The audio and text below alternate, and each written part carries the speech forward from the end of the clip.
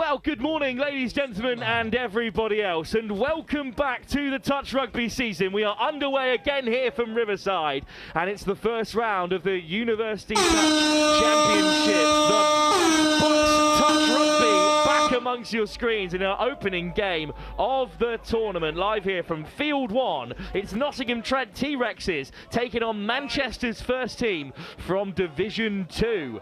Group stages through to knockouts in the Bowl and Shield across the day, and it will start off with Manchester in the purple and yellow and Trent driving right to left in the pink. Joe Wright alongside me, as you will be for the whole tournament, all 3 rounds of the Touch Championship. Welcome to it, welcome back. Touch Rugby is here just as the season starts to turn.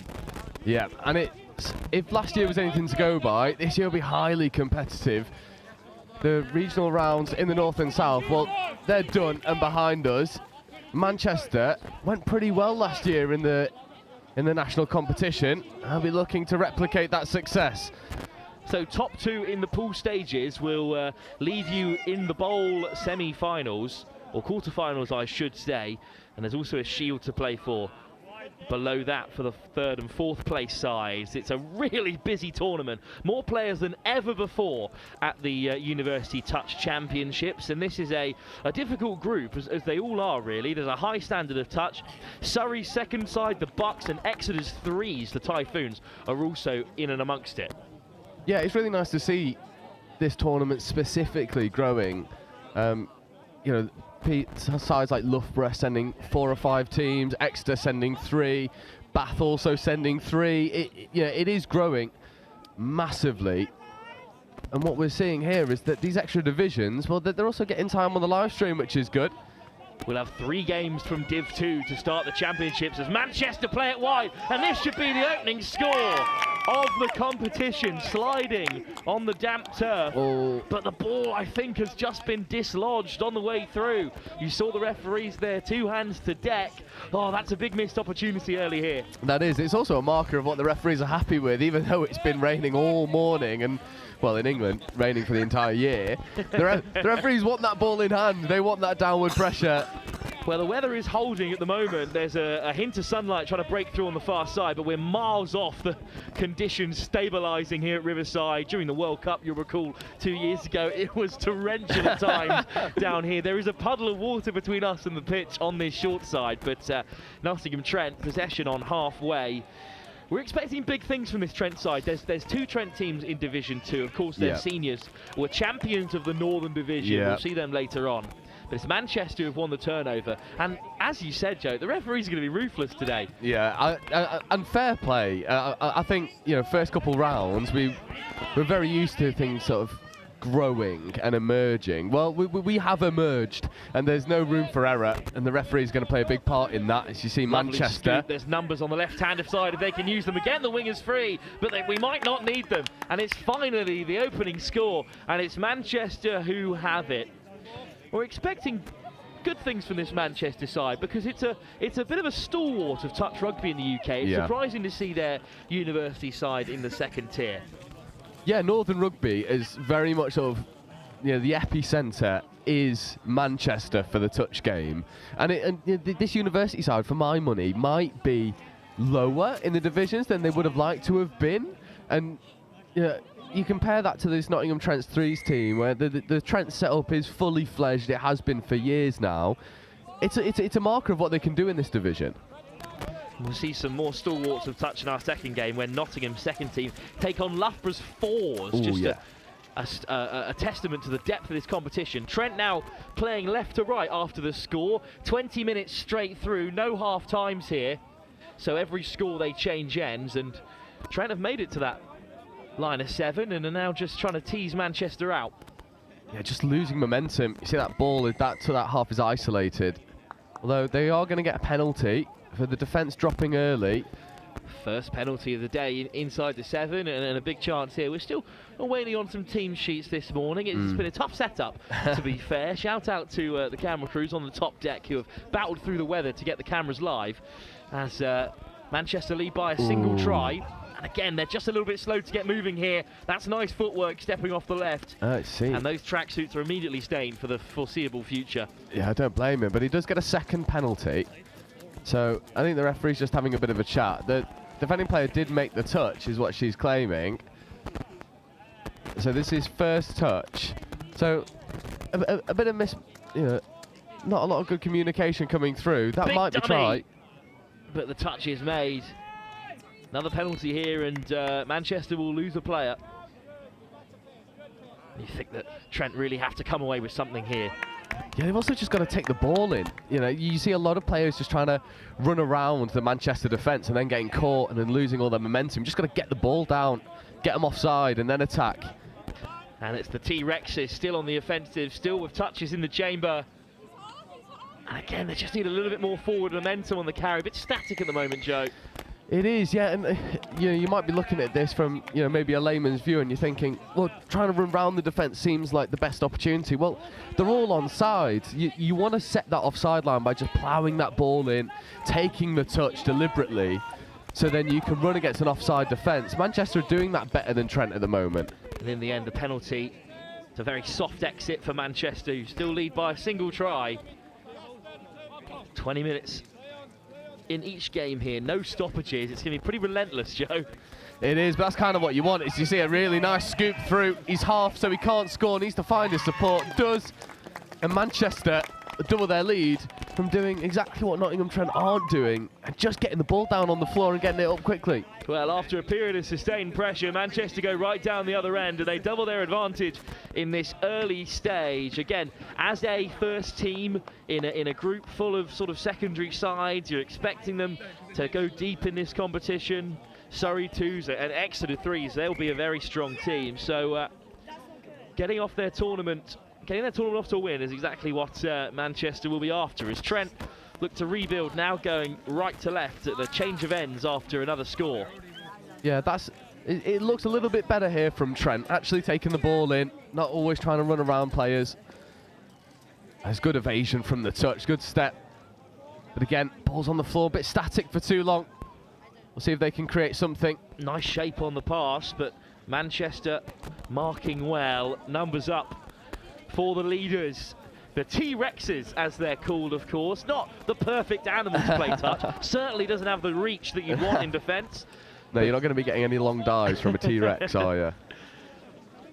And unfortunately, that's good momentum. Might just go all the way. Bite that you'd expect from a T-Rex at the moment, because Manchester with a great drive. They should make it to the 7 here. Yeah, it's a good subset as well. It's really efficient, getting the fresh legs on the field.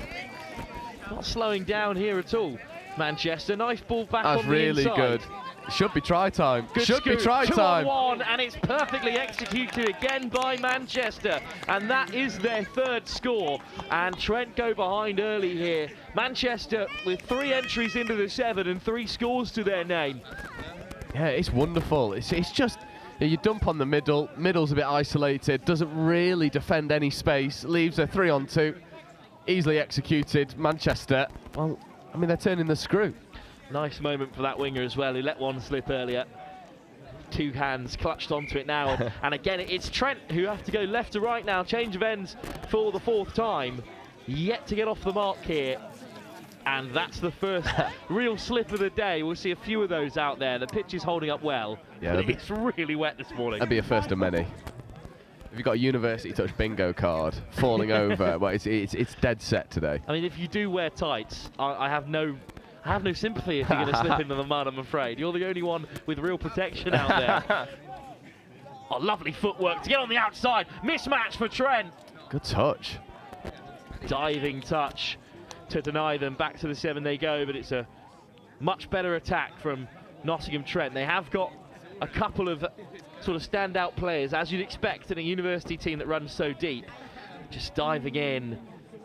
But it was this diving touch here. That's an excellent stop. Yeah, it's crucial. And I think that really highlights the difference between the two teams at the moment. There's just a little bit more purpose with Manchester's play early in the first game today. Only 2 touches, then they're over halfway, and they've boxed well, and the substitutes enter the fray. That number 9 for Manchester looks like a real playmaker as well. Off he goes again here. Oh, little tap pass.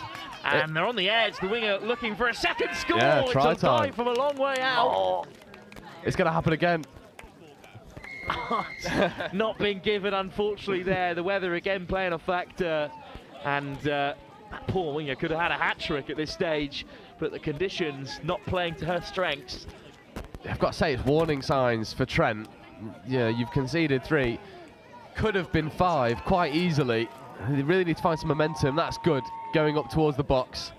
The other thing you notice for this Trent Threes team is they've not got virtually any subs. 2 subs over there in that far side. So it'd be a really hard going against a very well-stacked Manchester team. Indeed, Manchester have got, just in front of me here, I think 10 substitutes. They've got the full complement of 16 that you are allowed at this tournament. Yeah, and it plays a huge factor, the tiredness in the legs. It's continual rugby, 20 minutes all the way through, almost at halfway now. And Manchester will definitely be feeling the more fresh. And again, Manchester have shut out the T-Rexes, and they'll head to the box, and their flurry of changes will enter the fray.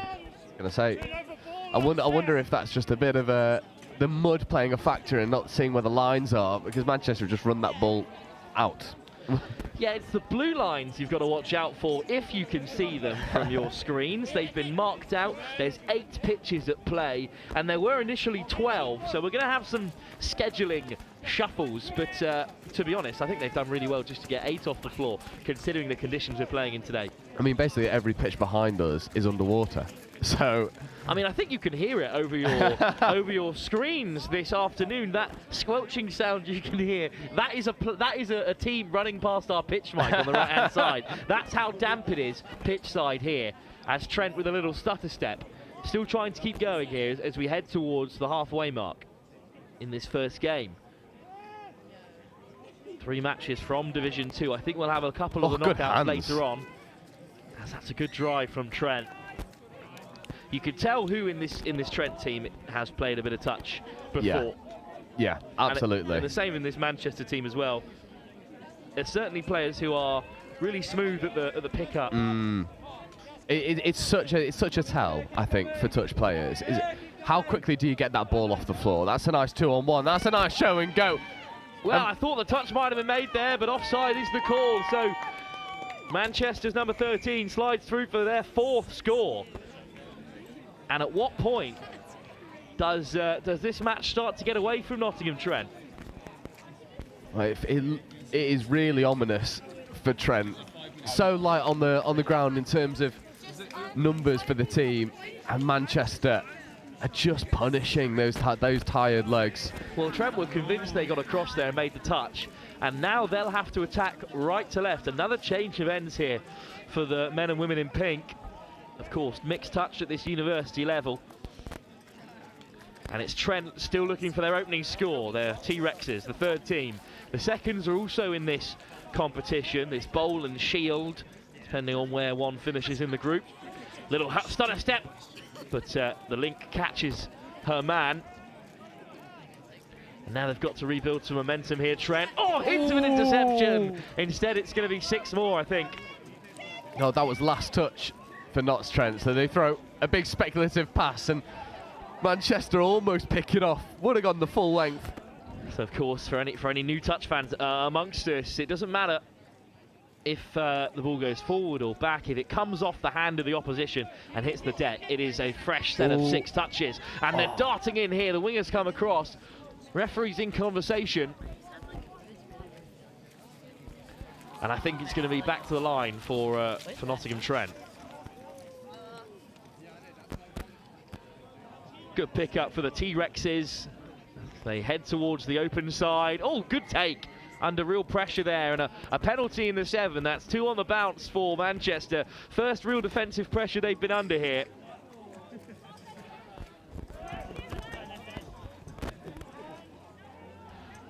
Quick pick up. 5 touches left to play with here. What can they create? seem to be burning a couple of these, Trent. They've got to have a little bit more urgency about themselves here. That's the second great pickup by the number 40, but he shouldn't be put under that much pressure. No, and it kills all of your momentum. There's a nice wraparound, trying to get to the outside edge, but once more, the Manchester defence gets over, makes the touch. It needs to do Trent a world of good to try and get something out of this line attack. That is last touch, so no touch remaining. What a defensive set this will be for Manchester if they can hold on here. Can't give anything away here. Nice ball to the edge, and the winger was put under pressure. I think there was cover across for Manchester regardless, and it will remain 4-0 in their favour, and that is a very impressive defensive set. Yeah, if that doesn't highlight the difference between the two teams at the moment, I don't know what else will. Manchester just really well regimented, fresher legs, benefiting from having a really big squad. That's third touch over halfway. It's perfect transition from Manchester. This time moving the ball a little bit more into the midfield. Fifth touch coming. Well, it's a good drive regardless, even if they're not going to have a chance to strike here. Little slip will bring this attack to an end. Nice take on the turn. Bit of Hail Mary play, but then down a dark alley there, and the T-Rexes have it back. But what a drive that is, from their own 7 all the way to their oppositions, and now really difficult to create from this kind of position. It is, and it really highlights sort of the little skills that make such a big difference in touch. If you can get that ball off the floor nice and quick, you're maximising your time running at an offside defence. Manchester did it perfectly up until that last touch, and then you see all that momentum go away. Trent just skating on the slick surface down that right wing, and now space might open up here. Big dummy, but well read by the Midland link. A good pickup. Trent really urged on here, but they just ran out of room. Touch made first. Another good transition. They're up to their opposition 7, but can they create with the few touches they have? Yeah, unfortunately, that is 6-hand turnover. So, you know, Trent just lacking a little bit of momentum in their attack. It allows Manchester to get onside early. Whereas what you'll see is that Manchester are able to transition really slickly, but they've forced the turnover. Well, that was a very clear forward pass. Yep. And it was sort of a question of who's going to blink first in this latest period of play. Both teams playing pretty flawlessly. First error in the last 5 minutes or so, and this is the best chance of the game for Trent. Yeah. With a penalty right on the 7, and with Manchester mid-box, but unfortunately it's been knocked backwards there, so possession returns to the purple and yellow. Yeah, there was no line speed there from Manchester, but unfortunately for Trent, no width to capitalise on it. Everyone was sort of boxed into this short side area. But what's interesting enough, and a little bit, one of the more ambiguous rules, or one of the more rules that you might not have seen that much, not subbing from the right area of the pitch. So then Manchester getting the turnover all the way up where that infringement was made. And that ball has just rolled on the turf as it was placed back. So Trent have it back again, but I don't think Manchester were too disappointed here. They keep sending the ball back into Trent's half, and the T-Rex is, as of yet, unable to return it with real interest. Yeah, 5.5 minutes left. It'd be nice to see Trent at least get on the board. A couple of their players have worked so hard to keep Manchester, well, within some sort of arm's reach. That's nice, hands out to the wing. It's a good drive from Trent T-Rexes, and they'll stick down the short side as well. Good delay on the pass, but intercepted in the end by Manchester. Well, that's better from Nottingham Trent, but Manchester still look quite comfortable in the close quarters. 4-0 it remains in favour of the only first team in this second division group. Yeah, and I think this is a marker of intent here from Manchester. They want to go deep in this division. They want to make something happen. They want to force the issue and really stake their claim to go up into Div 1. And they're not the only first team in this second tier comp. Cambridge's first team have another season in Div 2, while their Oxford rivals have headed up into Division 1. Oxford Brook's first team are also in this tier, as are Southampton's and Wolverhampton's, as well as Leeds University. Keep an eye out for Leeds and Southampton Uni. Last year they were really promising, just didn't quite get over the line.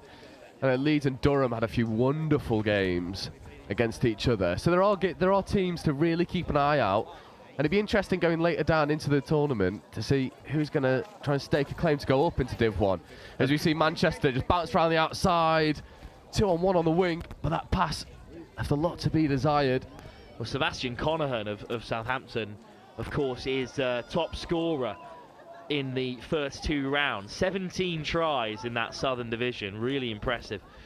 As another unsuccessful venture into Notts Trent's territory means Pink Army can drive out here again. The T-Rexes, that alliteration, very important in the game of touch. As the buzzer goes, our clock a touch behind, but that will be the final action. Great ball on the inside, but the touch was made, and it's a big win for Manchester in their opening game of the tournament. 4-0. They've kept a clean sheet here against Nottingham Trent. Not many teams can say that this season. It's a great start for them, and Manchester will be fancying themselves in this pool. Top 2 gets them a place in the quarterfinals. They've got the likes of Exeter and Surrey still to face. What a start to the University Touch Championship, sponsored by SEMA, of course. SEMA on the ground as well, the recruitment specialists. But in our first game of the day, it's Manchester 4, Nottingham Trent T-Rexes 0. Well, little time to waste. In 5 minutes, we'll be back on field 1 for our second game, when Nottingham University second team, the Bows, take on Loughborough 4s. We'll be back in just a few moments' time. It's going to be a battle.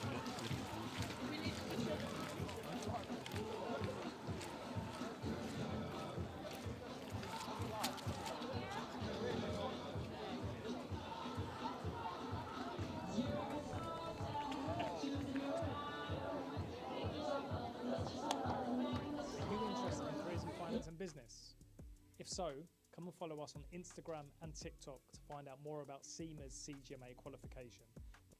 SEMA Early Careers UK is your one-stop shop for all things finance and business with SEMA. We're going to share job opportunities, career insights, employability advice, success stories from SEMA members, events, competitions, and much, much more. So follow us today, SEMA Early Careers UK on TikTok and Instagram.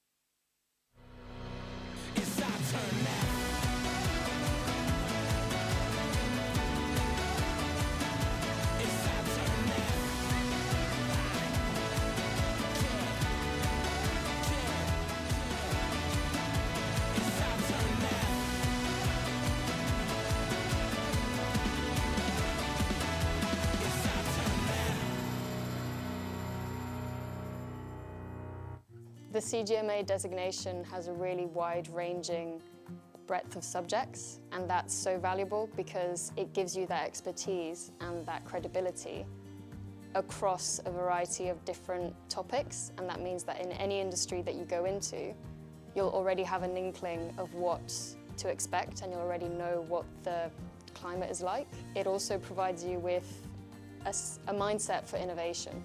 And that mindset for innovation means that you're ready to take on any challenge and to shape the future and how it will look like. Management accounting explained in touch rugby terms, like the coach of a touch rugby team. Management accountants need to keep track of performance to help their business or team improve. They track revenue and costs. This is like monitoring your team's tries scored and conceded. They analyse performance, like identifying which players are most effective and where improvements can be made. They develop strategies, like creating game plans to help your team win. Management accountants make informed decisions to help businesses, your team, succeed. Find out more about becoming a chartered global management accountant with SEMA today. Hey, my name's Anne and I play for the England Women's Touch Rugby team, as well as helping the England Touch Association with introducing touch rugby to schools across the country. Hi, I'm Dom Tripp. I'm the England Touch Schools lead and I've also played touch for England. In terms of coaching touch in schools, it really is the simplest form of rugby to get started. It's awesome because you can play at mixed gender, you can play mixed age groups, so getting that first team together to get games started is super simple. So we've spent quite a long time going into schools, both primary and secondary, to develop these resources with the youth voice in mind. The kids have been really creative, given their input, and we've named some rules or some superpowers after the kids, and it just really gamifies it. Touch rugby as a game is awesome for physical literacy.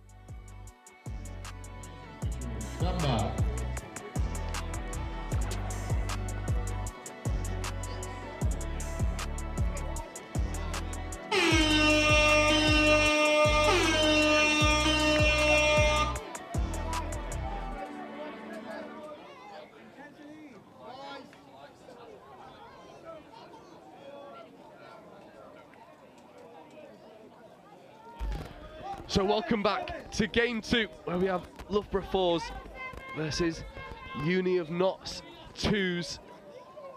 They're following again in Division 2, as we see Loughborough 4s look to go through. It's good hands, but well defended by the Uni of Nottingham.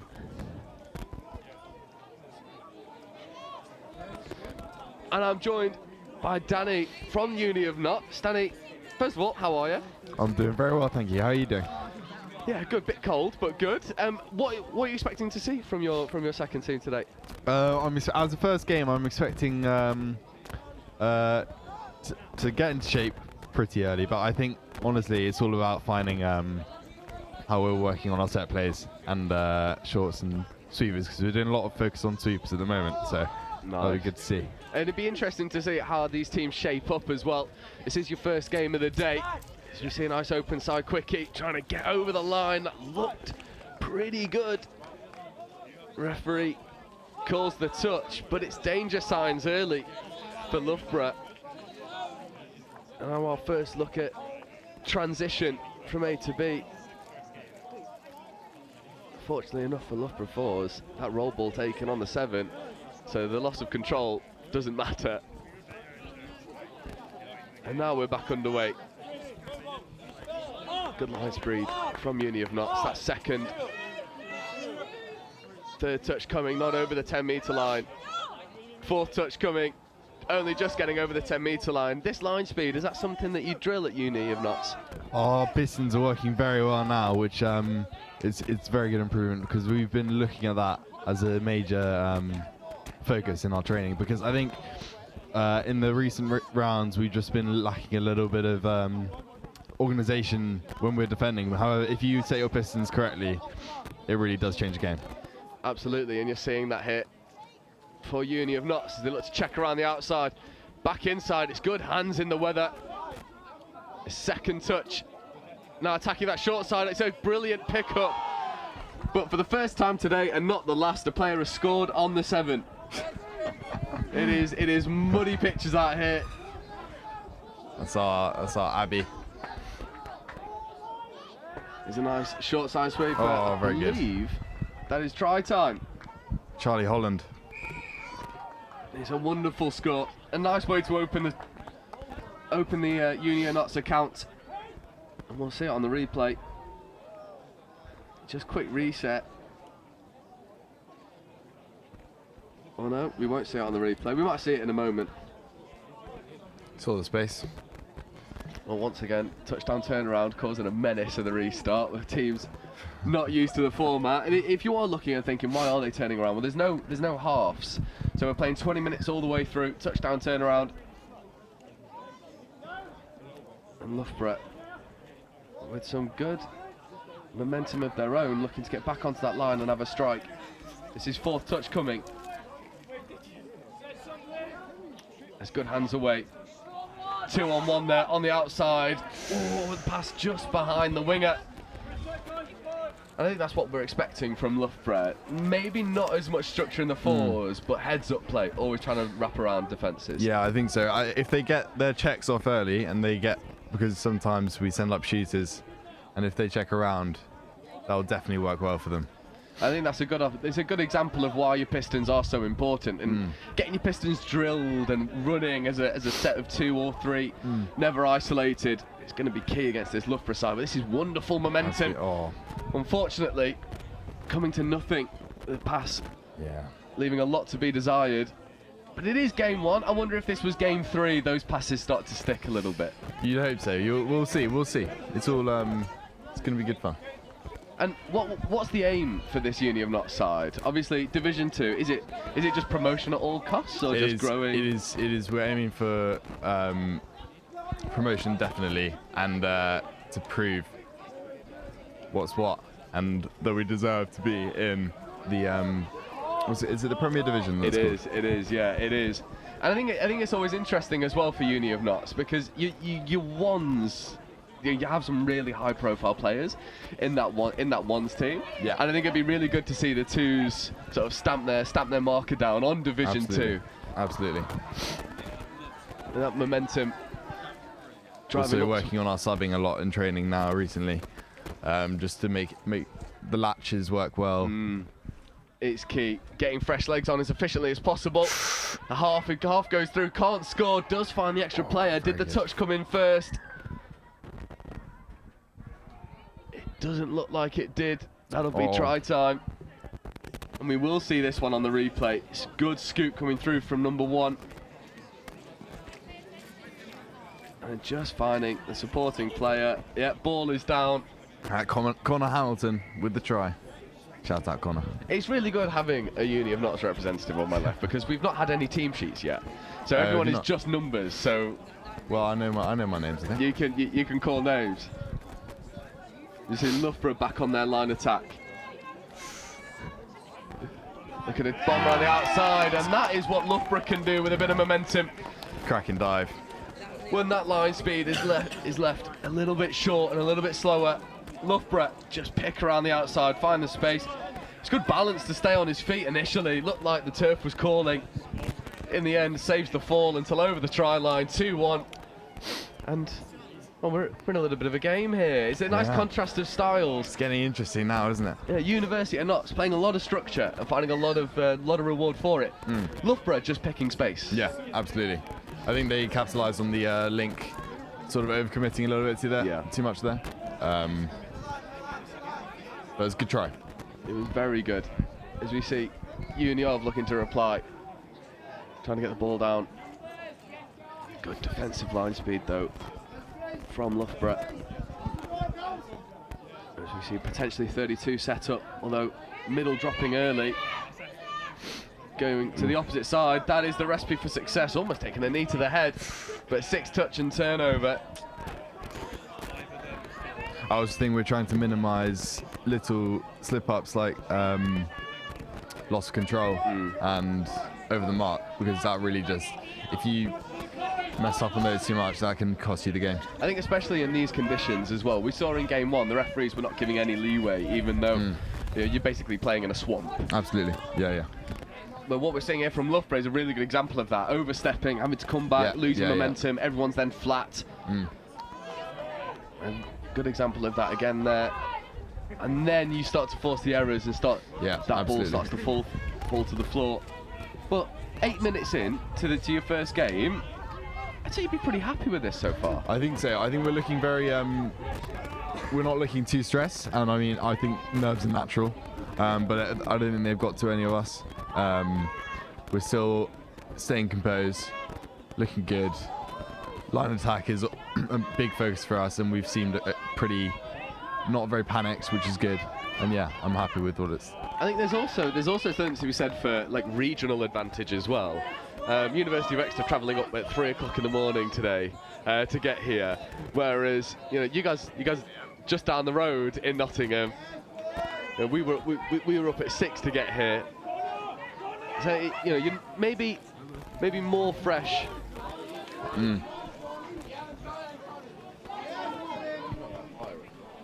Haley's trying to sort out this. We are. So midfield turnover will allow Nottingham free possession at the line. That's first touch. Maybe just going to burn a few to get some fresh legs on. Definitely working their way over. That's well checked around at the last minute, but burning 3 touches to get the fresh legs on. There's 4. So this is 5th coming. Will only have 1 strike. Needs to pull the defence out, get them on the 7. That's better. And that's 5th. Just a little bit too tight. Maybe a lapse of communication on what the play was. And Loughborough will have an opportunity to get some subs going. Taking a little tumble to get the ball on the floor. There's 1, 2. Fresh legs coming on. But again, this line speed from Uni of Notts causing Loughborough all sorts of issues.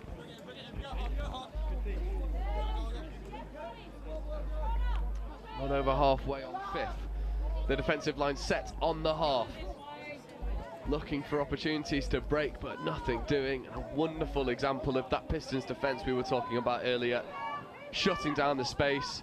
And Pistons really does benefit this this type of touch. Muddy, gritty, nasty touch. Because teams aren't necessarily going to want to play all the way around the outside. Yeah. Yeah, I also think with the ball being a little bit more slippery, it's much more risky to go for a long pass, so checking is just less of an option. But they seem to be doing well, as we can see. Yeah, and again, University of Notts always sending Loughborough back on the inside, wingers getting up, making touches. Loughborough need to set up some sort of a structure and attack. There's 5th touch. Trying to scoop down the short side, late drop off, but penalty I'll go for offside. And the first defensive frailty for Nottingham, allowing Loughborough an opportunity to equalise. 9 minutes left on the clock. Oh, that ball needs to be dead. They tap it.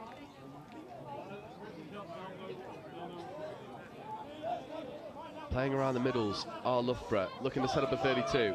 Little bit static, coming back over to the open side. It could be try time. I think it's a good touch. Number 7. Ball is live, and Nottingham, good heads up play, go and make it their own. We'll take the roll ball. And that is a wonderful defensive set. I mean, talk us through that mindset of seeing that ball getting rolled and just flying up, making it your own. I think at those sort of moments you've got to capitalise on what's in front of you, because if you do see something like that and you do think, gosh, you don't have to see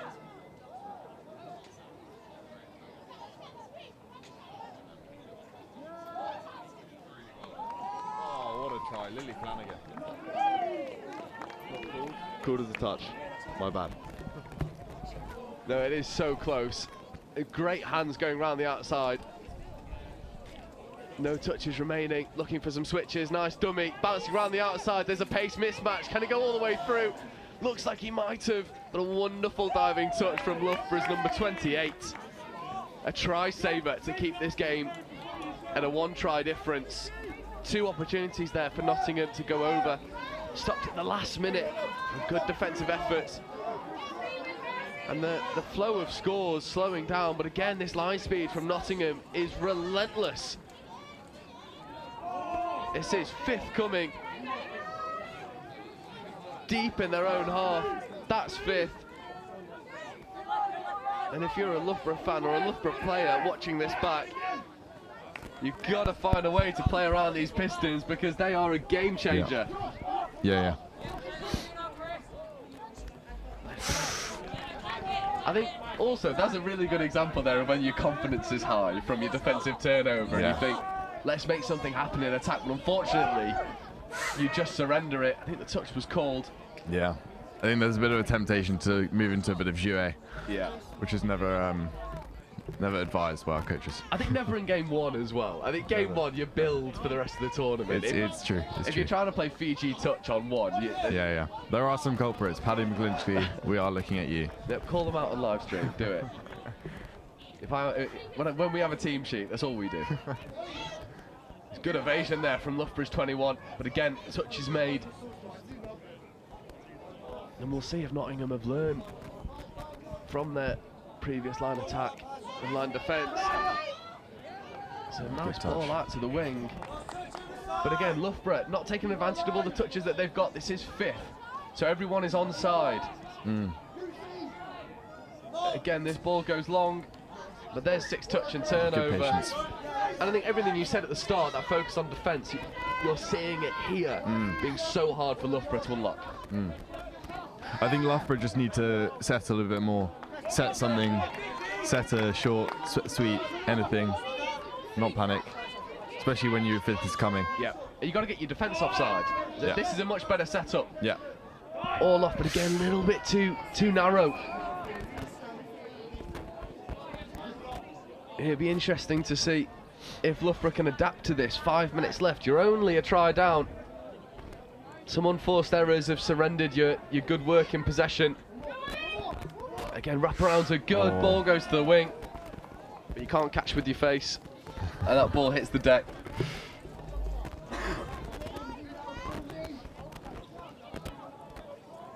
And there'd be no doubt in what Nottingham trying to do here. This pod been on the pitch for too long. Again, look at the contrast between the two subsets. Loughborough taking 5th on halfway. This is 4th, deep into the Loughborough half. That's 5th coming. It's a good scooping opportunity. It's danger. Nice footwork to bounce around. Switch back on the inside. The hands keep it alive. Can they finish? It looks like they can. It is a wonderful score. Shirley. Incredible stuff, that. This is one to see on the replay. Again, a clinic in good transition. Scoop. There's 4th. This is 5th coming now. 5th touch. Getting the ball down nice and clean. Scooping over to the winger. Just look at this switch on the inside. Nice out the back switch. 1, 2, and then bouncing around the scrambling defence is your number 7. Niall Shirley. Sensational stuff. It's a wonderful Be praising score. him for that later. It's your first time this game with a 2-try buffer. And Uni of Notts, well, you've grown into this. But let's have it right. All of that offensive reward coming off the back of a wonderful defensive set. It's true. I think the injection of pace we're putting through the attack is really working well for us, and the depth that we're playing through. It seems like a very well-drilled, well-coached side. Is there? Wow. Would you agree with that? Yeah, well, I'm not the coach, but if you look towards our Arrow team, you see some of the core aspects to our training. But yeah, it's looking good, isn't it? It is. And for your first game of the day, the signs are all there for what could be an incredibly successful tournament. Loughborough with a little bit more structure, running your 32. Flash to the link, it's pretty good, but maybe not in these conditions.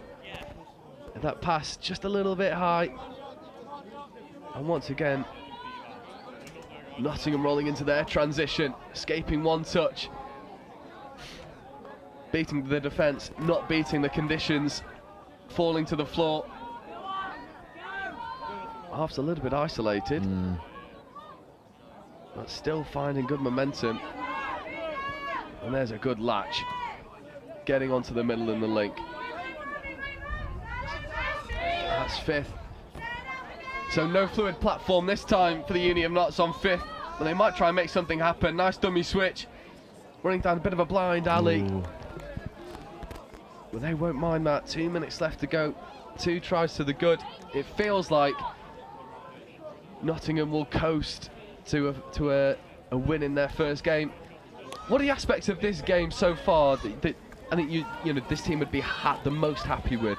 Is it the attack or the defence? Well, I think they go hand in hand. And I always think in touch rugby, a team with good defence, with a moderately good attack, will always beat a team with great attack but moderately good defence. And I think we've shown that the balance is there. And I'll tell you what, the effort plays as well. Great. To back it up. Great touch there. That was Nathan. It's a wonderful scramble defence, because that inside check from Loughborough, well, unlocked that defence. First time they really got through those Pistons, but again, The scramble saving the day, remaining at a 2-try lead. And the Hooters going to go any moment now, and Uni of Nottingham coasting to a victory in the end. It was what seemed like muddy waters to begin with, struggling a little bit on their attack, but your ability to problem solve whilst playing has really carried you through. I think they found their shape very well, and there's a lot of praise to be had after this. It'll be interesting to see what the pitch is looking like by the end of the day, because it's already seeming a little bit turned up.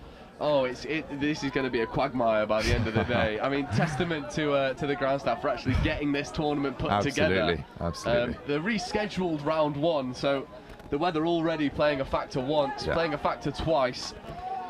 But it is the great leveller. Teams that might want to play more expansive rugby, well, you've got to work harder for that. And we saw it in round 3 last year, where Bath finally beat Exeter on live stream, benefiting from what was horrendous conditions. So the weather always playing its part in the university series, and it has done here, where Loughborough not able to play their expansive rugby, and Nottingham beating them with a bit of class, a bit of structure. Wrap it up for me from a Nottingham perspective. How happy are you with that? I'm very pleased. I'll be honest, it's a great start to the day, and there's a lot more to come. So honestly, even though we might not be on the live stream again, keep your eyes on us and watch us climb up the table. Yeah, it's one to watch definitely for future rounds, fighting for that promotion spot. But we're going to take a very quick 5-minute break, and we'll be back with you for game 3, and it's Oxford Brooks 1s versus Loughborough 3s, again in Division 2, and that'll be with you live at 9:50. Perfect.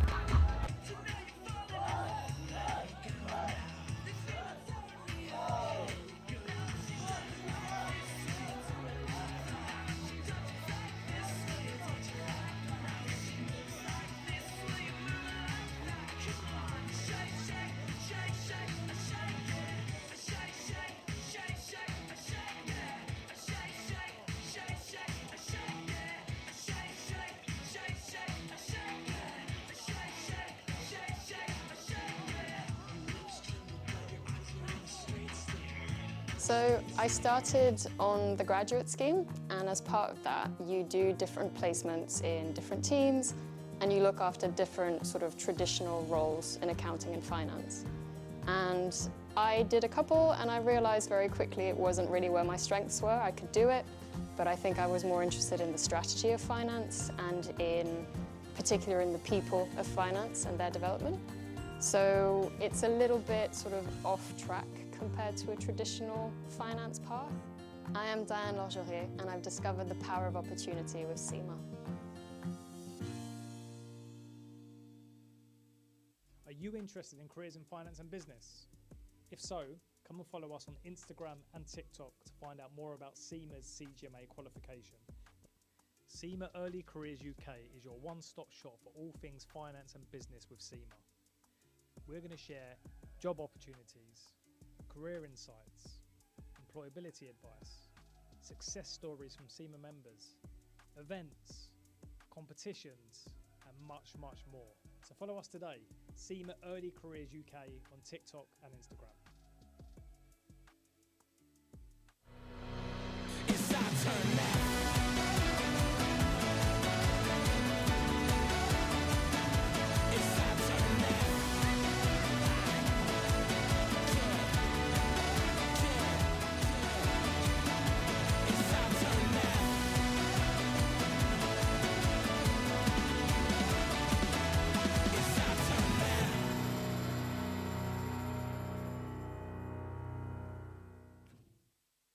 The CGMA designation has a really wide-ranging breadth of subjects, and that's so valuable because it gives you that expertise and that credibility across a variety of different topics, and that means that in any industry that you go into, you'll already have an inkling of what to expect, and you'll already know what the climate is like. It also provides you with a mindset for innovation. And that mindset for innovation means that you're ready to take on any challenge and to shape the future and how it will look like. Management accounting explained in touch rugby terms, like the coach of a touch rugby team. Management accountants need to keep track of performance to help their business or team improve. They track revenue and costs, This is like monitoring your team's tries scored and conceded. They analyse performance, like identifying which players are most effective and where improvements can be made. They develop strategies, like creating game plans to help your team win. Management accountants make informed decisions to help businesses, your team, succeed. Find out more about becoming a chartered global management accountant with SEMA today. I think accounting and finance has become much more about risk and much more about being able to manage the unknowns. The finance business partner role of today is nothing like the 5-year from now finance business partner role. It's in technology, in intelligent sort of automation. Means that accounting and finance really has.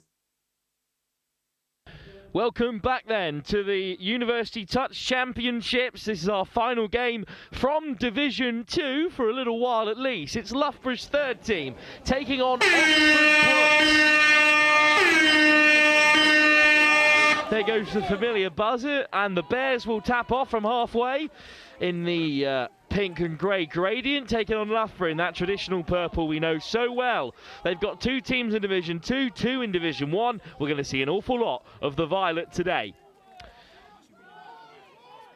But it is the Bears who gets things going here. It's Callum Bosco darting down the right, and then a little bit of a slip on the way through from Ben Hooker. But it is Loughborough who whip it off the deck through Grantham.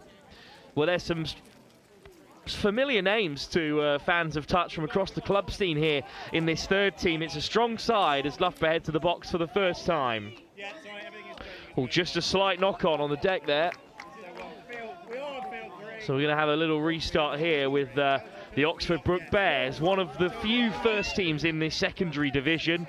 Charging forward goes Bosco. He's been busy so far. Brooks yet to box for the first time. Bosco off the deck. Here's Hooker. Hooker drawing the touch from Beasley. Round the corner come Brooks for the first time. Williams with a good dart. Back inside to Bosco. Williams. Hooker. Missed pass over the top, but to ground.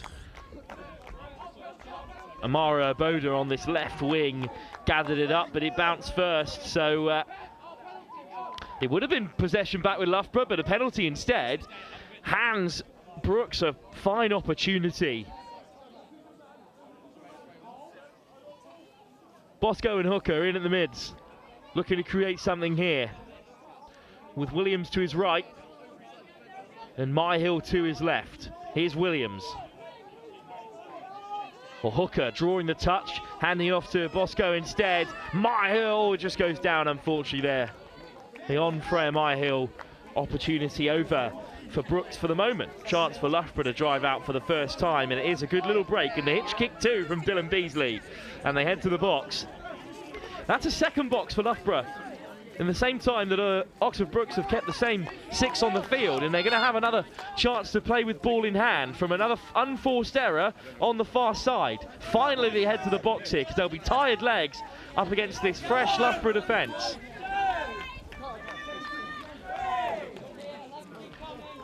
Ebola off the deck, and Green charges forward for the first time and looking for a penalty there from Loughborough, but it isn't coming, and instead it's just a good touch.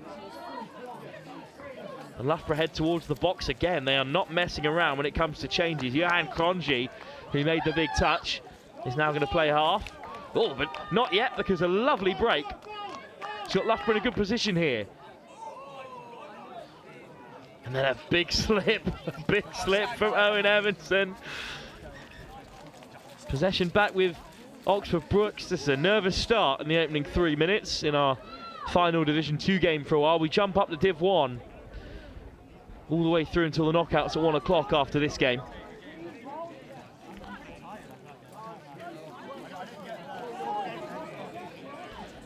Welpton picks out Haynes, who leaves it for Welpton. Mills. Welpton, great line speed. Flying out to make the touch came Oscar Smith. Nice footwork. Off go Haynes. Good pick up from Welpton. Options inside and out. Digs it over the top. It's a great cover by Sealand Harry. And Loughborough have it back again. Good defence from them. Crucial that they made the stop. Charging onto it goes Seb Beard. Big dummy from Tom Grantham. Plays a lot of touch rugby at the club's level. A little bit static here, Loughborough. Working their way around the corner slowly enough, but now on the charge.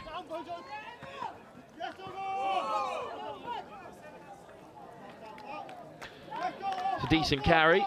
Play will continue here.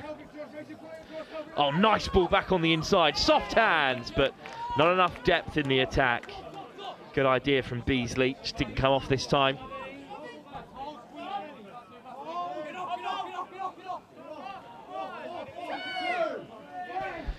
Well, 2 touches already for Brooks as they look to make the break, and eventually up goes the flag. I thought that Benedict Welpton might have been away there. I think just a foot in touch in the end. This is a lovely break. Good step off the right boot. Certainly no touch there. So it is just a foot over the sideline that denies Oxford Brooks a certain opener. And the Bears now on defensive duty again. Crongy. Oh, that's a forward pass in the end, and it goes to ground. Still a stalemate here. Quarter of the way through this fixture, and neither side at the moment able to break through. It looks like the Bears are the closer of the 2 sides to do that. Commentator's curse strikes again, and Crongy lifts it off the deck. And now Loughborough in a very promising position. Crongy. His Beard through a crowd of players. Crongy looks to make space. Beard, options on the wrap, but he goes himself. But a round of applause from the Oxford Brooks Bears because they've kept out Loughborough again here. Beard looking to draw out his man. Good pick-up, Crongy on the charge, lovely footwork. Surely this time Loughborough have opened the scoring. Johan Crongy goes over in the end. Nice work from Loughborough. Quick off the deck here. Josh Almer does a lot of the work. But that's a fine finish. It's going to take something a little special to break through this Brooks defence. And Loughborough have the opening score.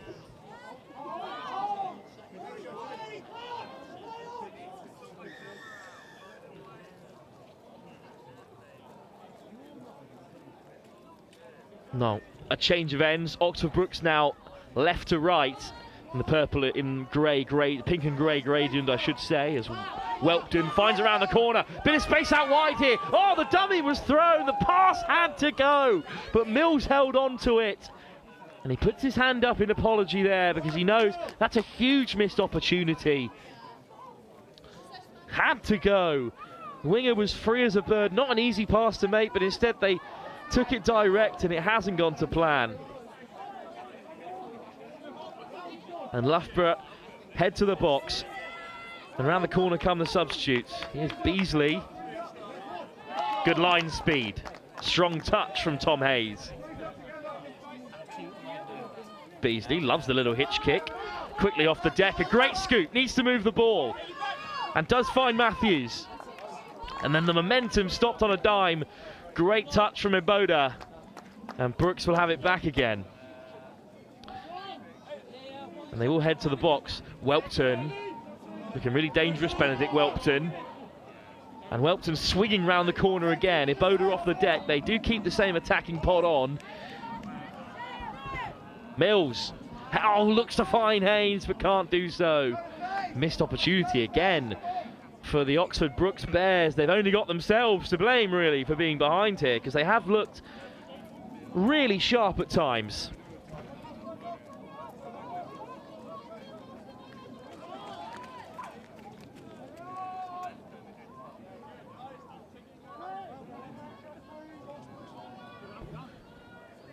Good line speed again from Welpton. Loughborough just looking for a bit of a reset here. I don't know how challenged they're going to be, Oxford Brooks on defence here. Crongy, the try scorer, looking for a break. Josh Almer, Crongy. Gets on the run around and diving in! And he's looked to catch them out there. but it's a great diving touch. Across came Tom Haynes to deny Cronje a second score. Didn't look like much was on here, but as you can see, just a little bit lackadaisical as he went to get back on side there, Tom Haynes, but he recovered well.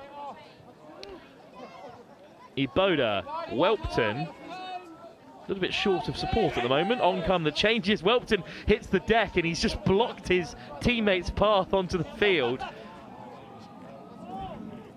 But Brooks recover. And it's Hooker with a great scoop over the top. Chance here for Brooks. Fired back inside. That's come off a Loughborough hand. Excellent work from Hooker. And it's Bosco. Up to the 7. Hooker. Williams. Just taking this sting out of the attack for now. Looking to draw out Cronje. Hooker. Bosco. Again, drawing Loughborough out here. Waiting to strike. Now Hooker will have a go. Oh, too much on the pass. Good attacking set, though, from Brooks. Lovely scoop to set up from Ben Hooker.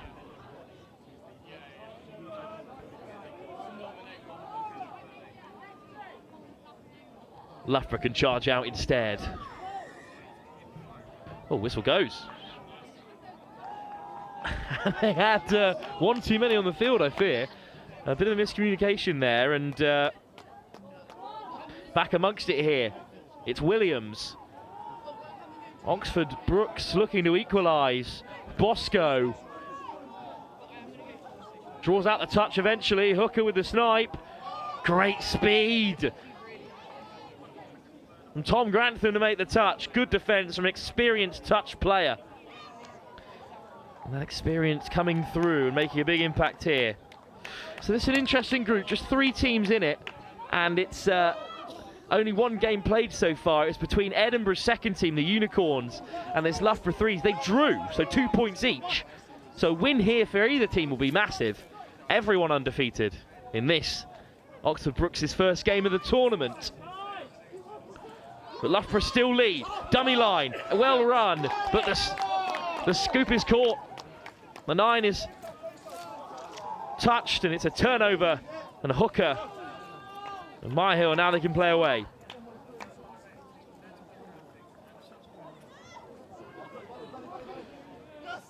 Bosco.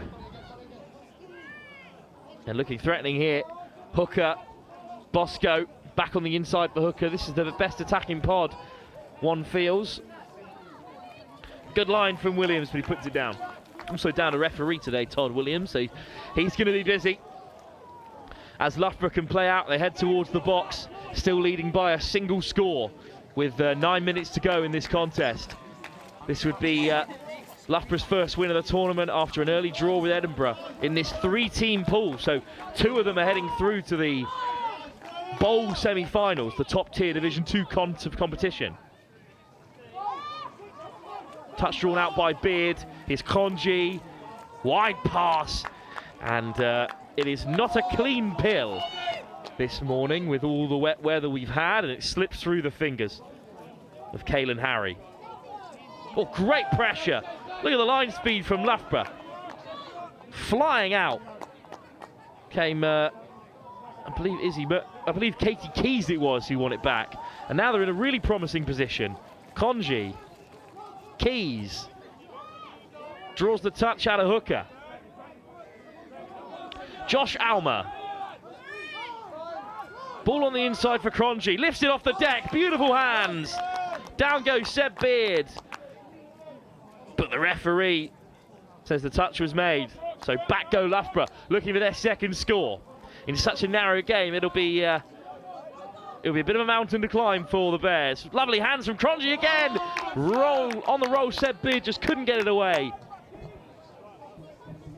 Another crucial defensive set. Well, as we were saying, this is our final game from Division 2. It's been a high standard so far, so we can't wait to jump up to that next tier. It's Cardiff taking on Birmingham. The Dragons face the Lions in our next game of the day. It's our first bit of action from Div 1, which has been rolling on in the background. 8 pitch is total playable today here at Riverside. It's been stolen, and it's a crucial touch by the Bears. Joshua Mills just got back, because for all the world, it looked like his opposite number, Seb Beard, was away. How quickly things can change in the game of touch. Great line speed from Welpton.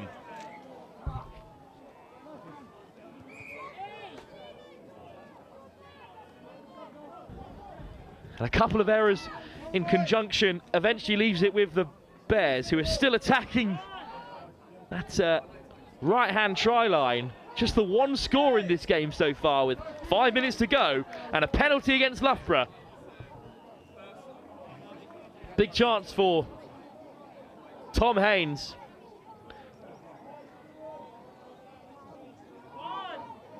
Mills instead takes the first touch. Here's Mills. Haynes to his right, Welpton to his left.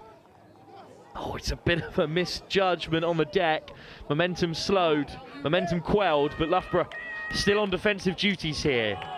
On the spin goes Tom Haynes. But that's a poor attacking set in the end. And the referee are happy to let Loughborough steal it. That is really unfortunate. It's another opportunity spurned by Oxford Brooks. How can Loughborough counter? Grantham almost beats the first man, does well to let it back. Evanson and plays 9 and then leaves the box. Oh, on the wrap, they're lucky to keep that alive. Loughborough straight off the deck. Good defence from Emma Green. Welpton makes another touch, and we're going to come back for a penalty for Oxford Brooks.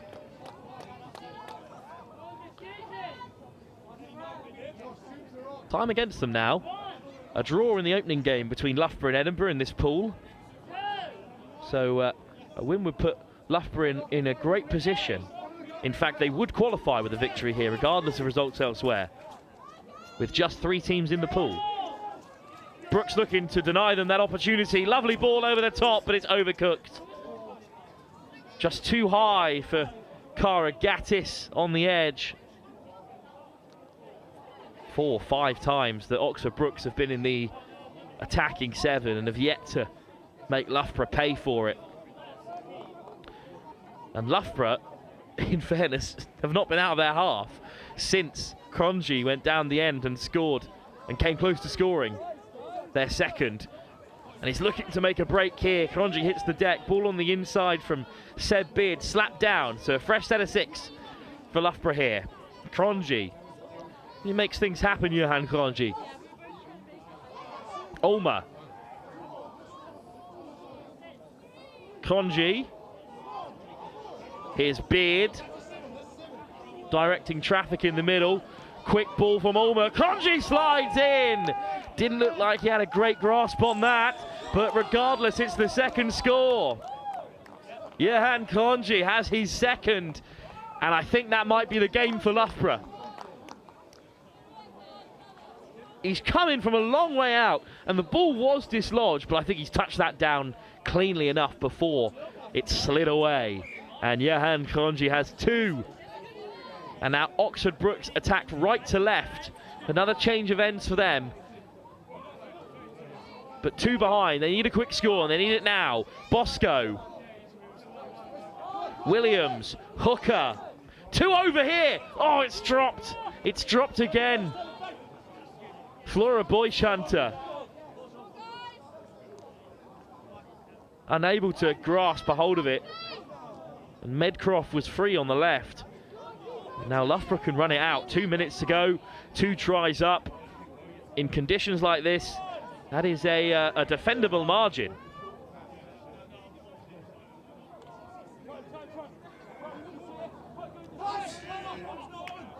Well, touch was claimed, but the ball went to ground, so I think Hooker would rather play with ball in hand. Busco, Hooker. Callum Bosco. Williams just skirts around one, nonchalantly. Heavy touch. Well, he's a big man, Dylan Beasley. The strong figure. And Williams, by comparison, is not, and was sent packing there. So penalty goes in Oxford Brook's way for a heavy touch.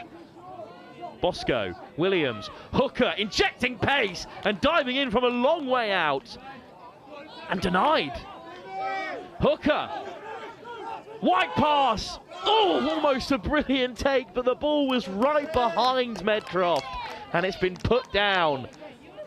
Another opportunity has gone begging for Oxford Brookes. Tumble in the backfield for Loughborough, but popped off the deck from Sam Wilkinson. And here's Wilkinson again, driving towards the box. And with seconds remaining in this one, Loughborough are going to qualify. They'll be the first team confirmed into the knockout stages of any competition, because there's only 3 teams in this pool. As Cronje shows the dummy, and now there's space in behind. Good defence to catch Seb Beard. So Loughborough, with a win here, will qualify. With an earlier draw between them and Edinburgh, they will be through.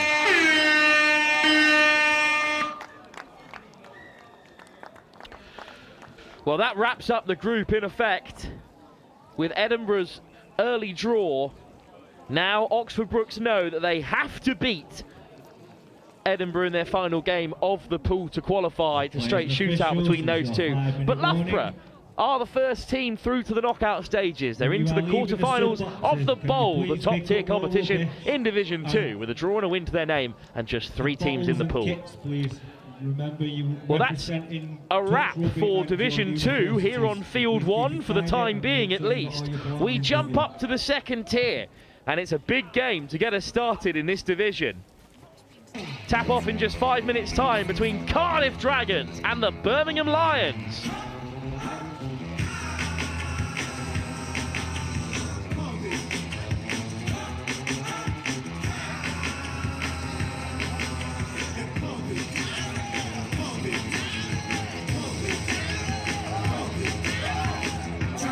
Management accounting explained in touch rugby terms, like the coach of a touch rugby team. Management accountants need to keep track of performance to help their business or team improve. They track revenue and costs. This is like monitoring your team's tries scored and conceded. They analyse performance, like identifying which players are most effective and where improvements can be made. They develop strategies, like creating game plans to help your team win.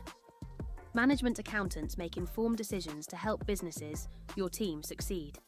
Find out more about becoming a chartered global management accountant with SEMA today.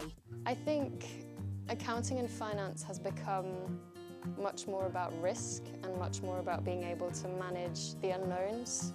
The finance business partner role of today is nothing like the 5-year from now finance business partner role. It's in technology, in intelligent sort of automation. Means that accounting and finance really has to focus on adding value and adding value for money more than anything.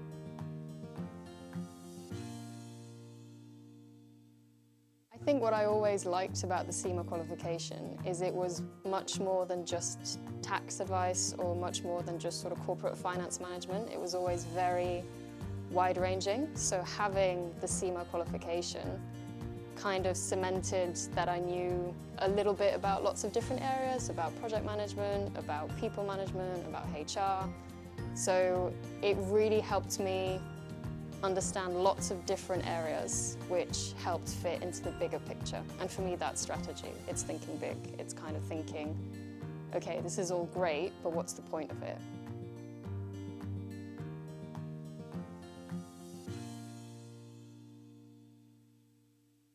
My name's Anne and I play for the England Women's Touch Rugby team, as well as helping the England Touch Association with introducing touch rugby to schools across the country. Hi, I'm Dom Tripp. I'm the England Touch Schools lead and I've also played touch for England. In terms of coaching touch in schools, it really is the simplest form of rugby to get started. It's awesome because you can play at mixed gender, you can play mixed age groups, so getting that first team together to get games started is super simple. So we've spent quite a long time going into schools, both primary and secondary, to develop these resources with the youth voice in mind. The kids have been really creative, creative, given their input, and we've named some rules or some superpowers after the kids, and it just really gamifies it. Touch rugby as a game is awesome for physical literacy, really works on agility, you've got forwards, backwards and evasive running, really good for catch pass, so that hand-eye coordination, and lots about finding and using space well, both individually and as a team. Kids are always moving, so your 30 active minutes are pretty much guaranteed in this. One of the awesome things about touch as well is it's been played since the 1960s and is now played across the globe, and so there is a huge amount of technical and tactical stuff that as players get older or more experienced they can start to bring into the game and really test their learning and growth and development through the game. It really is for everyone, but then if schools really do enjoy it and they want to play, there's a whole competitive pathway where kids in their schools can go and play in regional rounds and make a national finals. Touch is really like a values-based game. Honesty is just so important. It's not really about winning or losing, it's about working together. Ultimately, touch is just really fun. It gets kids active, and it's all about learning through play. So with the resources, there's not only stuff for the teachers, but we've got a really strong young leaders program. Because it's so simple, we've had primary school kids being the young leaders to their fellow peers, and the sessions run brilliantly. Done and tested these resources and the game format. It's fun. They start playing it at lunchtime, at break time. Just an awesome sport. If you're interested in finding out more, contact the England Touch Association, schools at... So welcome back to our fourth game of the day and our first look at what Division 1 has to offer. We have the Cardiff Dragons with Tap attacking from right to left versus the Birmingham Lions in defence, defending from the left of your screen. I'm joined by Rory, who is a Birmingham... Well, it used to be Birmingham president, still Birmingham president. What's the affiliate? I was Birmingham president last year. It's been taken over by Ollie Barraclough this year, so handing from one ginger over to the other. And we'll see what Cardiff Dragons have to offer. Their first opportunity at line attack. It's good. Set up initially. There's Morgan Tagg stepping open field. Morgan Tagg looks to go long early. It's good, hands well held. Is it forward? It is indeed. So unfortunately for Kira May, her first opportunity at try time disallowed for a forward pass. And Birmingham have an opportunity to go through their transition. That's second up on the 10. Third getting fresh legs on. It's a great roll ball. Little stutter at half. And there's fifth. Defence well set, good footwork. Bouncing around the outside, trying to beat Morgan Tagg. That'll be 6 more. And that was Charlie Grimes trying to make something happen, wearing number 10.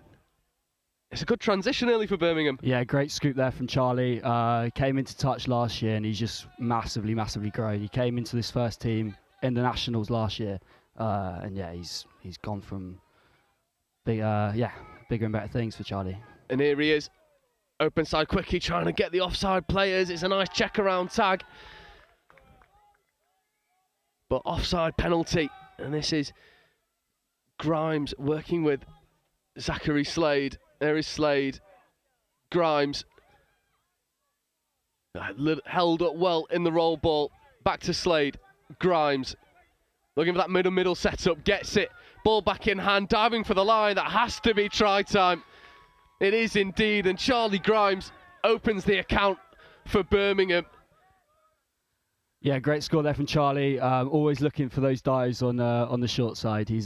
That's his lethal weapon, Charlie. Very patient middle play with his partner Zach Slade there, making sure good roll balls in the slippery conditions. Yeah, and it's the small skills that make a big difference. They end up getting on the outside of Stanley Sindel for Cardiff, and it's a wonderful start for Birmingham. However, there's Ella Trays, who's potent in attack, working with Tabatabai. Here is Trays.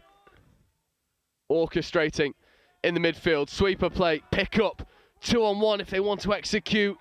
But unfortunately for Jack Palmer, couldn't quite get that ball in hand early. And Birmingham see out the first real offensive threat from Cardiff. Roy Hawkins playing juggles there. It's better momentum. That could have been given forward. Isn't. It's number 99, Rory Hawkins. I mean, less said about the hat, the better. Nothing wrong with those hats, mate. There's a nice setup here for Grimes, trying to play around the offside player. Does eventually, might feel a little bit hard done by. Tabatabai just holding that space where Grimes wanted to scoop through. Referees are happy, so we play through. And his Cardiff's transition. There's 3. Up into the box. Little tumble coming off the pitch. Dunk Mascarenas not happy. Penalty for hard touch. And we'll see how Birmingham can stand this onslaught from Cardiff. Yeah, you can see slippery conditions out there. Ball going to ground a few times. So yeah, you've got to sympathise with the players. Muddy ball like today, but they'll be looking to make this transition stick. Birmingham. Yeah, it's nightmare conditions, but it is the great leveller, and we'll see which team can capitalise. There's nice setups. The Grimes trying to bounce around number 16, Chloe Hill. So Phoebe Simon orchestrating here for Birmingham. Zach Slade on the ball now.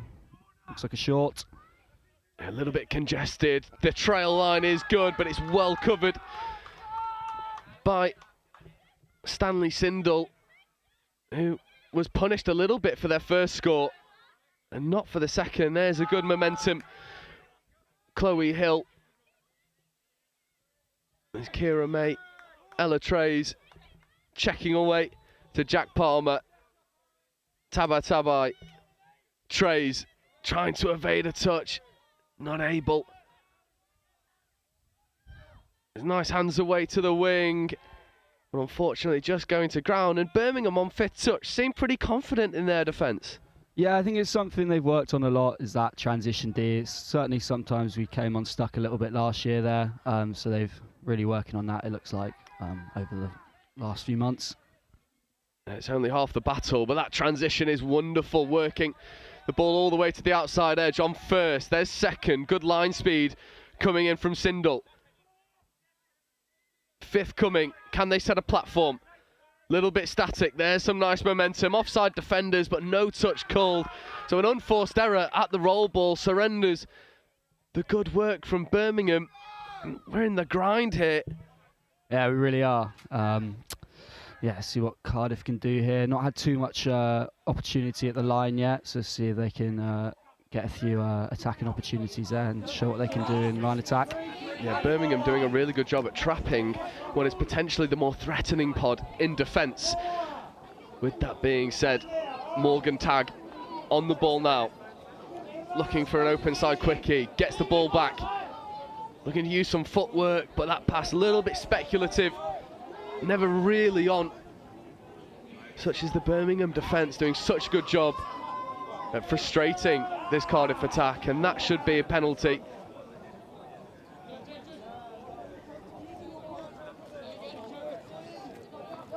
I'm unsure what the call was there. It was definitely Cardiff foot in the ruck.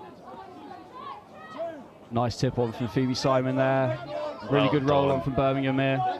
Superb transition is Grimes, checking back on the inside, trying to punish Tagg. This is 5th coming, needs to get some momentum going.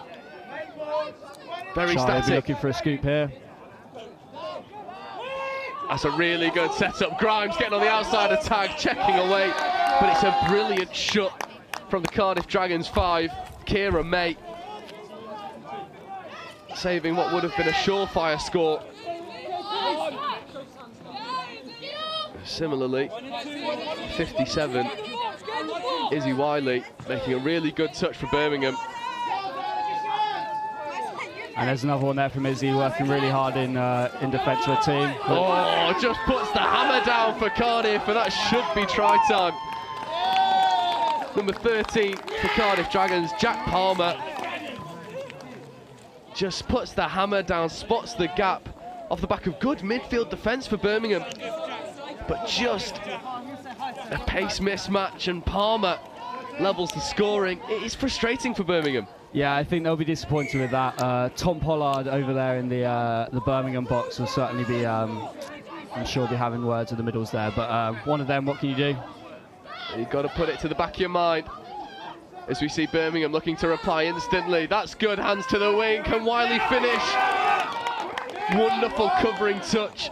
Again from Kira May. This is 5th. Although it's 4th. Little bit of a confusion at the touch count. That is 5th. We're going to bounce around. Link is open. That's twice now for Birmingham. where that link option not taken. There's that offside penalty though, so they get another set. Sweeper coming. James Eriksson, he'll have a go at the line. It's a good covering touch once more.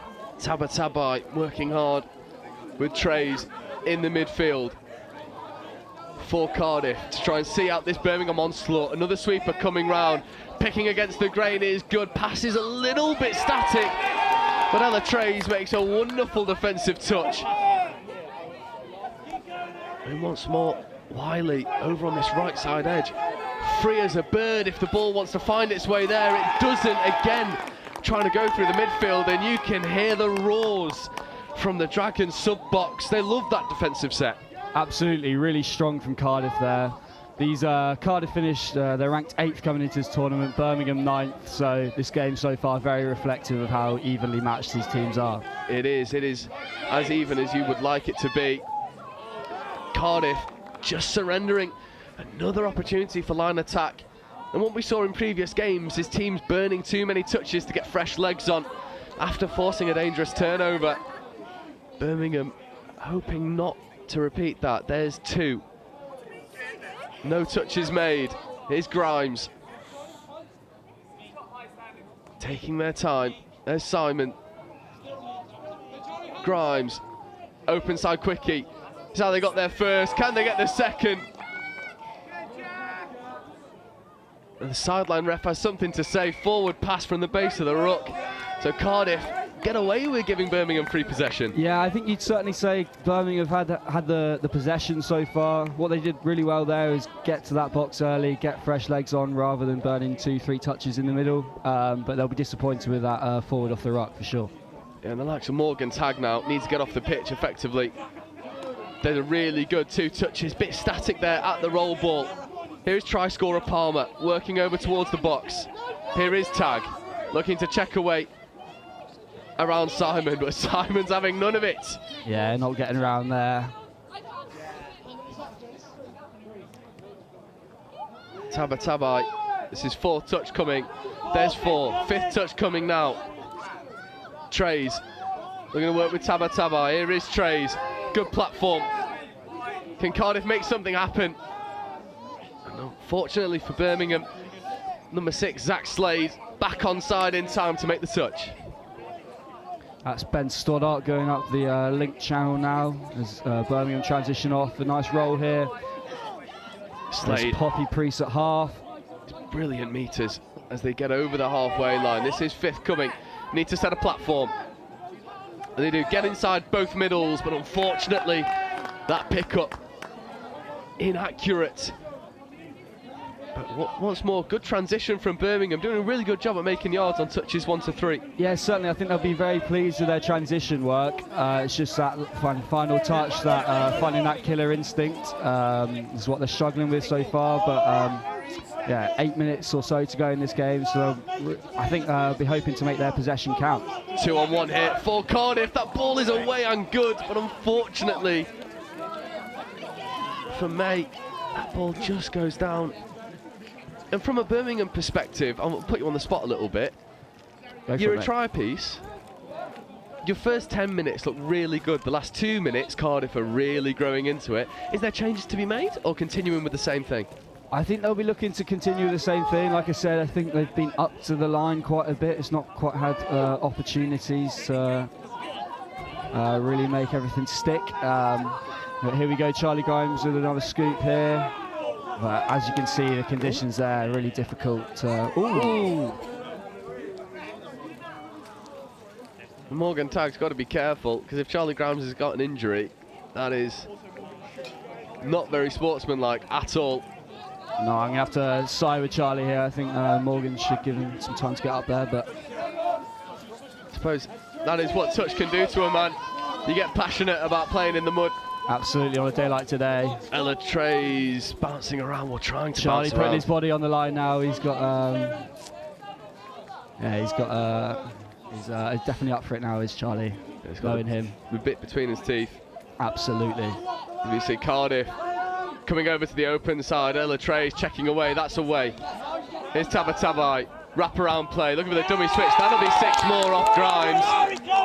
It is, unfortunately. Could appeal all he wants. It is 6 more. Ella Trays now with Tabatabai with a fresh set of 6. 6 minutes left to go on the clock. Trays burns 1 to get Morgan Tag back on the pitch. There is Tag.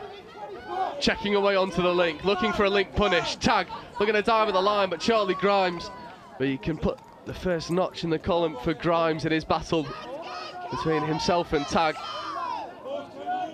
Cardiff work it over to the other link. There's another link punish, but unfortunately for Ewan Smith, the ground giving away beneath him.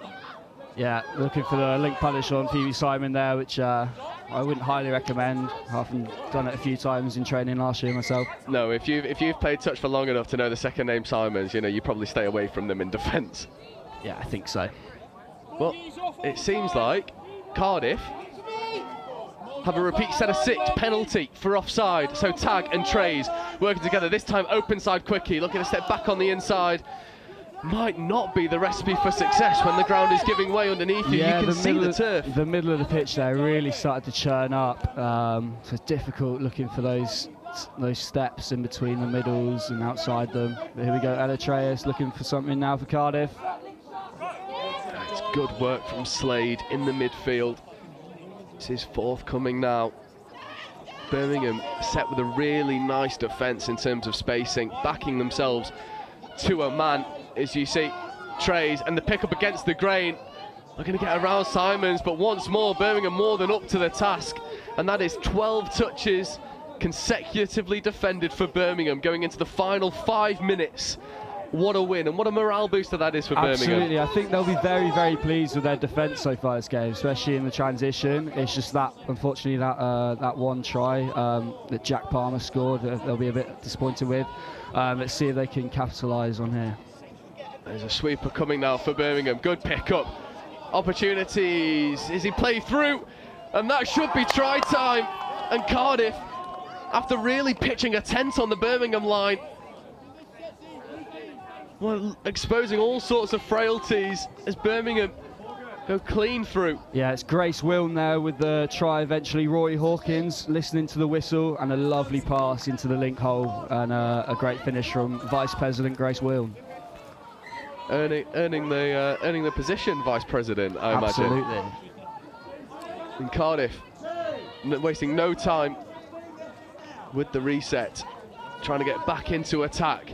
Ella Trays looking to expose potential offside defenders. That ball is away, but it's down. Good defensive pressure from Birmingham. And that defensive set really almost kicking Birmingham into life. Yeah, no, I think it did absolutely gave them extra gear, definitely. Rory again making good meters. Here's Catherine Johnson at half. Yeah, Phoebe good Simon, momentum. good meters.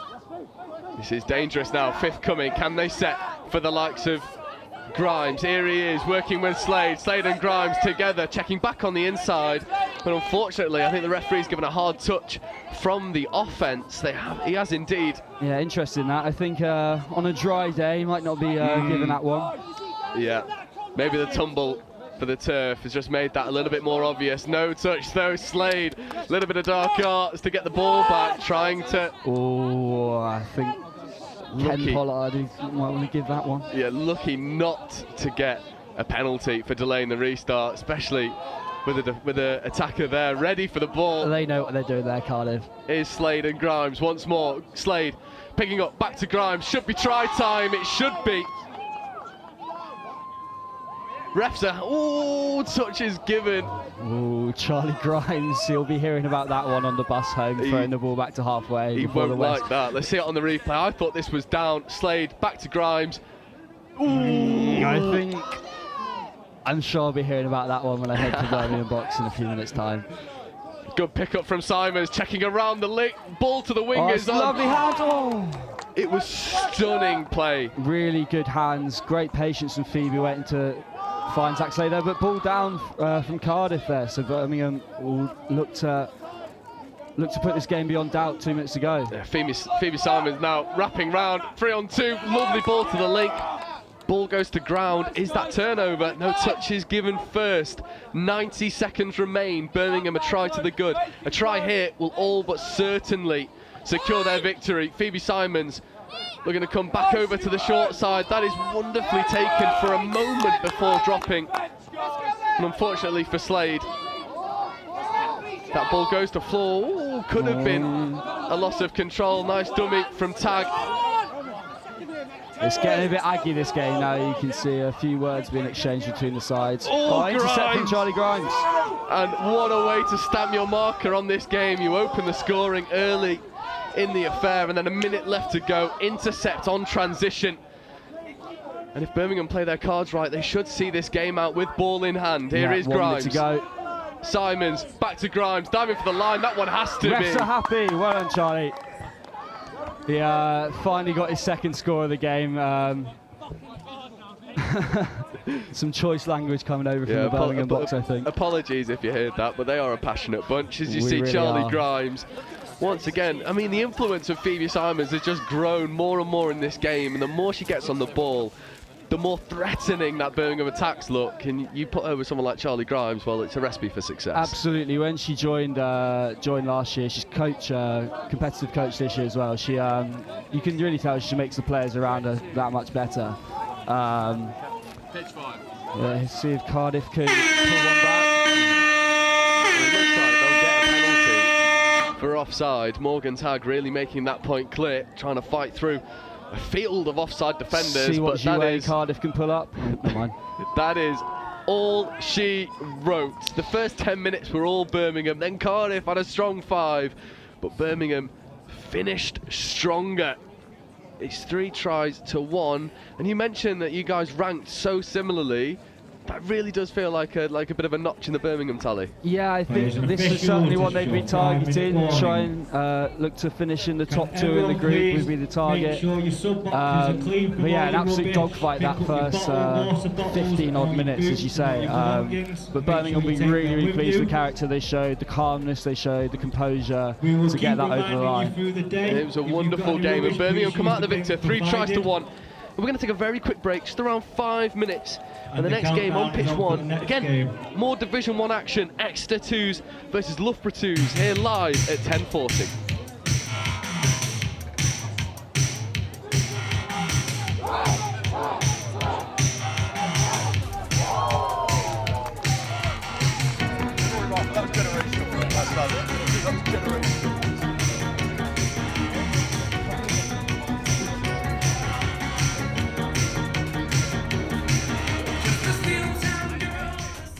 I started on the graduate scheme, and as part of that, you do different placements in different teams, and you look after different sort of traditional roles in accounting and finance. And I did a couple, and I realized very quickly it wasn't really where my strengths were. I could do it, but I think I was more interested in the strategy of finance and in particular in the people of finance and their development. So it's a little bit sort of off track compared to a traditional finance path. I am Diane Lorgerie, and I've discovered the power of opportunity with SEMA. Are you interested in careers in finance and business? If so, come and follow us on Instagram and TikTok to find out more about SEMA's CGMA qualification. SEMA Early Careers UK is your one-stop shop for all things finance and business with SEMA. We're going to share job opportunities, career insights, employability advice, success stories from SEMA members, events, competitions, and much, much more. So follow us today, SEMA Early Careers UK on TikTok and Instagram. It's our turn now.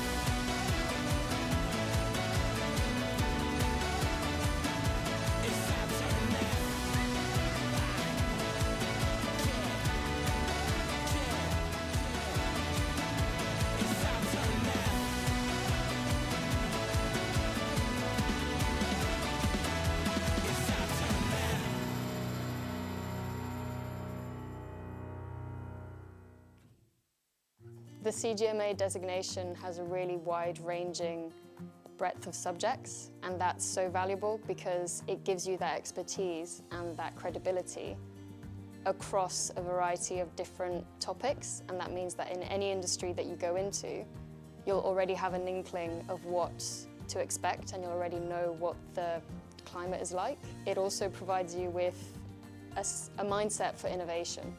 And that mindset for innovation means that you're ready to take on any challenge and to shape the future and how it will look like. Management accounting explained in touch rugby terms. Like the coach of a touch rugby team, management accountants need to keep track of performance to help their business or team improve. They track revenue and costs. This is like monitoring your team's tries scored and conceded. They analyse performance, like identifying which players are most effective and where improvements can be made. They develop strategies, like creating game plans to help your team win. Management accountants make informed decisions to help businesses, your team, succeed. Find out more about becoming a chartered global management accountant with SEMA today.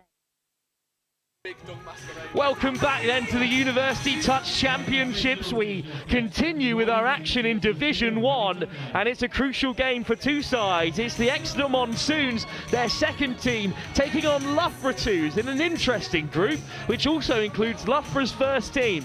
The two purple sides met in the opening game. Loughborough 1s came out victors by 5-2, whereas the Exeter Monsoons have already got a win on the books. They took down Oxford University's first team, the Blues. It'll be Exeter in the green, tapping off, playing from right to left in this opening salvo, with Loughborough on defensive duties in that familiar purple trim. And Joe Wright's alongside me for this one. Two second teams, two exceptionally strong sides. Yeah, absolutely stacked second teams for a university series. It shows that these two unis, they've put a lot of time and effort into their touch setups. As we see the Monsoons, unfortunately, turn over the ball in their first time of asking. But if you look at some of their team sheets, Joseph Legrees, Harry Cross, Poppy Riddleston, all for the Exeter Monsoons, all have England experience. And you look over to the Loughborough 2s, well, Aidan Malpas, Duncan Douglas, Joshua Bradford, Olivia Rigby. It's stacked. Really strong standard of touch to be found at university level. It's driven on for the first time by Loughborough on the offensive. Nice pickup and a big step off the right boot from Theodore Tyler-Lowe. But it's just gone loose on that far side and Exeter will have it back again.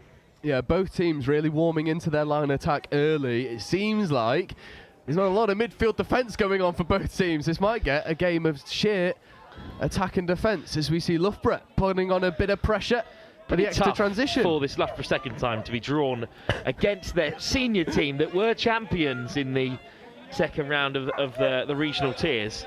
Yeah, Loughborough always have a really good setup. Very surprised to see a 1s and 2s playing in the same group, but they won't be shy to it. Well, we thought there might be something going on there. Danger! Little Danger. fiddling perhaps. There's a little hitch kick. Might get them through. What a ball on the inside! Racing away went Cameron Simon and then over the top. What a finish. What an opening score. In the end, dotted down by Daniel Dean. This is unreal. There's the ball over the top. It's actually tapped in flight by number 52, Theodore Tyler-Lowe, who almost unlocked the defence for Loughborough. On the other end, how quickly can defence turn into attack for Exeter? A wonderful catch and ground and almost benefiting from the conditions, sliding his way over the try line. See that, with a lovely ball over the top. But now it's Loughborough who now attack right to left, the end in which they just conceded from. Charging onto it goes Bradford, and then a ball out wide should see them equalise. And that is Loughborough DNA through and through. You find the space and execute. And Loughborough, as soon as they concede, get back on the score sheet. Well, this is excellent work from Malpas, who feeds it inside. Malpas, soft hands. And then finished off on the far corner. I think Nia Morris in the end goes over.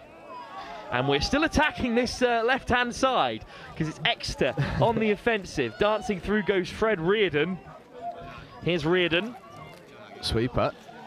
Once on the return, Reardon. It's did not come out of the hands cleanly that time. It's wobbly to say the least. It's a forced pass trying to find that right side winger. And unfortunately for Loughborough, the pass inaccurate. But Loughborough get a midfield penalty. Exeter offside in the midfield. There's a few bobbles at the tap, but that is first on halfway. It's a good position for Loughborough to get into their line attack. I think a quick shout out must be done for Yes, for the man in charge of international touch, Chris Simon, formerly head of England touch, who's just done a coffee run for the comms team. He is not too big for the game at all. He's got 3 Simons on the field across the various teams as well today, and well, what an excellent man to be heading up international touch. And a brilliant coffee boy, by all accounts. Which I'm sure he'll forgive me for saying. It's got me on the flat white, so that's his mode operatus, as it's a tap from Svenidza of Loughborough 2s, or in fact that time it was Wellborn in number 21. Here is Wellborn. Svenidza. Ooh. Oh, a little dummy inside and out, getting the shoulders moving there, Theodore Tyler Lowe. Yeah, be looking to rectify that little tap that led to Exeter's first score. Here is Tyler Lowe in at half, looking open side. Oh, it's big popped up tummy. loose there, and then a Hail Mary pass is undercooked. Not sure what happened there. He seemed to just lose his grip. It was like an AFL little bunting catch. You'll see it here on the replay. He does exactly what you want to do. He wants to check back open side, but doesn't take the ball with him initially. Good pressure from Loughborough in defence, though. Flying that went Tommy Svenidza, and it's a big coming together there. And in the end, I think Loughborough are being penalised here. It's going to be a penalty for Exeter, and that's a shame because it was really good pressure. Unfortunately, you can't fly in with a bicep on neck. That's not quite the rules of touch. We do like a bit of contact. You know, we like competitive roll balls, but if you're clotheslining someone, that is easy hard touch. Good progression from Cook off the deck. Here's Harry Cross. And then that's a Danger. lovely darting run and a sliding effort again from the try scorer, Daniel Dean. Sent back this time. Oh, in fact, it's the 76 instead, who is unlabelled, unfortunately, for Exeter Monsoons. This is danger. This is danger. You can see the 3-on-2. Ball to the wingers. Beautiful. And what a score that is for Exeter Monsoons. Floated out by Harry Cross, and Exeter take the lead for the foreseeable. It's a lovely ball from Cross. Oh, it's just such good decision making. He sees that defence panic, collapse underneath the sweeping player, picks up, goes back the other way, and then the skill to rip a 20-yard left to right long ball in these conditions is commendable. Lovely ball over the top, and does she have the pace? Oh, touch! Diving in went Millicent Brown. I tell you what, the conditions are not stopping either team playing expansive here. And again, it's down this left-hand side as the sun starts to break through for the first time. Another sliding effort. I'm not sure if the ball was held there by Malpas. It wasn't, but they get the offside penalty.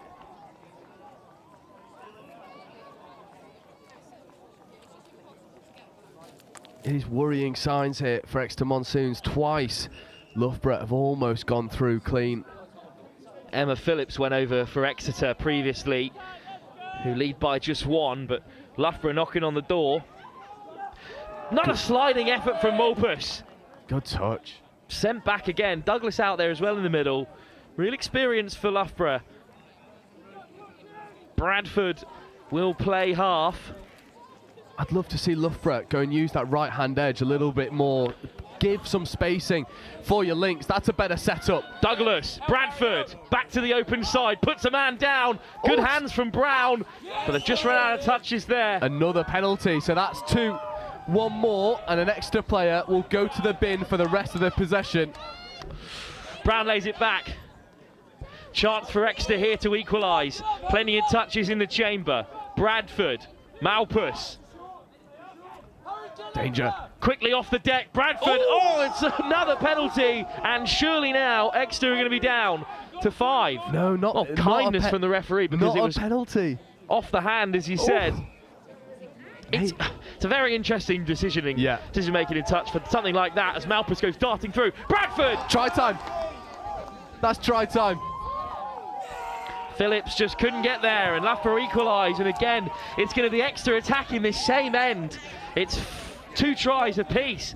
I was just saying that it's such an interesting rule in touch for you're not penalised for a deliberate knock-on, as it were. Instead, just a reset.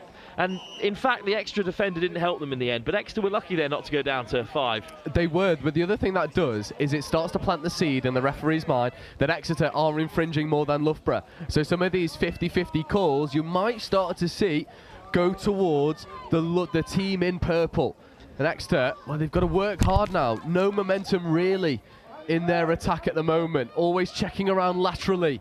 Someone's got to take the ball in. There's 5th. Here's Sime. Lofted over the top. Interception by here we go. Loughborough, who get away from the first man. No touch made. And the race is on here. Well, I think they're going to come all the way back. Oh, the sideline ref. I'd love to see this on the replay if we caught it. Well, I'm pretty certain that Nia Morris got away there. Yes. And Morris was certainly convinced because she kept going here. Yeah, and also, you see I want to see the sideline ref here. Did we catch it? Because the diving touch comes in, and the sideline ref I don't know. waggles his finger. No. So I don't know whether she did actually catch him. Well, that's close. Morris can feel aggrieved there. Legreese comes flying out to make the touch. It was his pass that was intercepted, but Loughborough still in possession. First time we're attacking down the right-hand side. Tell you what, we're not a stranger to drama in the University Series either. Final game of last round. There was all sorts of drama v Exeter v Bath. Exeter are familiar to it. So you see a rip long ball right to left. Good evasion. Great footwork again, caught by Legreese. Well, that will be a point of discussion. With 10 minutes still to go in this game, it's flown by. Absolute stunner of a contest. But with two sides, a win here for Exeter, and they are through to the quarterfinals with a game to spare. Whereas a defeat here for Loughborough, they're second, and it's very unlikely they'll be able to make the knockouts of the top tier competition. Tough draw alongside Oxford and their own first team. Yeah, absolutely. You took the words right out of my mouth. That draw was horror for Loughborough 2s. Loughborough 1s, though, will be really happy. They'll feel pretty comfortable going into the knockout footy later on. Tyler Lowe throws the dummy and heads to the far side.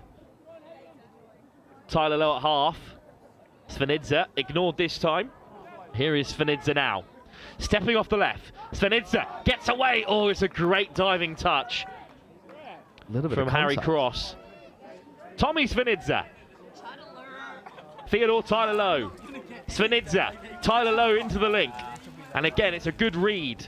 Anna Cook makes the touch. Penalty. But a penalty goes their way.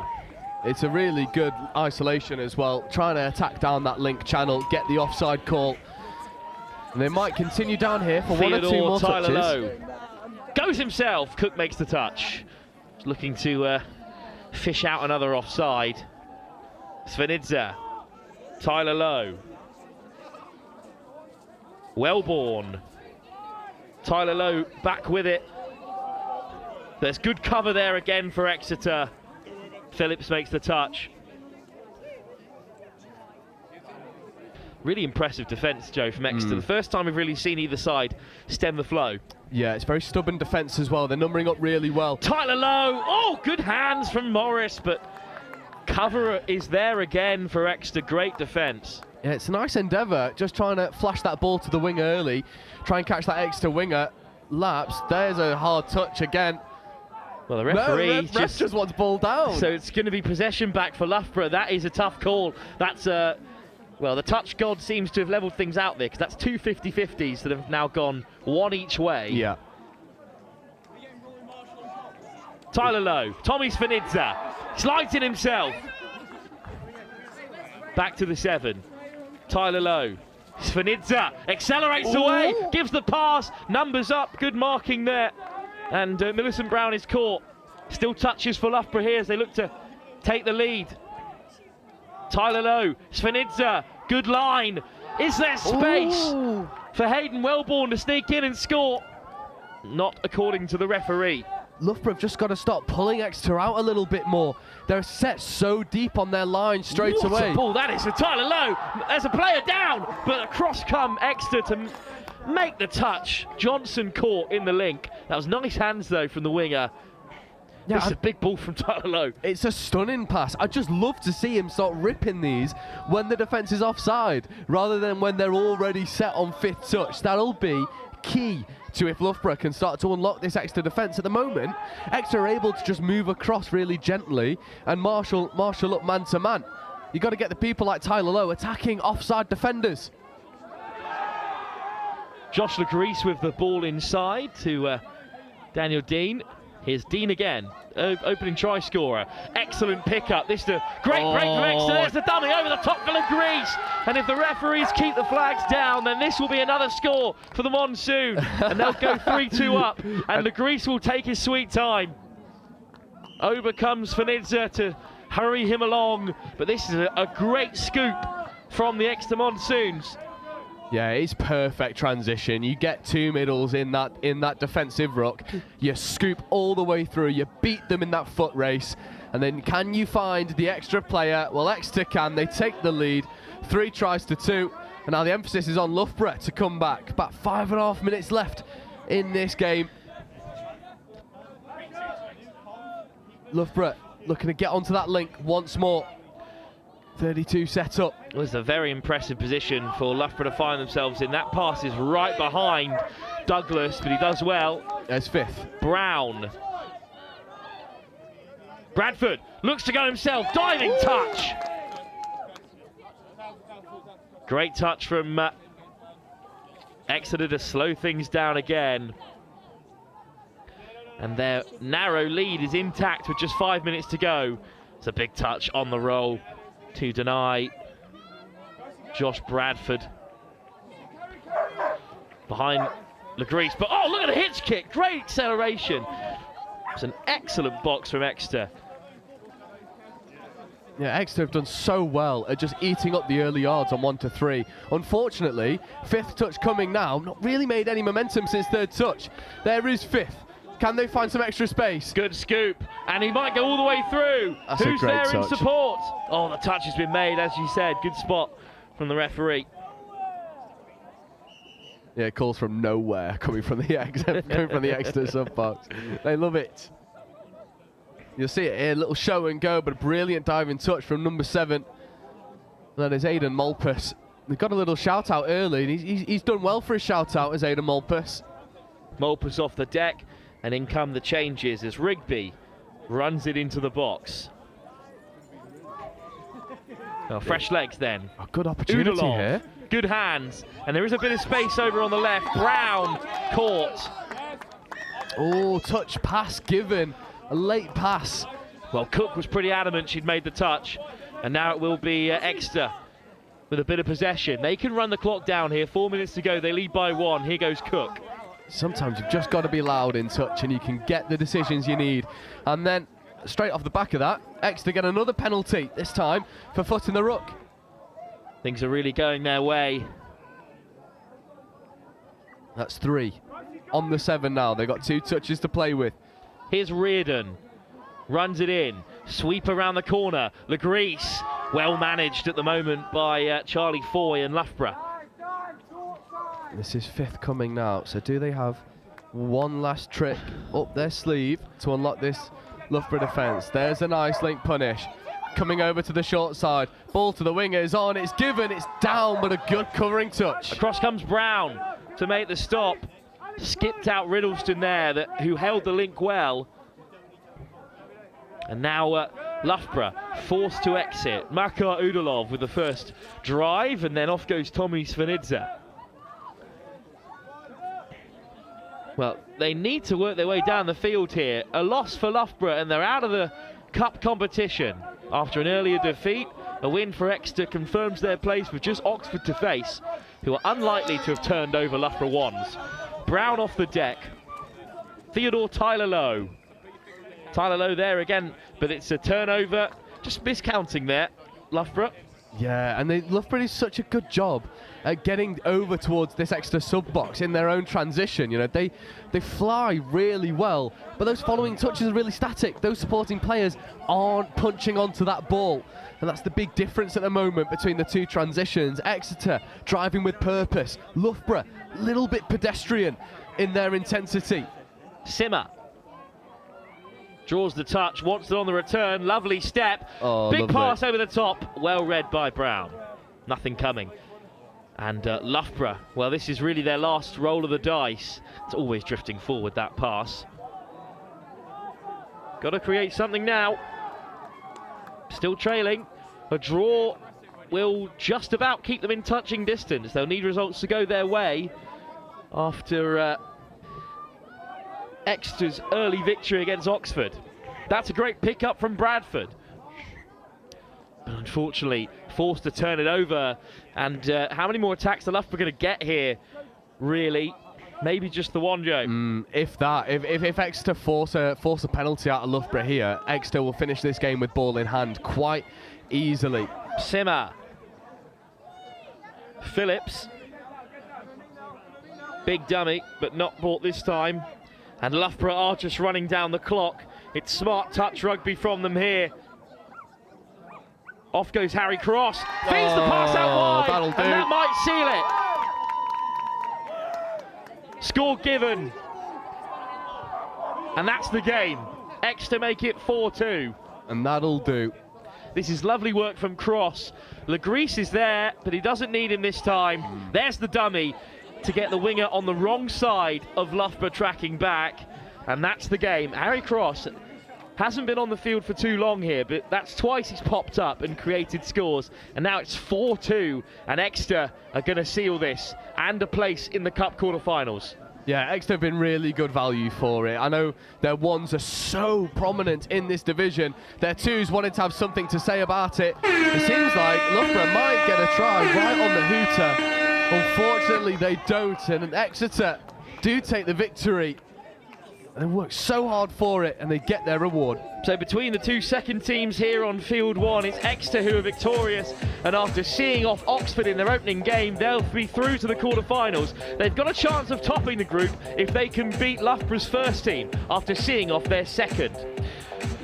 More action from Field 1. We return to Division 2, but a chance to take in Southampton, who could be favourites for that bowl competition. They're up next against Birmingham's third team. We'll be back in just a few moments' time. It's Red Bull with the big ass bra. And like Bruce Lee, I got the clout, yeah. Girl, look at that body. Girl, look at that body. Girl, look at that body. I work out. Girl, look at that body. Girl, look at that body. Girl, look at that body.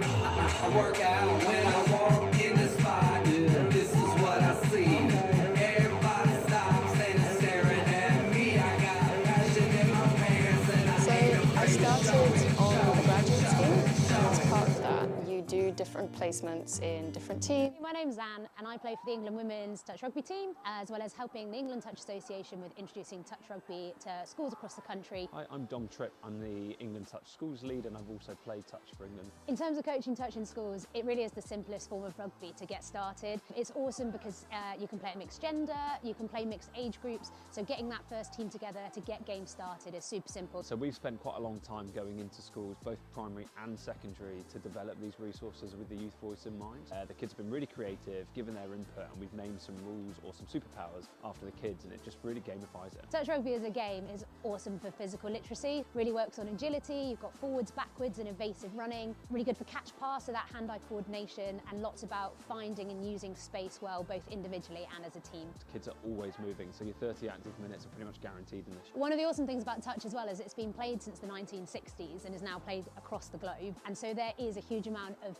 technical and tactical stuff that as players get older or more experienced, they can start to bring into the game and really test their learning and growth and development through the game. It really is for everyone, but then if schools really do enjoy it and they want to play, there's a whole competitive pathway where kids in their schools can go and play in regional rounds and make a national finals. Touch is really like a values-based game. Honesty is just so important. It's not really about winning or losing, it's about working together. Ultimately, touch is just really fun. It gets kids active, and it's all about learning through play. So with the resources, there's not only stuff for the teachers, but we've got a really strong young leaders program. Because it's so simple, we've had primary school kids being the young leaders to their fellow peers, and the sessions run brilliantly. Done and tested these resources and the game format. It's fun. It's not playing it at lunchtime, at break time. Just an awesome sport. If you're interested in finding out more, contact the England Touch Association, schools@englandtouch.org.uk to find out more. It was the first time in my life that I was studying something that I'd actually be doing at work the next day. I'd never had that connection between work and study before. And then that sort of shaped itself into a really solid understanding of everything, and then the tools to then set up the strategy.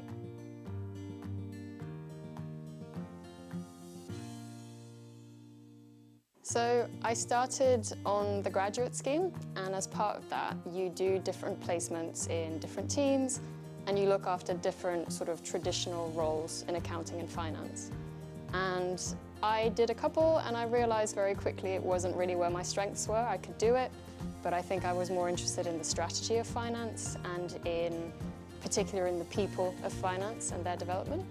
So it's a little bit sort of off track compared to a traditional finance path. I am Diane Lorgerier, and I've discovered the power of opportunity with SEMA. Are you interested in careers in finance and business? If so, come and follow us on Instagram and TikTok to find out more about SEMA's CGMA qualification. SEMA Early Careers UK is your one-stop shop for all things finance and business with SEMA. We're going to share job opportunities, career insights, employability advice, success stories from SEMA members, events, competitions, and much, much more. So follow us today, SEMA Early Careers UK on TikTok and Instagram.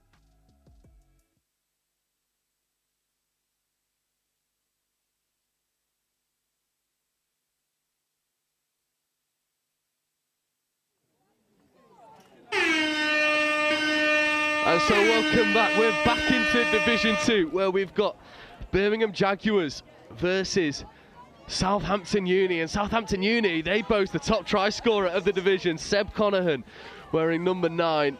Keep your eyes peeled for that. And I'm joined by an old teammate, now Bristol player, Lloydie Dafford. Lloyd, how are you, mate?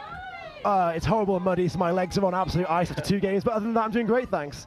Yeah, a good day. The conditions aren't faring all too well at the moment. The pitch is a quagmire. We've got Cow Corner over here, as you see Birmingham trying to go over. And, you know, from a player's perspective, how do you adjust to these conditions? Because they are nasty to play rugby in. Immediately, you're looking at kind of the Seb Conahans on the pitch with the dangerous dives, and you're getting stuck in the mud. You try to dive on the fall, but the ball's just stopping in the mud. And we've even just seen it there. They tried to run the punish play, and you've got to flop on the line because the ball's not moving. You've just got to make it work, as we see Southampton Uni with their first opportunity to get fresh legs on, and that dangerous Seb Conahan wearing number 9, but that ball hitting the deck, surrendering possession all too easily. And I'm going to put you on the spot here. You got £20. Who's taking the victory in this game? Birmingham Threes or Southampton Uni? So immediately the money's got to start going to Birmingham Threes. But you have to look at the try scores that Southampton have. You have to say, if Southampton can keep the scores low from Birmingham, that is Southampton the favourites. But if that keeps happening, well, who knows what can happen. Yeah. 20 quid on Birmingham. It's going to be tricky. Theo Williams, 64, getting over. Lovely sweeper.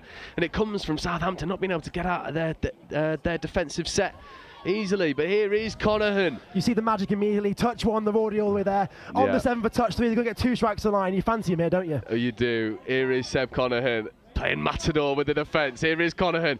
Big right foot step. Hips turn, balls it's down. So easy for Seb Conahan, and that's why he's top try scorer in this division.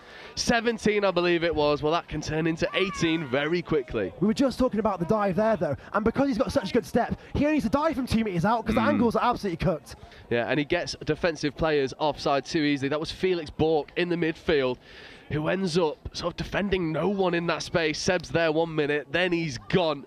That's a try apiece. That tricky feet from the open side quickie and just absolutely split down the middle, part like the Red Sea. Yeah, and you need to defend tight. You know, people will know who he is.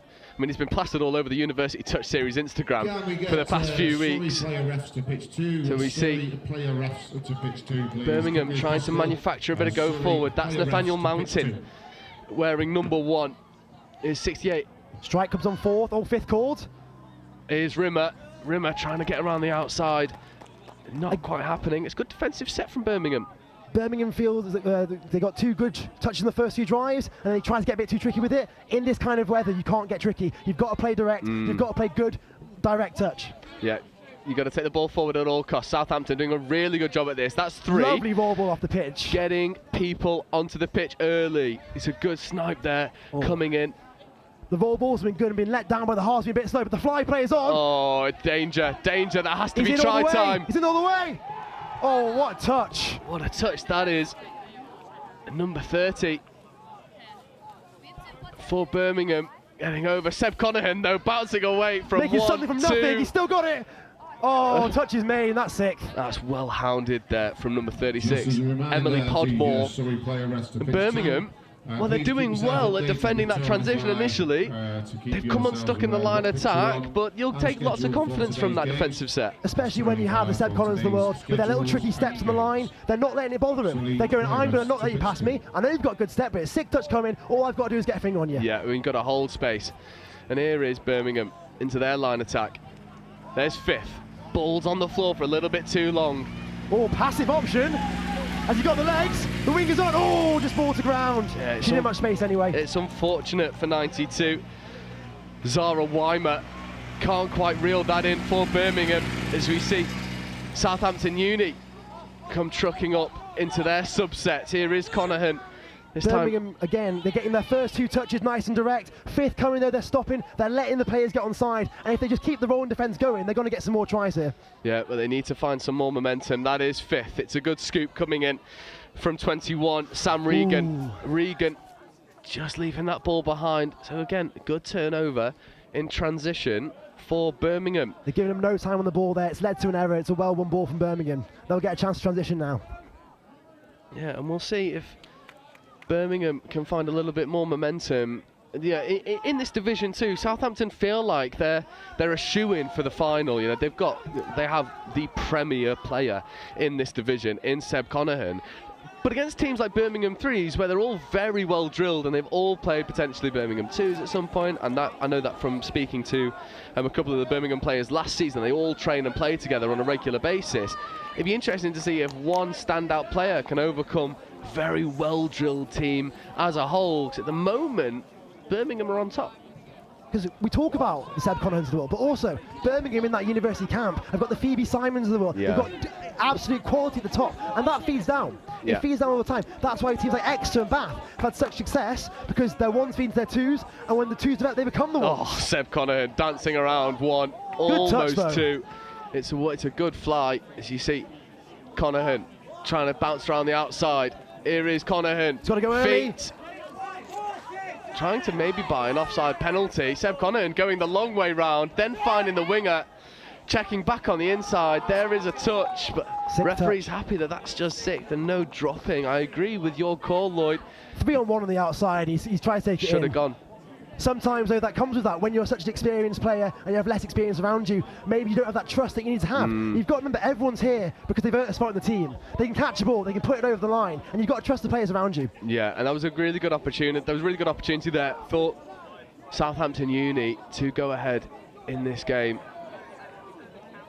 Oh, good check over the top of some defenders, and now there's danger signs for Southampton Uni. Checks away to the a little bit too high. But again, that's twice now, unfortunately.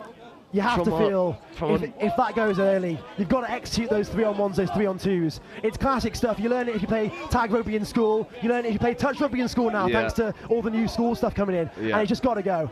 It does. Unfortunately for Zara Weimer, that ball can't stay in hands. And then there's a logistical error at the roll ball for Janaea Thorpe. It's all communication there, that's all it is. Just say where you're coming from, help your team out, don't make them guess. Here is Birmingham checking away from Janaea Thorpe. Looks like they're going to get a decent strike at the line at least. Looking Got to roll. find that 7, they've got to find that 7. They're looking maybe punish plays on. Mids maybe dropped early, is that a penalty advantage? Pick up, away. Yeah, it's well covered in the end from number 13. And that is Omar Floodgate. Is that 4th? No, to be honest, I'm not too sure. I think this is 4th, 5th coming. And we'll see Look if for it again. Birmingham... Ooh, interesting. Open side. Counties. It's a nice Touch dive, first. but unfortunately, again, Sam Regan making a really good defensive intervention. That is 6 touch and turnover. So Southampton doing a very good job at defending that line attack. Not a lot of ball movement in that Birmingham attack. Good hands there. Yeah, Janaea Thorpe carrying Oh, well. beautiful and then yards. sending the dummy. That's all come from the depth there in transition though. She's kept her depth, she had good hands, given loads of time to get on. Yeah, and that's good momentum again, followed in suit. Again, from she's got to feel Thorpe. it's on the floor a bit too long there. Same again. 5th coming. Yeah, this is number 3, Toby Chilvers, who is the captain of this Southampton Uni side. Chilvers finds Connahan. Connahan checking away. That should be 6 more. It is indeed. It's manufactured from Seb Connahan off the hand of Emily Podmore in the passing lane. Here is Chilvers working with Connahan. Connahan surrenders a touch, takes the momentum, tries the ball on his shirt. Here is Connahan working with Chilvers. Chilvers, Connahan, danger. Ball wants to go one more. Surely that's down. Step back on the inside, and it is a wonderful attempt. It depends whether that covering touch came in. The referees are happy with the touch. Right on it. Kat's give herself a great angle at that. I'm sure she's right, but what a touch it must be. Yeah, here is Connahan working with Chilvers. Chilvers back to Connahan, step back to Chilvers, and that has to be try time. Ball down. It is indeed. Toby Chilvers, it's a captain's contribution, taking Southampton Uni ahead in this game, 2 tries to 1. And sometimes, if you've got a player like Seb Connahan, defences collapse in on him, and there's spaces elsewhere. Well, we feel this whole game, Birmingham have been camped in Southampton's half. They just haven't got the scores to show for it. Meanwhile, Southampton had 3 goals at the line, they've scored twice, and that's the difference now. Seb Connahan having a hand in 2. Scoring 1, assisting the other, but now Birmingham with premier position to try and level up the scoring. There's a good tap off. Theo Williams trying to get some yards. 64. Williams now in at link, not used. It's come back on the inside. It's number 3, Harry Smith, trying to get around Janaea Thorpe. Janaea Thorpe though, touch is called. Standing well to it. There is 5th. Opportunities to go long on the left-hand edge may be taken, but it's reeled in oh so easily by Sam Regan. Found the touch pass. Yeah, Sam Regan for Southampton Uni making consistent defensive contributions, as much as the likes of Seb Connahan and Toby Chilvers are having a word in attack. It sort of means nothing without the work rate of the likes of Sam Regan and Janaea Thorpe in defence. The thing is, everything from Southampton has come from these fantastic female links, getting the yards and giving their class players a chance on the ball. Because if they don't get the ball at the pitch, they can't do anything with it. Yeah, although this is 4th touch, so this is 5th coming. There's a really nice check. Now. There's Chilvers, and here is Connahan. It's danger. It is such danger. It's checked away. But it's a wonderful diving touch in the midfield, because the defensive line for Birmingham Uni, well, it was all over the place in the end, and again it's 64. Theo Williams. What a reach, fingertips on that. It is brilliant, and it should be tap penalty for a late pass in favour of Birmingham Uni. So 11 minutes in, the Birmingham Threes are really taking it to Southampton University.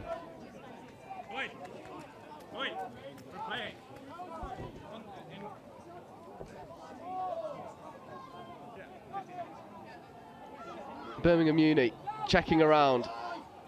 This is 5th. Oh, inside pop was on, not taken, and again, defensive contributions, this time from Adam Taylor. It's well covered, it's well covered. Oh, the referee stood in the middle like he's got a penalty. He does. Believe it's offside. That might be against Adam Taylor, potentially for releasing early. And we'll see if Birmingham can take advantage of this. Looking for the punish play again, the mid's done well to make it. Yeah, Lucas Black. Handling errors. Yeah, Lucas Black unfortunately can't bring that ball with him as he tries to go through the defensive line. And Birmingham, they've had more than enough opportunities to punish Southampton Uni for their repeat sets on the line, but just haven't been able to find that momentum. There's Connahan bouncing around 1, taking the ball in. On days like this, though, when Seb's not making yards, he's doing other steps, that's got to wear on the legs. In games 4, 5 and 6, is he still going to have that step there if he keeps trying this? Oh, it's Seb Connahan, I imagine he will. I wouldn't. He's got a whole Instagram dedicated to it. As you see, Southampton Uni, this time with Connahan not on the pitch, trying to escape the touch on 6th, not taken. So we'll see here the likes of Jack Whitby, Lucas Black. Can you get off the field effectively and gives you your fresh legs a platform? It's a nice roll ball, but slow to half was Whitby. Again, it's a little bit pedestrian from Birmingham Threes. That's better go forward. Black making his way over to the sub box. Here comes the danger. Nathaniel Mountain. Mountain carries. This is 5th. So there is your last Can Mountain and Etienne make something happen? There's a nice ball over to the link. It's reeled in one-handed. But it's good defensive pressure and line speed. 6 minutes left to go in this game. Still only a try in it for Southampton. We're in England, that accent on the flag.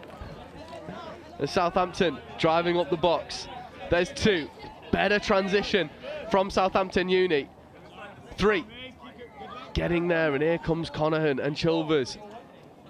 You have to feel that both teams here are really struggling with the roll ball. There's been a few close calls on the mark, a few close calls here and there, but even when they are getting that extra yard over the mark, there's no half of them anyway. They're not getting an advantage from it. Yeah, Connahan trying to bounce around on 5th, nothing doing. Chilvers overrunning the mark, having to come back. It's a little bit stop-start here for both teams at the moment. That forward pass escapes the referees. 5 minutes. On days like today, the refs are just as tired as are. I believe on the near side ref just refereeing a game there. They're doing back-to-backs. There simply isn't the refs at this tournament for the biggest tournament in England touch history. There's not the refs for it.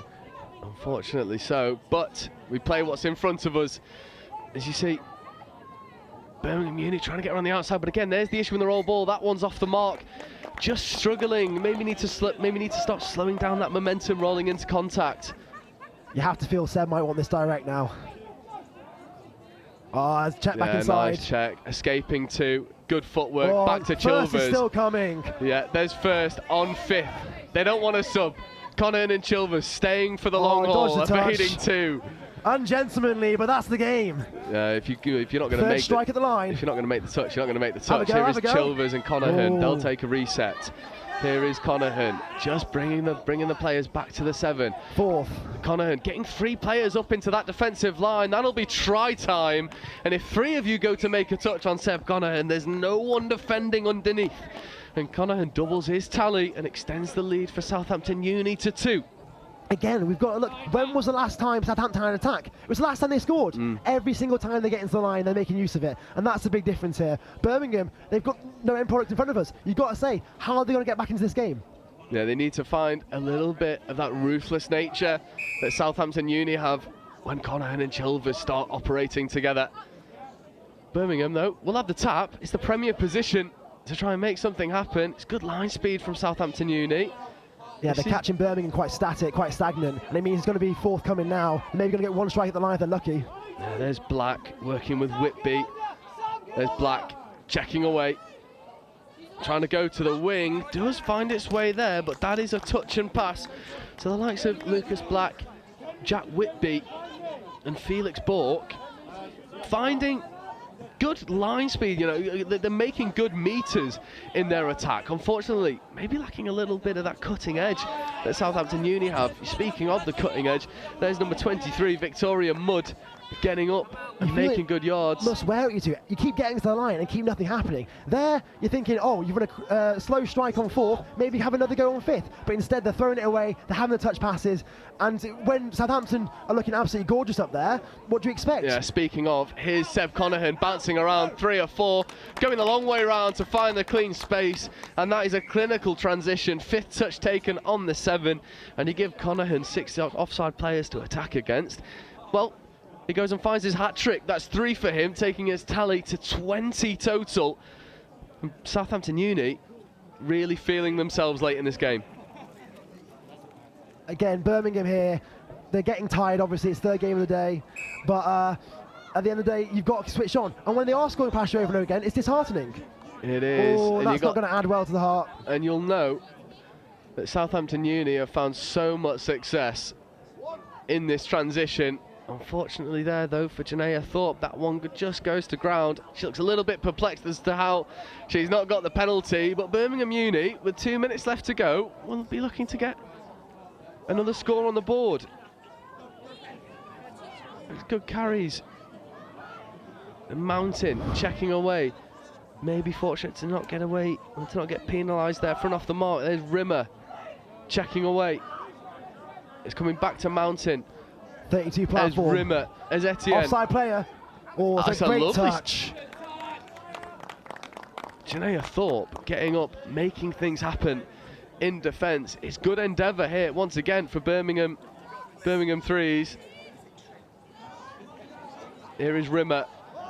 Etienne doesn't use Mountain, looks to maybe rip long, but that one just falling short. That is turnover, and I think that's a really good example of where Birmingham are just falling a little bit short, lacking that cutting edge in comparison to Southampton, where they've been clinical. Again, I don't mind looking for the pickup there, but when the other player's chopping the wrong hole, if you know that the hole's not going to be chopped, you've got to just look at your things. You're running 32 shots, running 32 short. Overcomplicating it is not going to help you here. Especially in these conditions, simple touch might be the recipe for success. And you see Connahan and Chilvers, well, they're good at doing nothing but simple touch. Reeled in well, though, by Birmingham Uni on this occasion. Connahan checking away. That's fifth. Connahan, a little bit more work to do than usual. Stepping around one, passing around the second, looking to go straight to the wing, avoiding a couple touches. It's well reeled in on sixth. It's a good bit of game management happening now from Seb. He knows he's got a minute left. He knows they're 3 scores up. Notice those roll balls getting a little bit slower, taking the pace out of the game a little bit. Yeah, it's very comfortable at the moment for Southampton Uni, but Birmingham University have done a very good job at staying in this fight. On another day, some of those scores that get chalked off might go their way.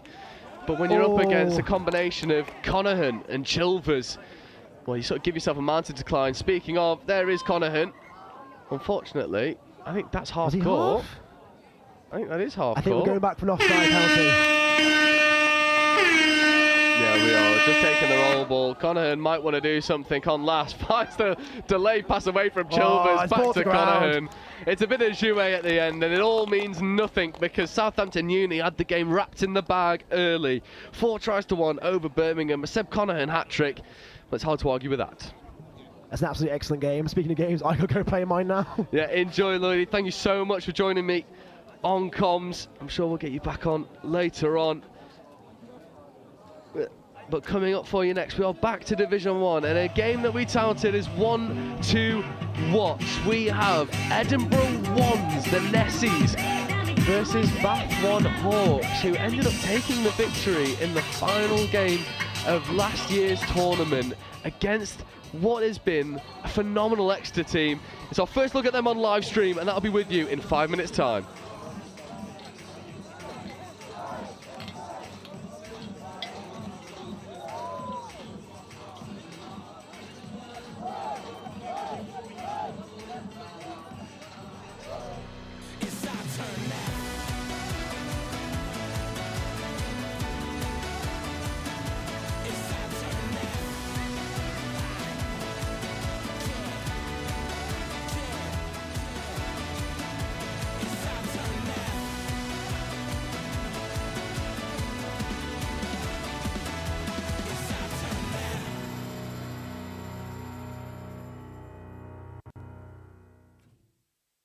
The CGMA designation has a really wide-ranging breadth of subjects, and that's so valuable because it gives you that expertise and that credibility across a variety of different topics, and that means that in any industry that you go into, you'll already have an inkling of what to expect and you'll already know what the climate is like. It also provides you with a mindset for innovation.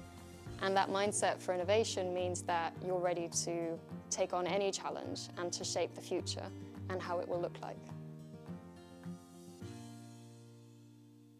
Management accounting explained in touch rugby terms, like the coach of a touch rugby team. Management accountants need to keep track of performance to help their business or team improve. They track revenue and costs. This is like monitoring your team's tries scored and conceded. They analyse performance, like identifying which players are most effective and where improvements can be made. They develop strategies, like creating game plans to help your team win. Management accountants make informed decisions to help businesses, your team, succeed. Find out more about becoming a chartered global management accountant with SEMA today. I think accounting and finance has become much more about risk and much more about being able to manage the unknowns. The finance business partner role of today is nothing like the 5-year from now finance business partner role. It's in technology, in intelligent sort of automation. Means that accounting and finance really has to focus on adding value and adding value for money more than anything.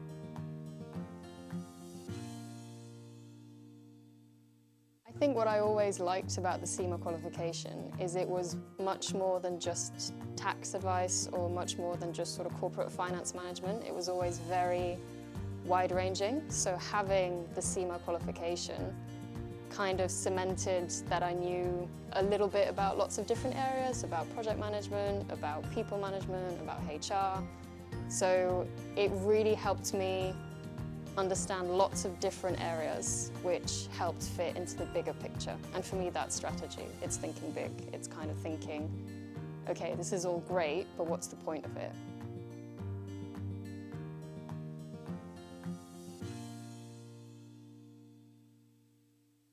My name's Anne and I play for the England Women's Touch Rugby team, as well as helping the England Touch Association with introducing touch rugby to schools across the country. Hi, I'm Dom Tripp. I'm the England Touch Schools lead and I've also played touch for England. In terms of coaching touch in schools, it really is the simplest form of rugby to get started. It's awesome because you can play at mixed gender, you can play mixed age groups, so getting that first team together to get games started is super simple. Welcome back then to our final game before the short lunch interval. There'll be a half-an-hour gap at the conclusion to this contest before we head into the quarter-finals. The quarter-final on field one will be from the Shield before we head into the Cup. It's a big game between Bath and Edinburgh. And Joe, you tipped Bath early on in the day to be one of the sides to watch in this competition. Yeah, absolutely. Bath have gone so well in their regionals. They were part of what was probably one of the games of the season last year against Exeter, and they carved through early to Bath. Well, what a start for them. It is a stunning tap-off move that splits Edinburgh. Well, they're the Nessies. Well, they were all at sea. As Bath just run with such clinical speed, and there's lots of nods in that sub-box. They like the look of that one. Well, Bath are top as things stand with 2 wins from 2, putting them on 8 points and a positive goal difference of 11. Edinburgh are in second with a draw and a win. That draw came against the Surrey Stags. Durham are also in this group. They're yet to win a game, a draw and a loss for them. But if Edinburgh lose here, as they fling it wide, ball goes to ground. If Edinburgh lose here and Durham win, then I'm afraid that it goes down to points difference between them and Durham, but with a big advantage in their favour. Basically, if they keep in touching distance of Bath here, because of the 1 point they gain for a loss, they'll be on 7 points, which is the maximum that Durham can reach, currently on 3. So there isn't a lot of jeopardy here, but there is a chance for Bath to go into the quarterfinals with a perfect record. Yeah, and Bath are just wonderful at executing their line attack, and we'll see if they can continue in that vein. They get a fresh set on the line. Early start for Bath, who of course in that famous blue and gold, Nice. going left to right after scoring the opener, tipped across, good read by Edinburgh, who make the touch.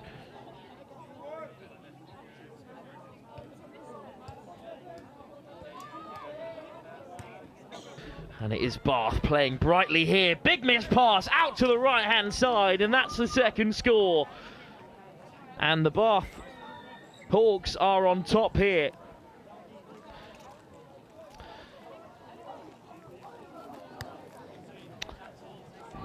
What a pill that is. Out to the right-hand side. And it's Ella Halsall who goes over for the second score. Ella Halsall, she had a word to say in the final of last year for this Bath team. The likes of Rory Fulton, who threw that out the back pass to secure Bath the victory. As you see, Edinburgh looking to marshal their line attack. On Nice the offensive quickie. for the first time. Sliding over goes Pierre Lefebvre-Dupré. But unfortunately kept out this time. Lefebvre-Dupré. Here he is again. Looking for the switch, dummying instead, caught by the link. And Bath defend well, and the Hawks can play out here, 2 to the good.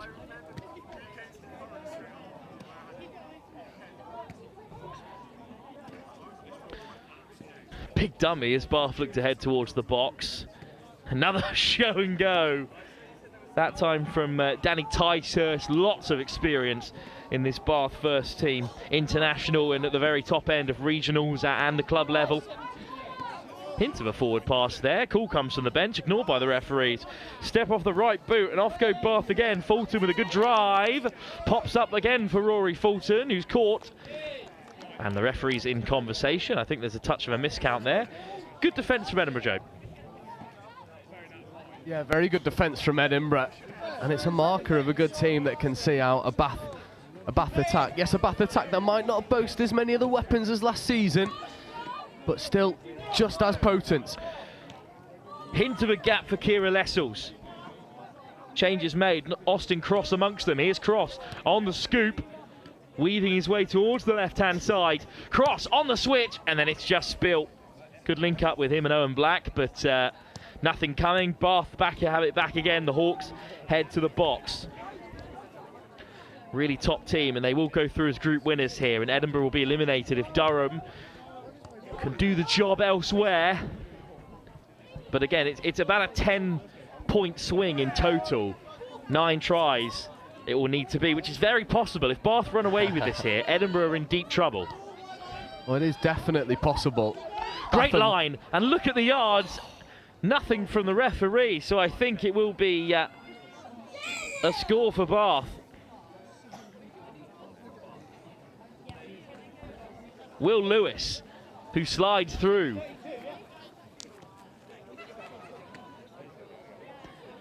Well, here's the better angle of it. Lewis comes charging round the corner. Just splits the Lincoln wing really well. Edinburgh behind. And let's get specific. Edinburgh are currently on 6 points. A loss will leave them on 7. A win for Durham will see them on 7. As things stand, it's a 10-point swing. Edinburgh on +4, Durham on -6. So if they don't keep in touching distance here, Edinburgh, there is a chance that they will be in trouble as they go diving into the corner. Sent back to the 7-metre line for now. Good effort, though, on that far side from Emily Neal. And a second dart from Neal is unsuccessful. So if Durham put 5 past their opponents and Bath go 5-0 up here, then suddenly things get very dicey, Joe. We'll have to get our calculators out. Yeah, Bath will be looking to avoid any ambiguity around their qualification. They'll be looking for victory total. But of course, a win for Edinburgh. And then it is Edinburgh and Bath both through as Lewis slips through again, finds the pass. And it's Danny Ticehurst who crashes over. Bath 4 up now. And I think things are starting to get a little nervy for Edinburgh. Yeah, Bath boasts just so many weapons. There's Will Lewis checking the ball away. Danny Ticehurst. And you go down this team sheet and you start to realise just how much of a task it is for any team that comes up against this Bath team. Thomas Bloom, B. Graham, who scored that tournament winner at the end of last season. Rory Fulton, Josh Morgan. Edinburgh, well, they've got a lot of work to see out against that boast of calibre. Black, wide pass! It's a beautiful ball, but it's put down. I think Bath were across to make the touch regardless. But yeah, so Durham at the moment face the Surrey Stags. And if that is a whitewash in Durham's direction, and Bath continue to pile on the points here, then Edinburgh could be staring down the barrel of cup elimination. Ruthless from Fulton and his Bath side so far. Here is Fulton. International pedigree in the Bath side. Fulton directing traffic. It's just come off an Edinburgh player. So it will be a reset for Bath. Bloom. Fulton. Great gap. It's stunning. Housel over for her second score. Bath have 5. It is absolutely stunning. You'll see this line that's carved. It's a 32, end up running the long. And again, Rory Fulton checking away. And it is a brilliant finish in the end from Bath. And as you said earlier, Wilf, Edinburgh starting to get a little bit worried about the tally going against them. Bath are carving through them with ease. Their goal difference drops to just 1. Durham started on -4 They face the Surrey Stags elsewhere. That's really the story here, because Bath are home and dry, regardless of the result. They're certainly going to top the group now with the perfect 12 points from 3 games. Good response from Edinburgh. Ooh.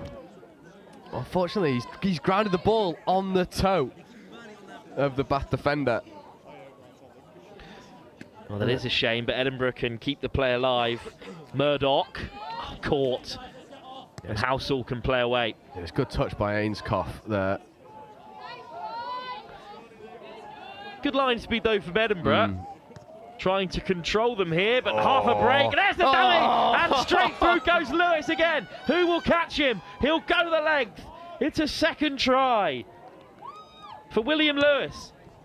It is stunning, and as you said, the line speed was good, and I was thinking, yeah, but don't go in ones, and you see it here. They play around. There's the first touch made, and you're thinking, Edinburgh have got a chance here. Well, they unfortunately start to go in ones, and then Will Lewis shows the dummy, fixes the defender, and then sticks the hammer down.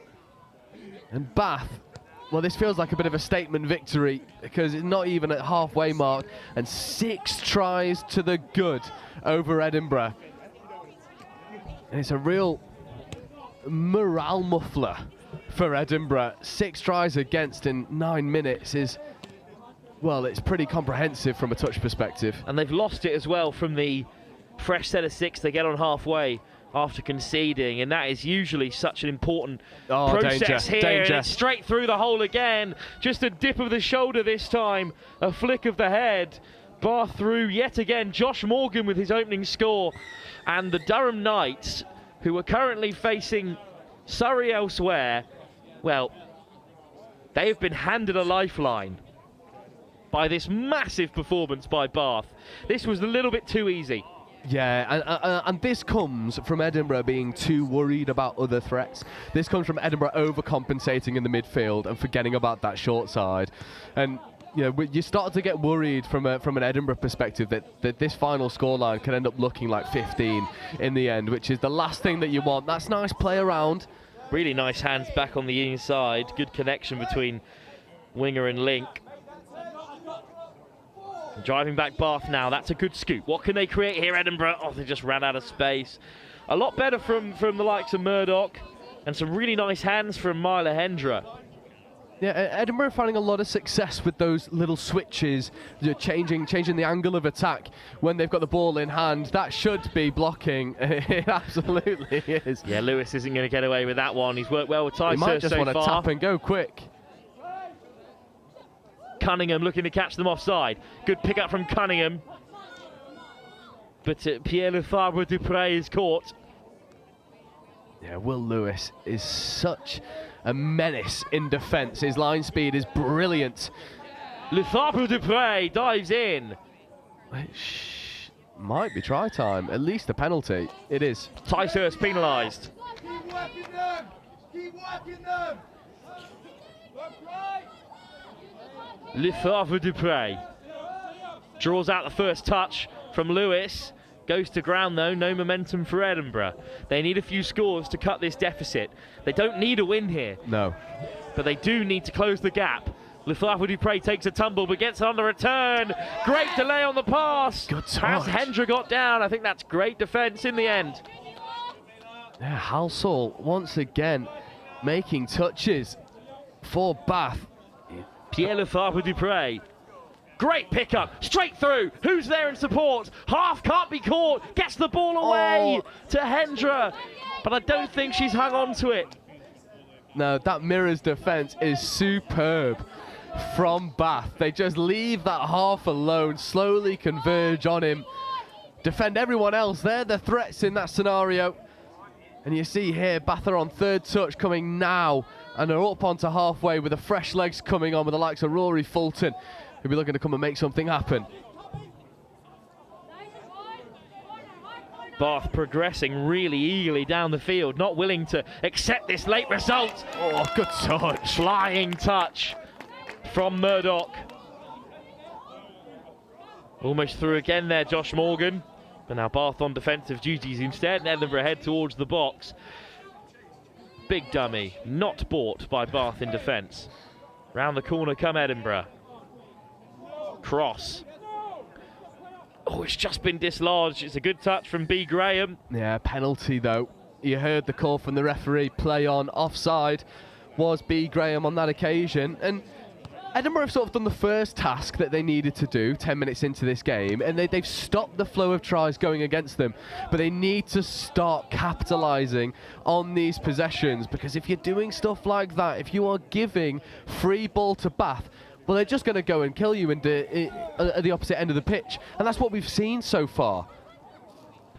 Bath reach the touchline as the sun breaks through again here. I think we're in for a lovely afternoon if the pitches can hold it. Here's Ticehurst. There's Lewis. William Lewis. Ticehurst. Lewis at half. Oh, danger. It's a 3-on-2. Across goes Austin Cross, but diving into the corner. Unable to keep a hold of possession is Scarlett Chauffale. And Edinburgh survive, but that's another threatening move from Bath. They make it look very simple. Yeah, and touch is a simple game when played at such speed with such precision. And it's really good from Will Lewis. He recognises where the gaps are. That last pass just leaving a lot to be desired. Speaking of leaving a lot to be desired, Edinburgh overcomplicating their transition and surrendering a fresh set of 6 to Will Lewis and Danny Ticehurst. Ticehurst dancing with the defence. Great delay on the ball. Draws the hand, looking for Ainscough at the link to go over. 7 more. A 6 more on the 7 for Bath. And Joe, I know it's a very good Bath team, but this feels like the first set of front runners we've actually seen here. Bath's first. We've seen Loughborough 2s, Exeter 2s. We've seen Birmingham. We've seen Cardiff. Good teams, but this is the first sort of powerhouse that we've seen. So perhaps we are at risk of getting a bit carried away with just how strong they are. Indeed, yeah, and the other teams that need to be in that conversation are your Uni of Notts ones, your Nottingham Trent ones, your Exeter University ones. These teams are all going to be in and amongst this conversation. The thing that goes in Bath's favour is Bath are missing a few of their really key players from last year, namely Rory Grant and Milo Robinson, who were just phenomenal in that Bath side. And they don't look like they're missing them. They've picked up from where they've left off. They've replaced really well. The culture in Bath is strong, and we're seeing that here. But in that same breath, I can't wait to see Uni of Nottingham. I think they're going to be a real key player in this top spot. We'll have Cup quarter-finals and semi-finals and the final itself all here on Field 1, interplayed with those Shield and Bowl games. As Bath with a fresh set of 6 looking to dance their way through. Lewis finds Ticehurst, and Bath are really disappointed with that because they were complaining to the referee, but the call hasn't gone their way. No, it's gone for a touch pass instead, but I can understand Bath's perspective. Edinburgh potentially dropping a little bit early, and there's a bit of a nudge out of frustration from Bath. It's play on from the referees. And Edinburgh, they're really finding themselves in the grind here in this midfield, struggling with their momentum. But Edinburgh head to the box. Fresh legs into the attack with a couple of touches. This is a great pickup. Needs to use the pass. The touch is made. Ticehurst wins it back. Another tumble for Pierre Lefebvre-Dupre. It is getting pretty muddy out there. I think the pitches are holding up all right. I think it's very ambitious to try and play another tournament in a week's time here. But let's just see how things go. Yeah, it might be a time to start changing your boots. Bring back the old school metal studs for this type of pitch. Wonder how the referees will take that as Lewis hands it off, and Bath moving forward, and again the ball is dislodged. Isn't that indicative of these conditions? That slippery ball just squirts loose. 2.5 minutes left to go. What's interesting as well is Edinburgh look like they've really been playing in the mud, and Bath look pretty clean. Penalty though for Edinburgh. Their points difference has been cut from +4 or plus 4 all the way to -3 or -2 if my maths is correct. And Durham started on -6. If they've won against the Surrey Stags, then they could be in trouble here. But that looks like a great score. It's a diving touch in the end, which is just phenomenal for Bath. It's a real shame. I think Edinburgh earned that. Sean Cunningham did really well. And when things like that are going against you, you start to wonder if it's going to be your day or not. Edinburgh, despite a win and a draw in their opening 2 games, could go out on points difference here as a wayward pass hands Bath back possession. And a penalty as well.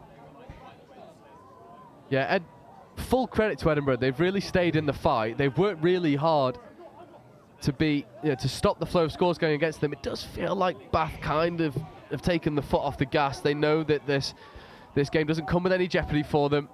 Just enjoying the sunshine, perhaps, in this early afternoon. We're 10 minutes away from midday, with the knockouts to begin at 12:30 here at Riverside in Nottingham.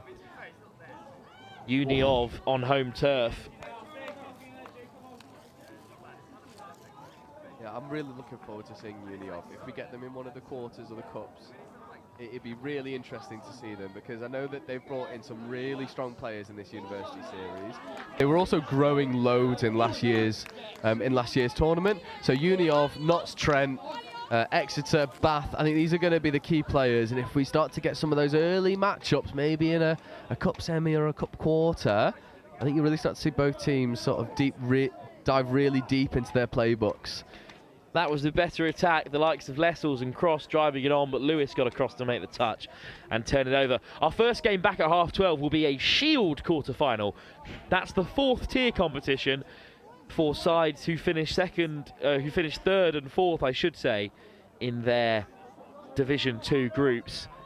So chance for silverware at all levels as Cross takes a tumble and Bath keep driving on through Thomas Bloom. Great pickup, could be another score.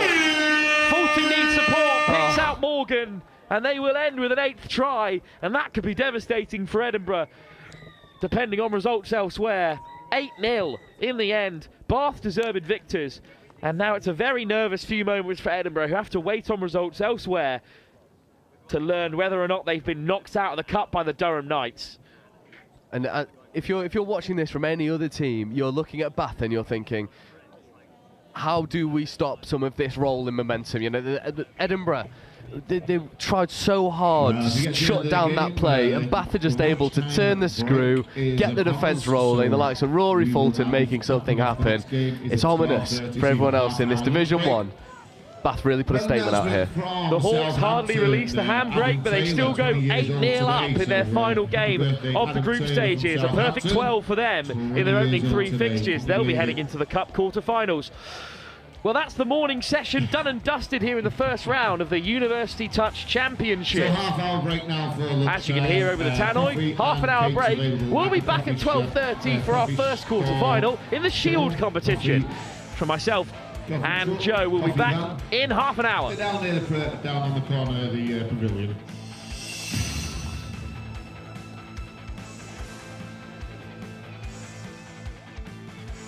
So I started on the graduate scheme, and as part of that, you do different placements in different teams, and you look after different sort of traditional roles in accounting and finance. And I did a couple, and I realized very quickly it wasn't really where my strengths were. I could do it, but I think I was more interested in the strategy of finance and in particular in the people of finance and their development. So it's a little bit sort of off track compared to a traditional finance path. I am Diane Lorgerier, and I've discovered the power of opportunity with SEMA. Are you interested in careers in finance and business? If so, come and follow us on Instagram and TikTok to find out more about SEMA's CGMA qualification. SEMA Early Careers UK is your one-stop shop for all things finance and business with SEMA. We're going to share job opportunities, career insights, employability advice, success stories from SEMA members, events, competitions, and much, much more. So follow us today, SEMA Early Careers UK on TikTok and Instagram. It's our turn now.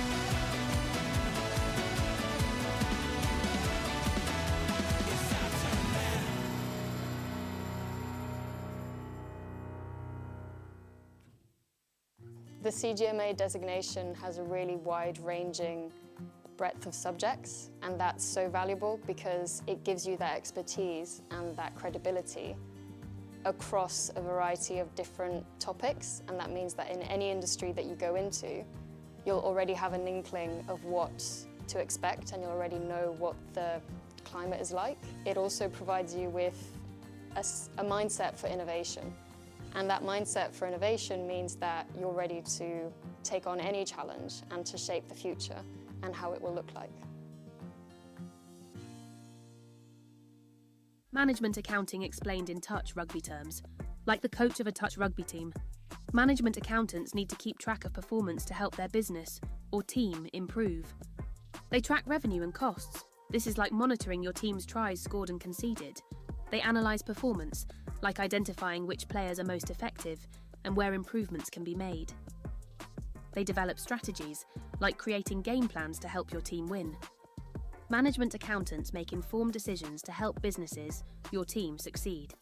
Find out more about becoming a chartered global management accountant with SEMA today. I think accounting and finance has become much more about risk and much more about being able to manage the unknowns. The finance business partner role of today is nothing like the 5-year from now finance business partner role. It's in technology, in intelligent sort of automation. Means that accounting and finance really has to focus on adding value and adding value for money more than anything.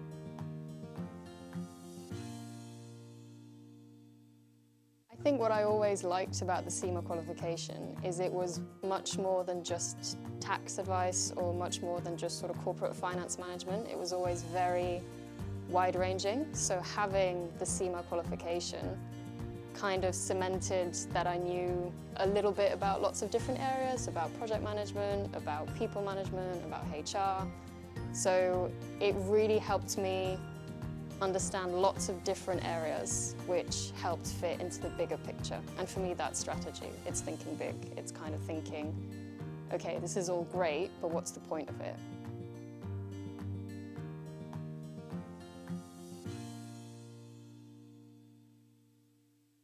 My name's Anne and I play for the England Women's Touch Rugby team, as well as helping the England Touch Association with introducing touch rugby to schools across the country. Hi, I'm Dom Tripp. I'm the England Touch Schools lead and I've also played touch for England. In terms of coaching touch in schools, it really is the simplest form of rugby to get started. It's awesome because you can play it mixed gender, you can play mixed age groups, so getting that first team together to get games started is super simple. So we've spent quite a long time going into schools, both primary and secondary, to develop these resources with the youth voice in mind. The kids have been really creative, given their input, and we've named some rules or some superpowers after the kids, and it just really gamifies it. Touch rugby as a game is awesome for physical literacy, really works on agility, you've got forwards, backwards and evasive running, really good for catch pass, so that hand-eye coordination, and lots about finding and using space well, both individually and as a team. Kids are always moving, so your 30 active minutes are pretty much guaranteed in this. One of the awesome things about touch as well is it's been played since the 1960s and is now played across the globe, and so there is a huge amount of technical and tactical stuff that as players get older or more experienced, they can start to bring into the game and really test their learning and growth and development through the game. It really is for everyone, but then if schools really do enjoy it and they want to play, there's a whole competitive pathway where kids in their schools can go and play in regional rounds and make a national finals. Touch is really like a values-based game. Honesty is just so important. It's not really about winning or losing, it's about working together. Ultimately, touch is just really fun. It gets kids active, and it's all about learning through play. So with the resources, there's not only stuff for the teachers, but we've got a really strong young leaders program. Because it's so simple, we've had primary school kids being the young leaders to their fellow peers, and the sessions run brilliantly. Done and tested these resources and the game format. It's fun. They start playing it at lunchtime, at break time. Just an awesome sport. If you're interested in finding out more, contact the England Touch Association, schools@englandtouch.org.uk to find out more. It was the first time in my life that I was studying something that I'd actually be doing at work the next day. I'd never had that connection between work and study before.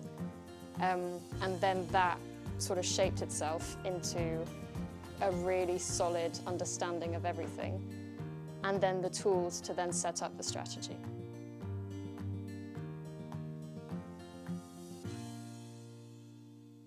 So I started on the graduate scheme, and as part of that you do different placements in different teams, and you look after different sort of traditional roles in accounting and finance.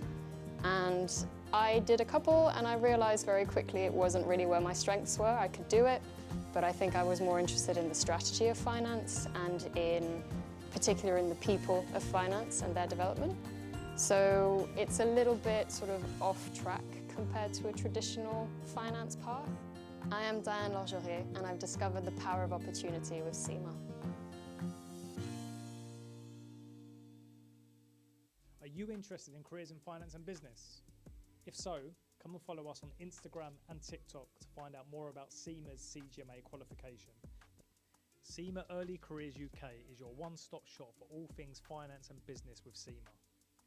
We're going to share job opportunities, career insights, employability advice, success stories from SEMA members, events, competitions, and much, much more.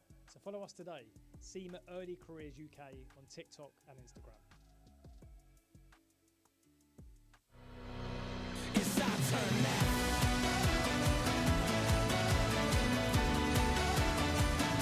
It's our turn now. It's our turn now.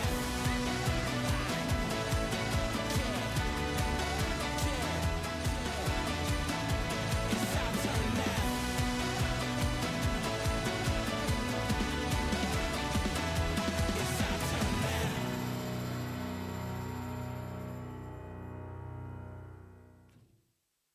The CGMA designation has a really wide-ranging breadth of subjects, and that's so valuable because it gives you that expertise and that credibility across a variety of different topics, and that means that in any industry that you go into, you'll already have an inkling of what to expect and you'll already know what the climate is like. It also provides you with a mindset for innovation.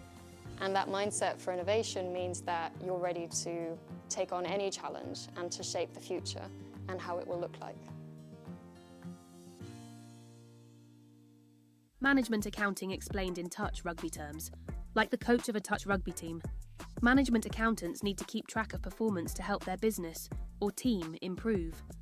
They track revenue and costs. This is like monitoring your team's tries scored and conceded. They analyse performance, like identifying which players are most effective and where improvements can be made. They develop strategies, like creating game plans to help your team win. Management accountants make informed decisions to help businesses, your team, succeed. Find out more about becoming a chartered global management accountant with SEMA today. I think accounting and finance has become much more about risk and much more about being able to manage the unknowns.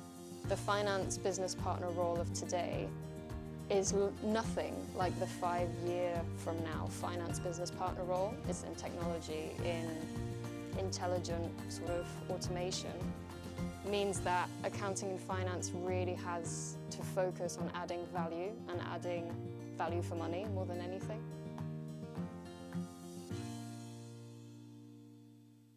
I think what I always liked about the SEMA qualification is it was much more than just tax advice or much more than just sort of corporate finance management. It was always very wide-ranging. So having the SEMA qualification kind of cemented that I knew a little bit about lots of different areas, about project management, about people management, about HR.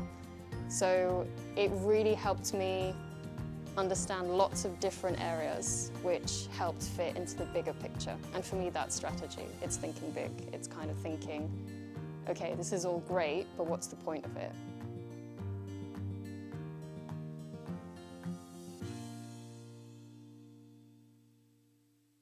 My name's Anne and I play for the England Women's Touch Rugby team, as well as helping the England Touch Association with introducing touch rugby to schools across the country. Hi, I'm Dom Tripp. I'm the England Touch Schools lead and I've also played touch for England. In terms of coaching touch in schools, it really is the simplest form of rugby to get started. It's awesome because you can play at mixed gender, you can play mixed age groups, so getting that first team together to get games started is super simple. So we've spent quite a long time going into schools, both primary and secondary, to develop these resources with the youth voice in mind. The kids have been really creative, given their input, and we've named some rules or some superpowers after the kids, and it just really gamifies it. Touch rugby as a game is awesome for physical literacy, really works on agility, you've got forwards, backwards and evasive running, really good for catch pass, so that hand-eye coordination, and lots about finding and using space well, both individually and as a team. Kids are always moving, so your 30 active minutes are pretty much guaranteed in this. One of the awesome things about touch as well is it's been played since the 1960s and is now played across the globe, and so there is a huge amount of technical and tactical stuff that as players get older or more experienced they can start to bring into the game and really test their learning and growth and development through the game. It really is for everyone, but then if schools really do enjoy it and they want to play, there's a whole competitive pathway where kids in their schools can go and play in regional rounds and make national finals. Touch is really like a values-based game. Honesty is just so important. It's not really about winning or losing, it's about working together. Ultimately, touch is just really fun. It gets kids active, and it's all about learning through play. So with the resources, there's not only stuff for the teachers, but we've got a really strong young leaders program. Because it's so simple, we've had primary school kids being the young leaders to their fellow peers, and the sessions run brilliantly. Done and tested these resources and the game format. It's fun. They start playing it at lunchtime, at break time. Just an awesome sport. If you're interested in finding out more, contact the England Touch Association, schools@englandtouch.org.uk to find out more. It was the first time in my life that I was studying something that I'd actually be doing at work the next day. I'd never had that connection between work and study before. And then that sort of shaped itself into a really solid understanding of everything, and then the tools to then set up the strategy.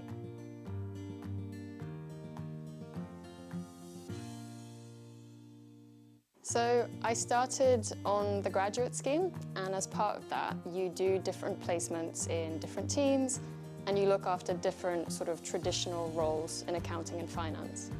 And I did a couple and I realised very quickly it wasn't really where my strengths were. I could do it, but I think I was more interested in the strategy of finance and in particular in the people of finance and their development. So it's a little bit sort of off track compared to a traditional finance path. I am Diane Lorgerier and I've discovered the power of opportunity with SEMA. Are you interested in careers in finance and business? If so, come and follow us on Instagram and TikTok to find out more about SEMA's CGMA qualification. SEMA Early Careers UK is your one-stop shop for all things finance and business with SEMA. We're going to share job opportunities, career insights, employability advice, success stories from SEMA members, events, competitions, and much, much more. So follow us today, SEMA Early Careers UK on TikTok and Instagram. It's our turn now.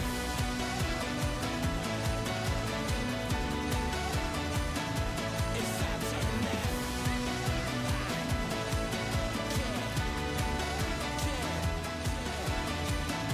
It's our turn now.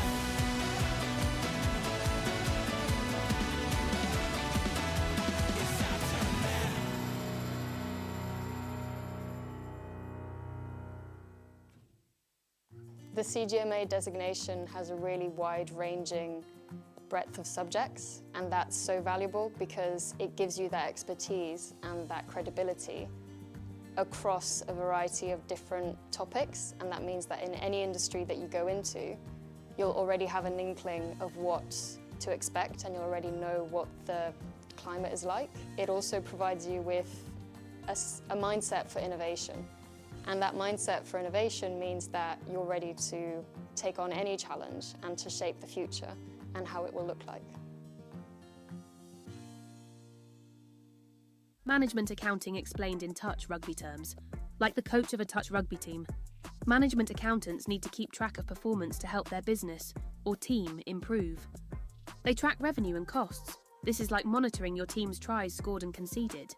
They analyse performance, like identifying which players are most effective and where improvements can be made. They develop strategies, like creating game plans to help your team win. Management accountants make informed decisions to help businesses, your team, succeed. Find out more about becoming a chartered global management accountant with SEMA today. I think accounting and finance has become much more about risk and much more about being able to manage the unknowns The finance business partner role of today is nothing like the 5-year from now finance business partner role. It's in technology, in intelligent sort of automation. Means that accounting and finance really has to focus on adding value and adding value for money more than anything.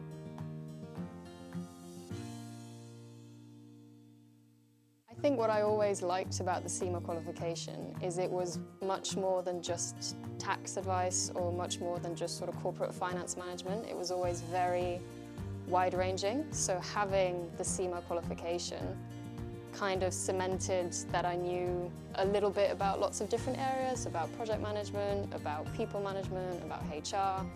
So it really helped me understand lots of different areas which helped fit into the bigger picture. And for me, that's strategy. It's thinking big. It's kind of thinking, okay, this is all great, but what's the point of it?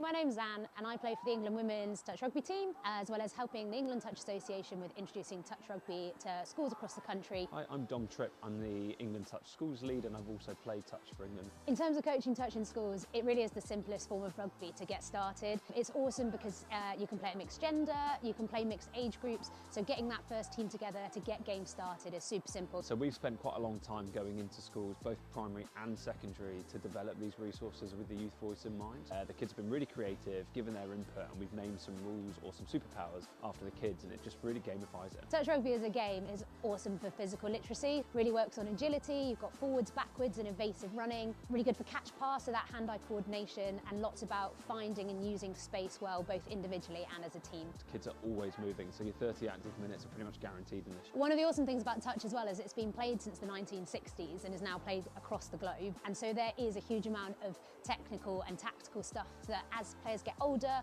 or more experienced, they can start to bring into the game and really test their learning and growth and development through the game. It really is for everyone, but then if schools really do enjoy it and they want to play, there's a whole competitive pathway where kids in their schools can go and play in regional rounds and make a national finals. Touch is really like a values-based game. Honesty is just so important. It's not really about winning or losing, it's about working together. Ultimately, touch is just really fun. It gets kids active, and it's all about learning through play. So with the resources, there's not only stuff for the teachers, but we've got a really strong young leaders program. Because it's so simple, we've had primary school kids being the young leaders to their fellow peers, and the sessions run brilliantly. Done and tested these resources and the game format.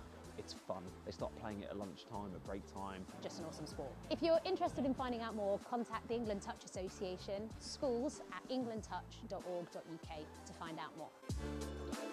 It was the first time in my life that I was studying something that I'd actually be doing at work the next day. I'd never had that connection between work and study before. And then that sort of shaped itself into a really solid understanding of everything, and then the tools to then set up the strategy.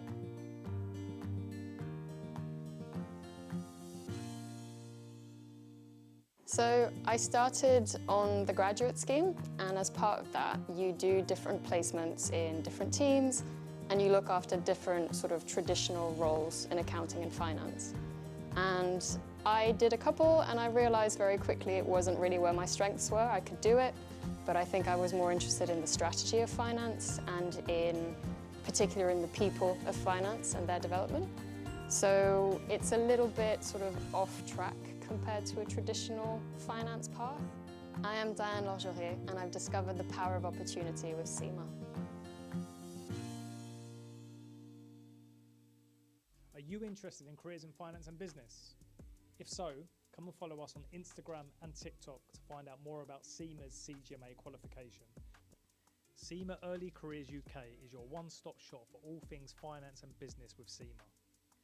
We're going to share job opportunities, career insights, employability advice, success stories from SEMA members, events, competitions, and much, much more. So follow us today, SEMA Early Careers UK on TikTok and Instagram. It's our turn now.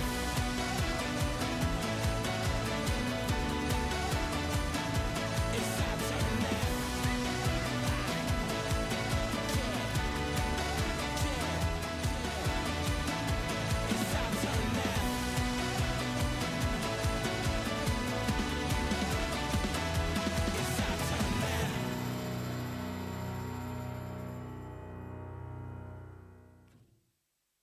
The CGMA designation has a really wide-ranging breadth of subjects, and that's so valuable because it gives you that expertise and that credibility across a variety of different topics, and that means that in any industry that you go into, you'll already have an inkling of what to expect and you'll already know what the climate is like. It also provides you with a mindset for innovation, and that mindset for innovation means that you're ready to take on any challenge and to shape the future and how it will look like.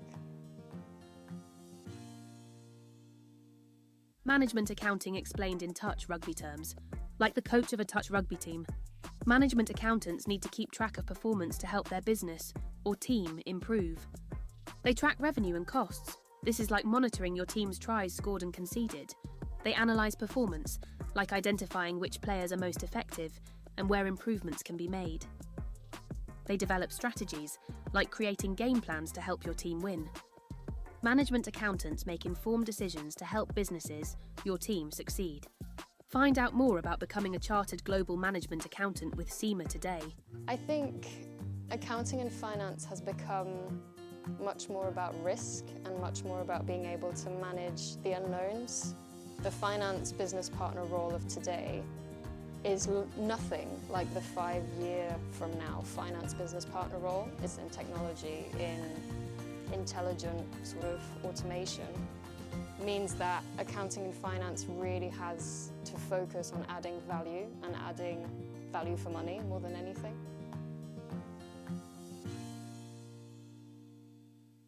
I think what I always liked about the SEMA qualification is it was much more than just tax advice or much more than just sort of corporate finance management. It was always very wide-ranging. So having the SEMA qualification kind of cemented that I knew a little bit about lots of different areas, about project management, about people management, about HR. So it really helped me understand lots of different areas which helped fit into the bigger picture. And for me, that's strategy. It's thinking big. It's kind of thinking, okay, this is all great, but what's the point of it?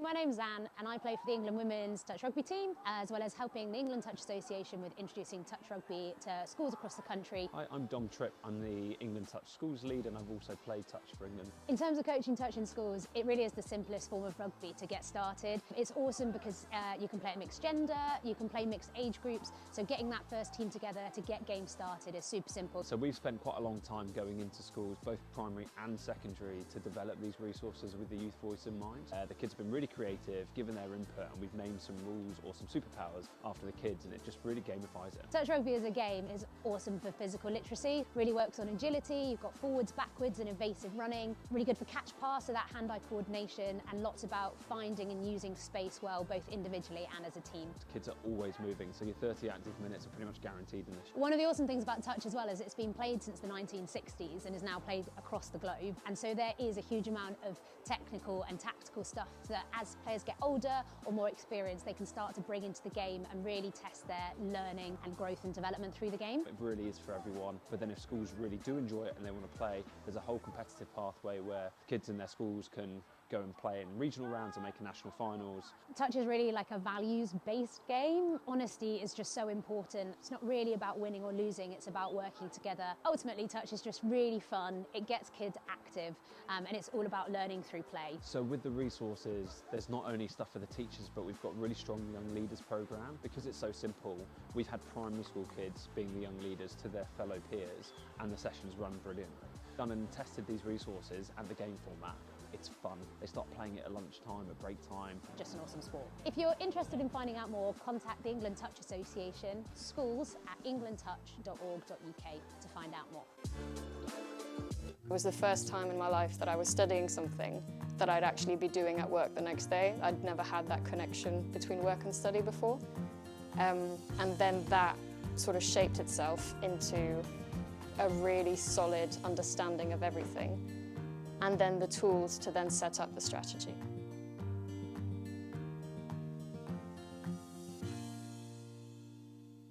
So I started on the graduate scheme, and as part of that you do different placements in different teams and you look after different sort of traditional roles in accounting and finance.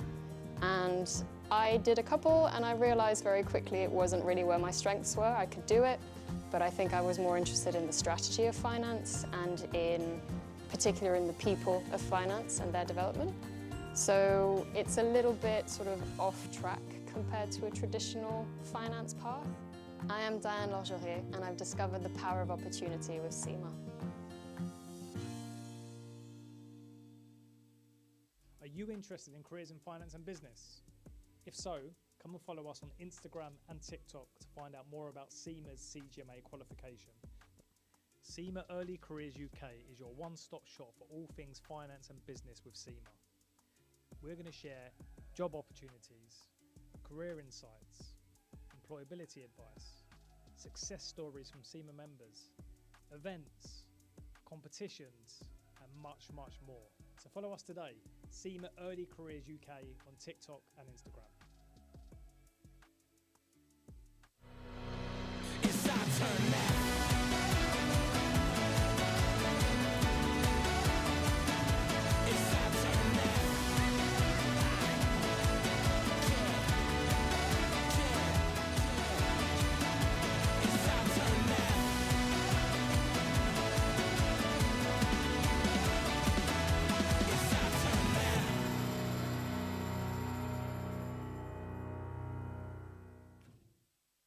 The CGMA designation has a really wide-ranging breadth of subjects, and that's so valuable because it gives you that expertise and that credibility across a variety of different topics, and that means that in any industry that you go into, you'll already have an inkling of what to expect and you'll already know what the climate is like. It also provides you with a mindset for innovation.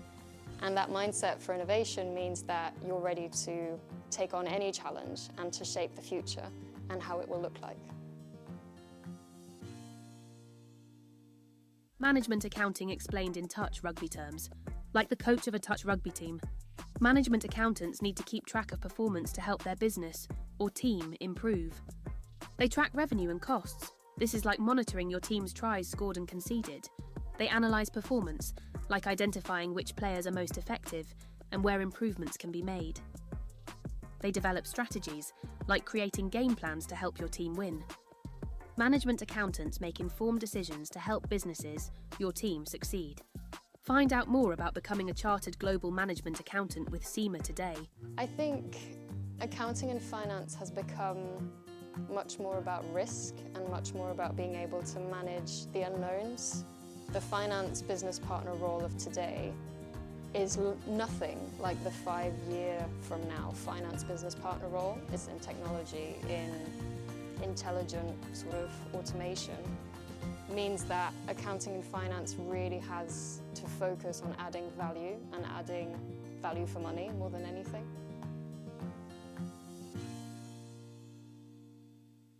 I think what I always liked about the SEMA qualification is it was much more than just tax advice or much more than just sort of corporate finance management. It was always very wide-ranging. So having the SEMA qualification kind of cemented that I knew a little bit about lots of different areas, about project management, about people management, about HR. So it really helped me understand lots of different areas which helped fit into the bigger picture. And for me, that's strategy. It's thinking big. It's kind of thinking, okay, this is all great, but what's the point of it?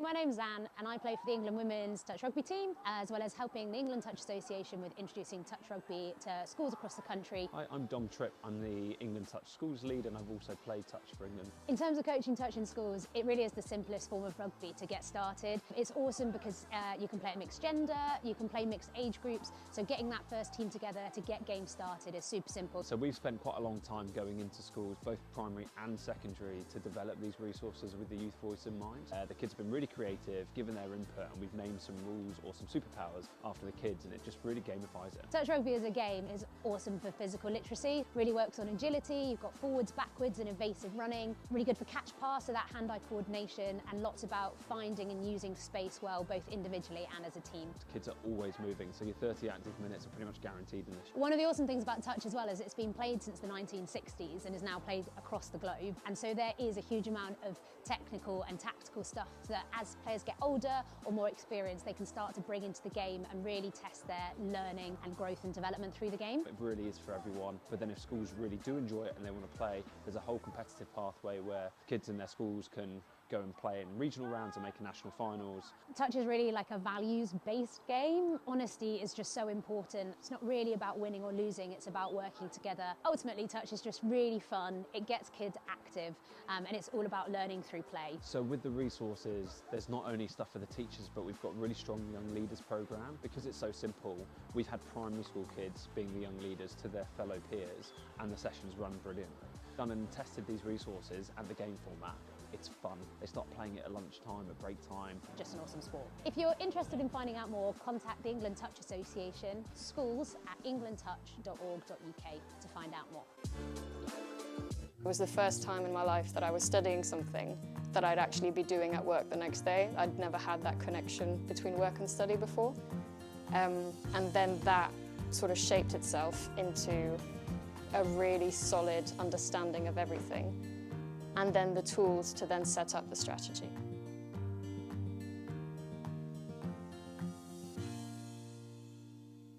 So I started on the graduate scheme, and as part of that you do different placements in different teams and you look after different sort of traditional roles in accounting and finance.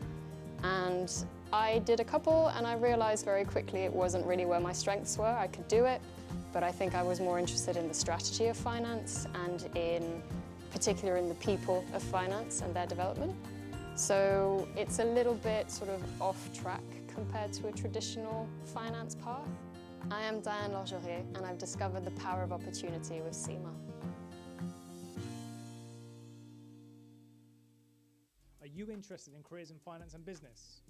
If so, come and follow us on Instagram and TikTok to find out more about SEMA's CGMA qualification. SEMA Early Careers UK is your one-stop shop for all things finance and business with SEMA. We're going to share job opportunities, career insights, employability advice, success stories from SEMA members, events, competitions, and much, much more. So follow us today, SEMA Early Careers UK on TikTok and Instagram. It's our turn now.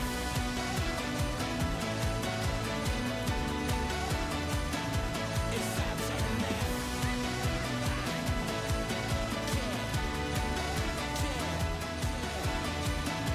It's our turn now.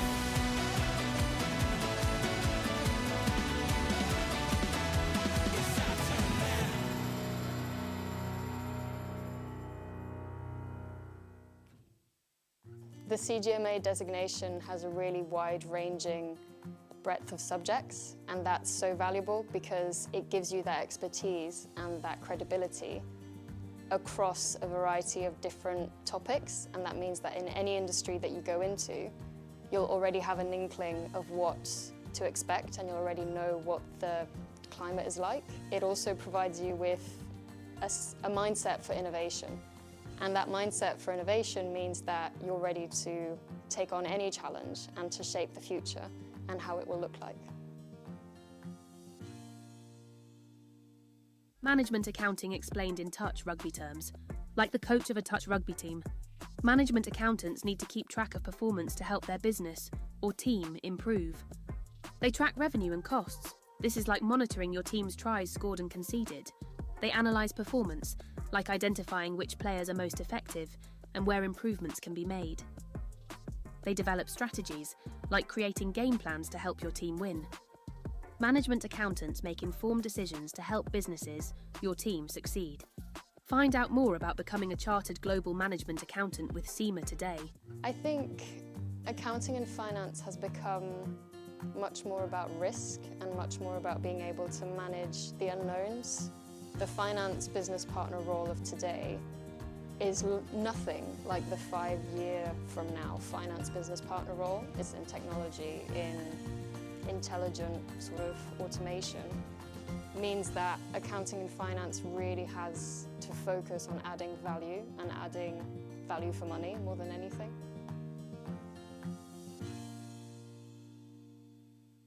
I think what I always liked about the SEMA qualification is it was much more than just tax advice or much more than just sort of corporate finance management. It was always very wide-ranging. So having the SEMA qualification kind of cemented that I knew a little bit about lots of different areas, about project management, about people management, about HR.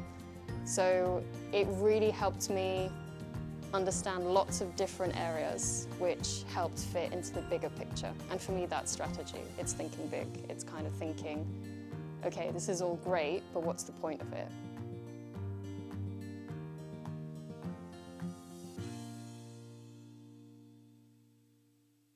My name's Anne and I play for the England Women's Touch Rugby team, as well as helping the England Touch Association with introducing touch rugby to schools across the country. Hi, I'm Dom Tripp. I'm the England Touch Schools lead and I've also played touch for England. In terms of coaching touch in schools, it really is the simplest form of rugby to get started. It's awesome because you can play it. Welcome back then to the University Touch Championship. Some beautiful sunshine over the break. It's dipped back behind the grey clouds here at Nottingham's Riverside. The Shield has taken the weather with it. This, the quarter-finals. The unlucky losers, second place Leeds, missed out by just a point, dropping in as the worst second place side. They take on Oxford Brookes Bears. There goes the buzzer. Delighted to be joined by Dom Tripp alongside me, who you'll have seen over the adverts in the break. Dom in charge of the Surrey Stags today as well, so really getting a taste of University Touch Rugby. Yeah, so excited to be back on commentary with you. And looks like we've got a score straight away. It's an early score for Oxford Brookes, and it's touchdown on this near side by Ellie Medcroft, who's delighted with that finish. The double finger in the air, such a fan. Twice the Alan Shearer. Oh, good take. And good, to be fair, it's a good put down before the Alan comes in. Well, that's the opening score, and now it will be Oxford Brookes now going left to right in that pink and grey fade, but it's a tap from the halfway for Leeds, their first team.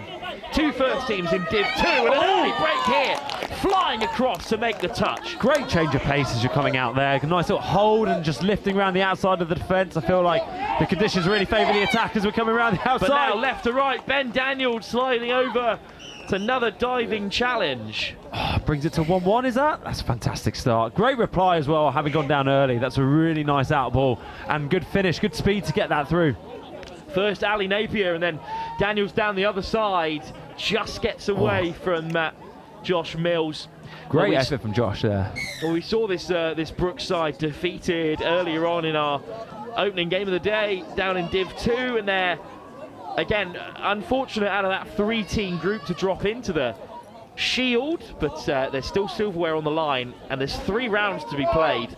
So every point is important as we head into the last stage of this competition. On the wraparound, Brookes, great ball, but just can't be held this time by... Such a fan of that no-look wraparound. More of that would be great.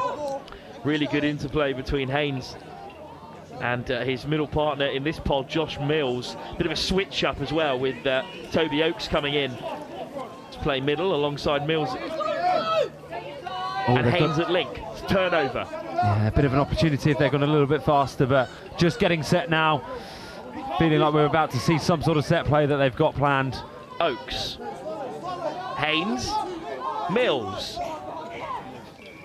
Here we go, got in between the two middles, going a little bit wider. It's tight for Oakes, but he holds it well. Not enough space for Haynes to operate in. Mia Wood makes a big touch and wins it back for Leeds. Really impressed with the handling so far, particularly given the rain early this morning. I feel they're holding onto the ball well, just managing to get those nice little lift passes away at the last minute, which on a day like today's I feel super impressive, and again really favours the attack if you can make them stick, which both teams seem to be doing at the moment. The Leeds are growing touch union, really, with close ties to rugby league in that part of the country where touch draws a lot of its straight through, but the touch is made on Tom Dean. Nice, good. Again, great cover under there.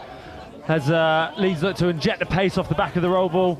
I thought he might have been half there, but hey-ho, we're playing on and actually get... Oh, another diving touch. Oshin Tranter looking to get away, caught in the end by Oxford Brooks, and now the Bears can make their way towards the box. Yeah, I would love to see them punching a little bit more direct. I feel like there's good lateral movement on the ball, but I'd love to see them just come on at a bit of pace, running direct, and then going to the box second, as that just helps them progress up the pitch a little bit faster. But they've done well here to get well over halfway into the opposition's half.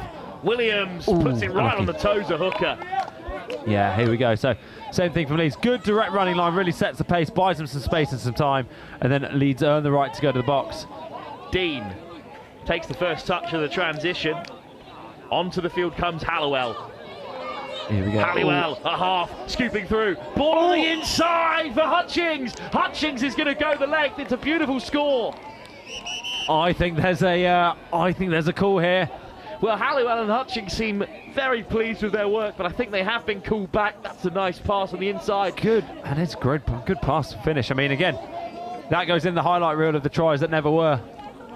But coming back for over the mark. Still love the celebration though, big fan of that. There's been some great celebrations in this game so far. Over the mark's not been given that often today, given the mud on show. It's been pretty difficult to assess exactly how stable the ball has been as it's driven out for the first time by Ben Hooker. Sound. Again, what I really like watching that, really nice direct line up the middle, buys a bit of space, a little bit of time, and then they can start to move the ball a little bit more laterally as they get down towards Leeds' line here. Really interested to see how Brooks shape up an attack. Here's Bosco for the first time. Bit of space to run. Undercooks it. Just a touch. Myhill can't keep hold. Had a little bit of success with that outline though, so I feel like both teams are starting to see getting onto the outside shoulder of the non-touching middle and just creating those 3-on-2s, and that one was the first that really didn't stick. But Hooker catches Daniels, the try scorer for Leeds. Well, what have you made of Division 2? You've really got a chance to get stuck into it, Dom. It's fair to say you weren't too familiar with it in your own playing days at this level. Always familiar. Division 2 has expanded the most out of any of the competitions being run at university level. What do you make of the construct of it and just how many teams are involved? Oh mate, blown away. Not just by the number of teams, but by I mean, looking at how they're playing, even in this, like the way that they're defending, the shapes in attack, the roll ball, the understanding of the game, having spent a lot of the last couple of years coming down to support, I guess, from a coaching and refereeing point of view. The development of the game is ridiculous, absolutely ridiculous, and with the growth of the number of teams as well, it's, yeah, I genuinely am lost for words. English is not my strong point. I was only a B at GCSE to my sin, so I'm struggling for words. I need a thesaurus here. Can't even say it, but it's so impressive. It really is. And the growth of the game, England, of course, becoming a Tier 1 nation very recently, the first in Europe to crack that category, and well, what does hold us back a touch is that I doubt there are many Australian sides who have to fend with these kind of conditions and the weather, but the teams today, they're still playing free-flowing touch despite the odd mishap, as you can see, being driven on by the conditions. Oh, it's so good. You walk around and people have got, despite that, I mean, the smile on the face, the music going, people just love it and they want to be here, and you can so see that from actually how much they put into the tech-tack and growing the club and getting people involved. It's so good. It's genuinely the place to be. Leeds box. Jean Munir leaves the field. Fresh legs in attendance. Ollie Scott with a drive. Excellent work here to bring Napier back into play. Here we go. Dean with the drive. Needs support. Who's there? It's Napier. Is it down? Eventually, the whistle goes. Napier has collapsed to deck. Dean's scooped through, and Leeds take the lead in this quarter-final. Good turn of pace there from Dean, and then the calm and composed nature to find some support and a teammate. And again, I'm loving the celebrations in this game. Go on, lads. It's so good. I mean, again, that turn of pace in this mud as well, defending. You've really got to prioritise your space early. You can't take on too much risk. Oh, nice little lift pass and straight back in. It's Oxford Brooks now, to left to right, and it's only taken one phase from the crash over. Toby Oakes fed Joshua Mills and then got it back on the inside and levels again. And, well, 2-2 in the blink of an eye. Love that creativity to play and play to space. How good is that as a return? Here we go. So now a chance for Leeds to respond, still attacking that right-hand try line. Lifted straight off the deck, and it's a great drive from Hutchings. Here we go. Again, and Leeds attacking the outside shoulder of that saver. It's a really good check. But again, coming back to what we were saying earlier, like, this is a really good tactical game now. Right, sweet. Leeds are presenting some shapes in defence. We're trying to unpick them, find some different ways to problem solve and attack, and this is so good. This is brilliant to watch. Ball down, and Leeds have missed out here, so a chance for Oxford to break as the Bears can head towards the short side. Here we go. If you're Brooks trying to exit, we're going to work your way up the pitch. On a day like today, it is around kind of how quickly can you get the ball down and back up into play and balance that kind of like higher risk kind of style of play of getting nice and wide and loose. But Brooks have done well here to progress the ball up pitch and see if they can get a strike. Williams draws the touch. Hooker, great pickup. Options great inside pickup. and out. Nice, great release in defence there. Good read. Williams caught.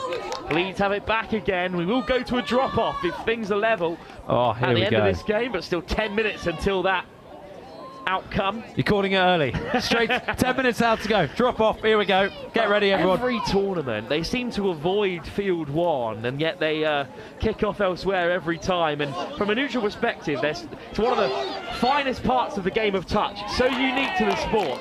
Oh, it's so good. It's such a worst thing to play in, best thing to watch. Definitely to be in the stands rather than between the lines. My favourite ever game was calling the mixed open final at the World Cup, Australia-New Zealand, and it went to drop off there. And it was a fantastic game.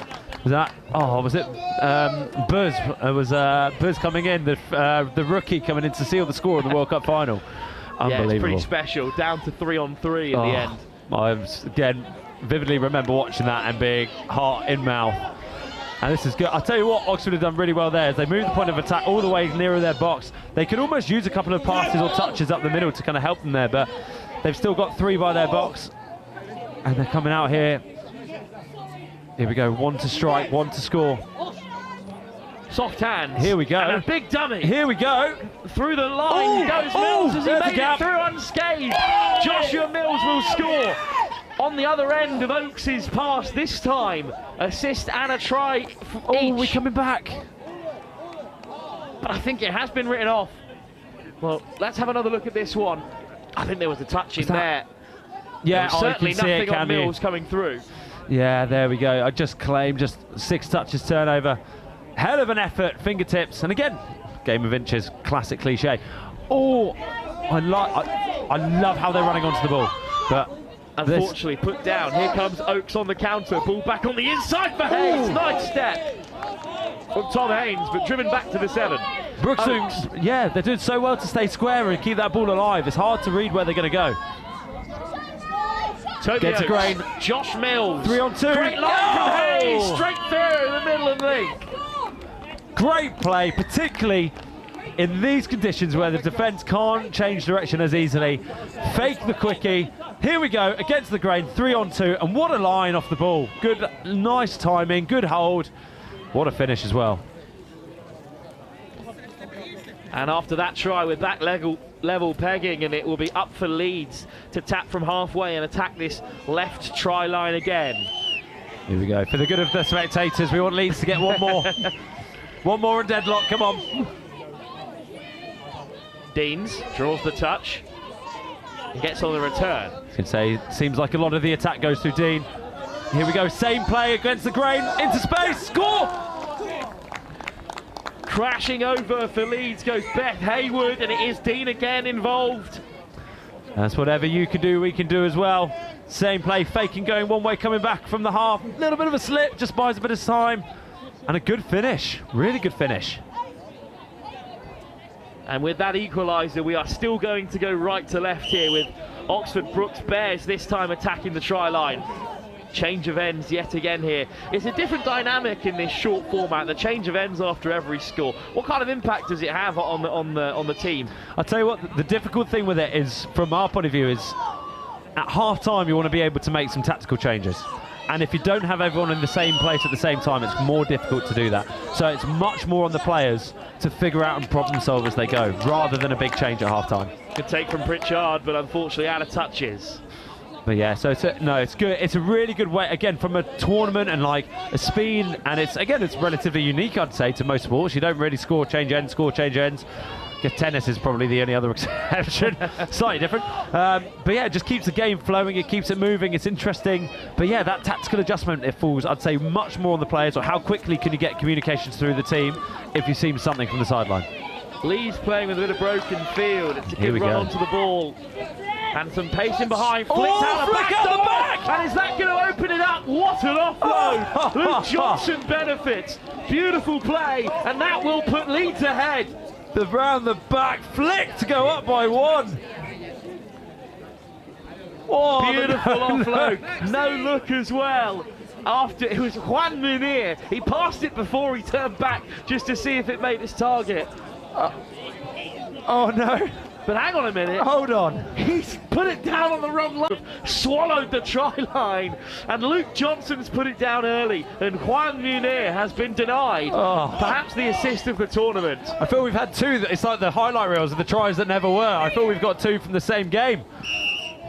But a penalty, the touch gods always even things out in the end, and Leeds will have another chance to take the lead.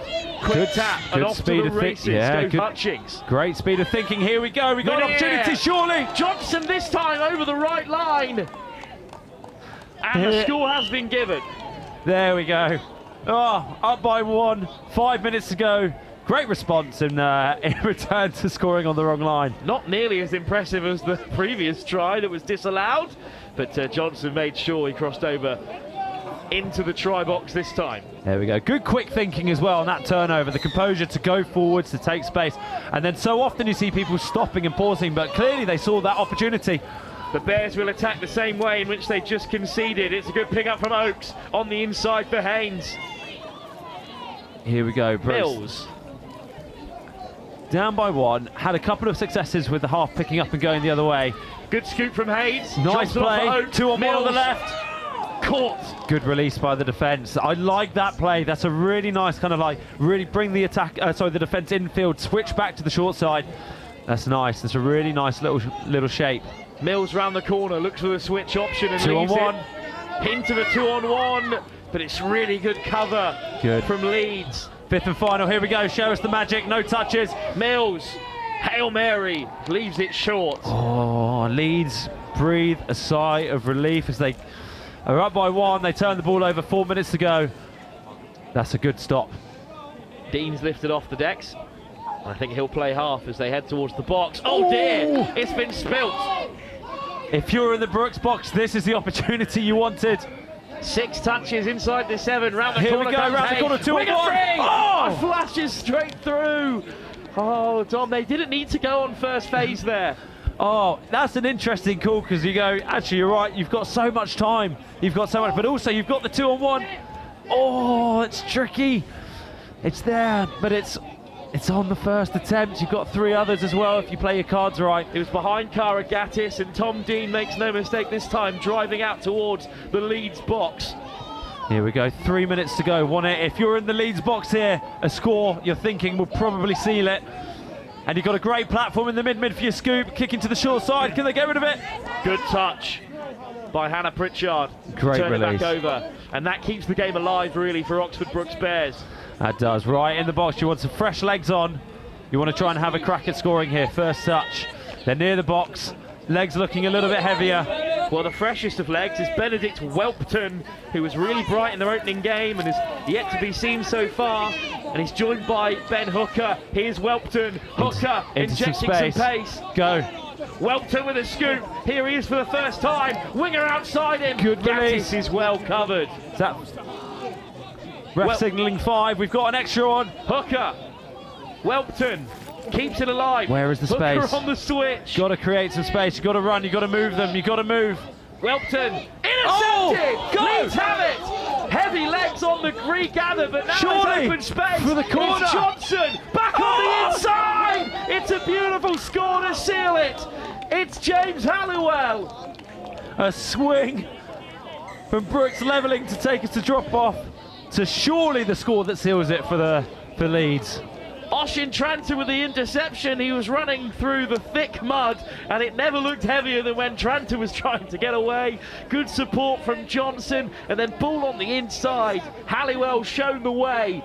Here we go. Surely the winner Has for to be. Leeds. If you're Brooks, you've got to get a score, you've got to get it quick, and then you've got to force a turnover here. But you can't hang around anymore. You've got to come up with something now. Welpton with the drive, Leeds Go, caught go, offside. Round the corner comes Hooker. Oh, it's such a heavy pass. And it's away from the winger. And it's going to be Leeds with a minute to go, who are going to run down this clock. Surely now in control of the game. 1 minute 10 to go. That's a tough ask to get 2 scores. You might be able to get 1, but if your Leeds, it's around controlling the speed, complete the set, leave the ball as far away from your try line as possible. Going back to the previous score, Oxford Brooks Bears were down to their last touch in a threatening area, but they threw a really loose pass in an attempt to keep it alive, but they were better off taking the touch and keeping Leeds contained. Yeah, you could almost then try and force a turnover on 1, 2 and 3 in the drive, particularly when it's a slippery ball like today. You can apply a little bit more pressure in that roll ball. You can try and get a turnover. That's a legitimate tactic. Welpton, Hooker! Ooh. Down he goes, touch made. Still loving the energy from the Brooks box, chucking it out because, again, I mean, dare to dream if you can score, get an intercept. Welpton. Go long. Over the top! Goal! And there's a hand in there to keep it away from the winger. A crucial intervention, I think, from Mia Wood on that far touchline. I tell you what, as a game, good tactical battle, really good tactical battle. Came out, both teams scoring. And time has run out for Oxford Brooks. The Bears have been beaten, and it's Leeds who will head through into the knockout stages. It's a good victory for them, and in this Shield knockout they'll face the likes of Cambridge, Cardiff, Birmingham, Bath, Loughborough, Oxford up next. But well, Dom, a good performance and a good result for Leeds, but well, you've got to get off and get some coaching done for the Stags. Now we do, yeah, up the Surrey Stags, see how we get on. I actually can't even honestly tell you who we're playing yet, but... where? You better find out. There's a lot of pitches here. So much. Mate, that's been good fun. Thank you so much for having us. Dom Drip, thanks again for coming on, and enjoy the rest of the day. Well, we return to knockout action. This time it's in the Cup. It's Nottingham Trent, champions of the North, in their Shield, in their first quarter-final, I should say. They take on Exeter's second team, who finished second in their group, and they'll be hot favourites in this one. I have so much fun doing that. I don't think I'm very good at it. Alright, I'm going to see where we're at.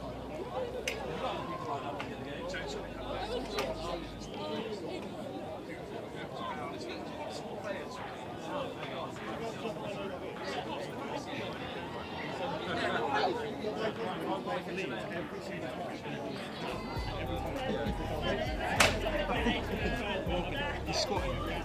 Why is he squatting? Why is he doing the 18.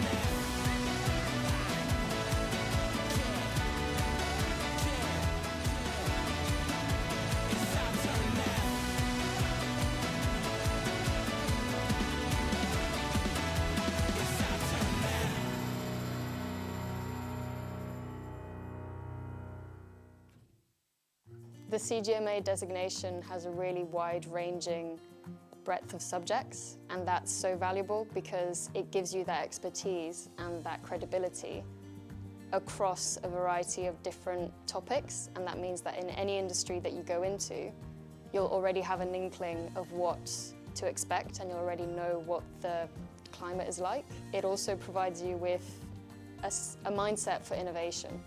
And that mindset for innovation means that you're ready to take on any challenge and to shape the future and how it will look like.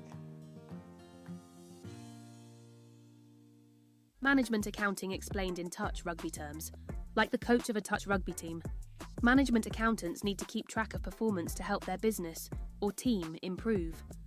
They track revenue and costs. This is like monitoring your team's tries scored and conceded. They analyse performance, like identifying which players are most effective and where improvements can be made. They develop strategies, like creating game plans to help your team win.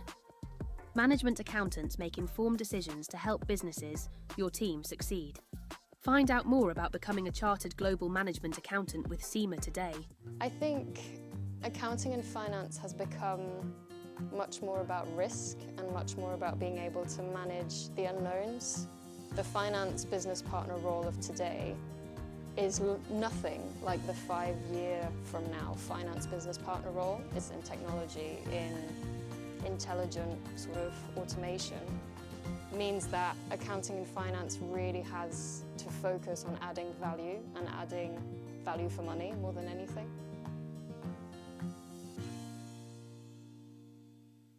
I think what I always liked about the SEMA qualification is it was much more than just tax advice or much more than just sort of corporate finance management. It was always very wide-ranging, so having the SEMA qualification kind of cemented that I knew a little bit about lots of different areas, about project management, about people management, about HR.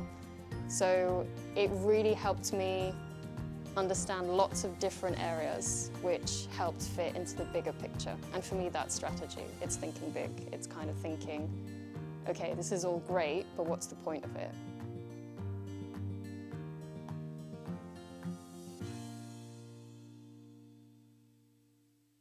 My name's Anne and I play for the England Women's Touch Rugby team, as well as helping the England Touch Association with introducing touch rugby to schools across the country. Hi, I'm Dom Tripp. I'm the England Touch Schools lead and I've also played touch for England. In terms of coaching touch in schools, it really is the simplest form of rugby to get started. It's awesome because you can play at mixed gender, you can play mixed age groups, so getting that first team together to get games started is super simple. So we've spent quite a long time going into schools, both primary and secondary, to develop these resources with the youth voice in mind. The kids have been really creative, given their input, and we've named some rules or some superpowers after the kids, and it just really gamifies it. Touch rugby as a game is awesome for physical literacy, really works on agility, you've got forwards, backwards and evasive running, really good for catch pass, so that hand-eye coordination, and lots about finding and using space well, both individually and as a team. Kids are always moving, so your 30 active minutes are pretty much guaranteed in this. One of the awesome things about touch as well is it's been played since the 1960s and is now played across the globe, and so there is a huge amount of technical and tactical stuff that as players get older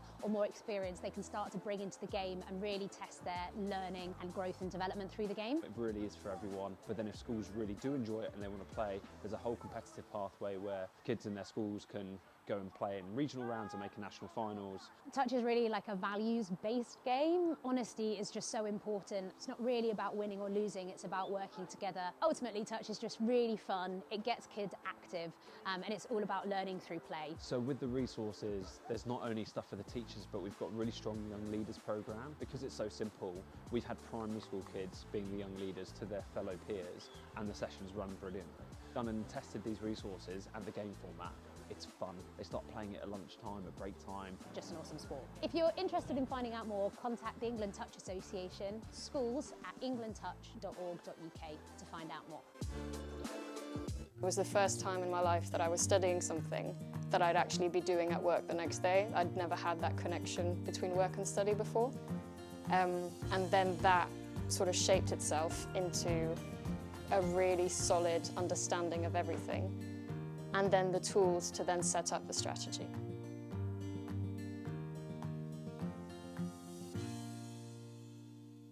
So I started on the graduate scheme, and as part of that, you do different placements in different teams, and you look after different sort of traditional roles in accounting and finance. And I did a couple, and I realized very quickly it wasn't really where my strengths were. I could do it, but I think I was more interested in the strategy of finance and in particular in the people of finance and their development. So it's a little bit sort of off track compared to a traditional finance path. I am Diane Lorgerier, and I've discovered the power of opportunity with SEMA. Are you interested in careers in finance and business? If so, come and follow us on Instagram and TikTok to find out more about SEMA's CGMA qualification. SEMA Early Careers UK is your one-stop shop for all things finance and business with SEMA. We're going to share job opportunities, career insights, employability advice, success stories from SEMA members, events, competitions, and much, much more. So follow us today, SEMA Early Careers UK on TikTok and Instagram.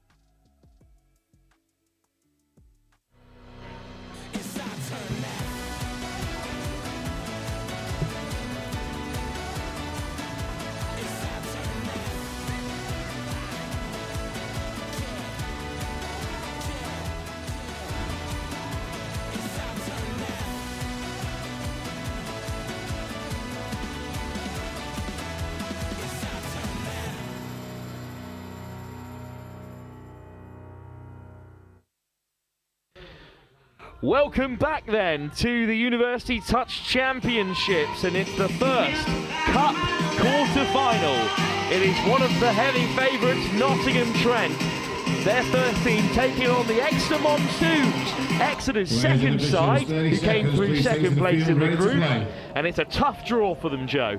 It is indeed, and the one thing that will help is this Exeter Monsoon side had a really good tune-up for this ahead of this quarter-final. But if you look at the team in pink, Nottingham Trent, we touted them early as being one of the teams to watch. The likes of Sam Dixon, Sam Clacker, Tom Clare, Lottie Saunders, Jude Griffin, Isaac Oxford all have something to say in this game. But it's going to be Exeter who get us underway, left to right in that traditional green, facing down the bright pink of Nottingham Trent, and it's an early loose pass that's been gathered well and off the deck from Exeter. The Monsoons, slight error there. The referee's going to let play on. Here's the first real dart from Legreese. Long ball over the top.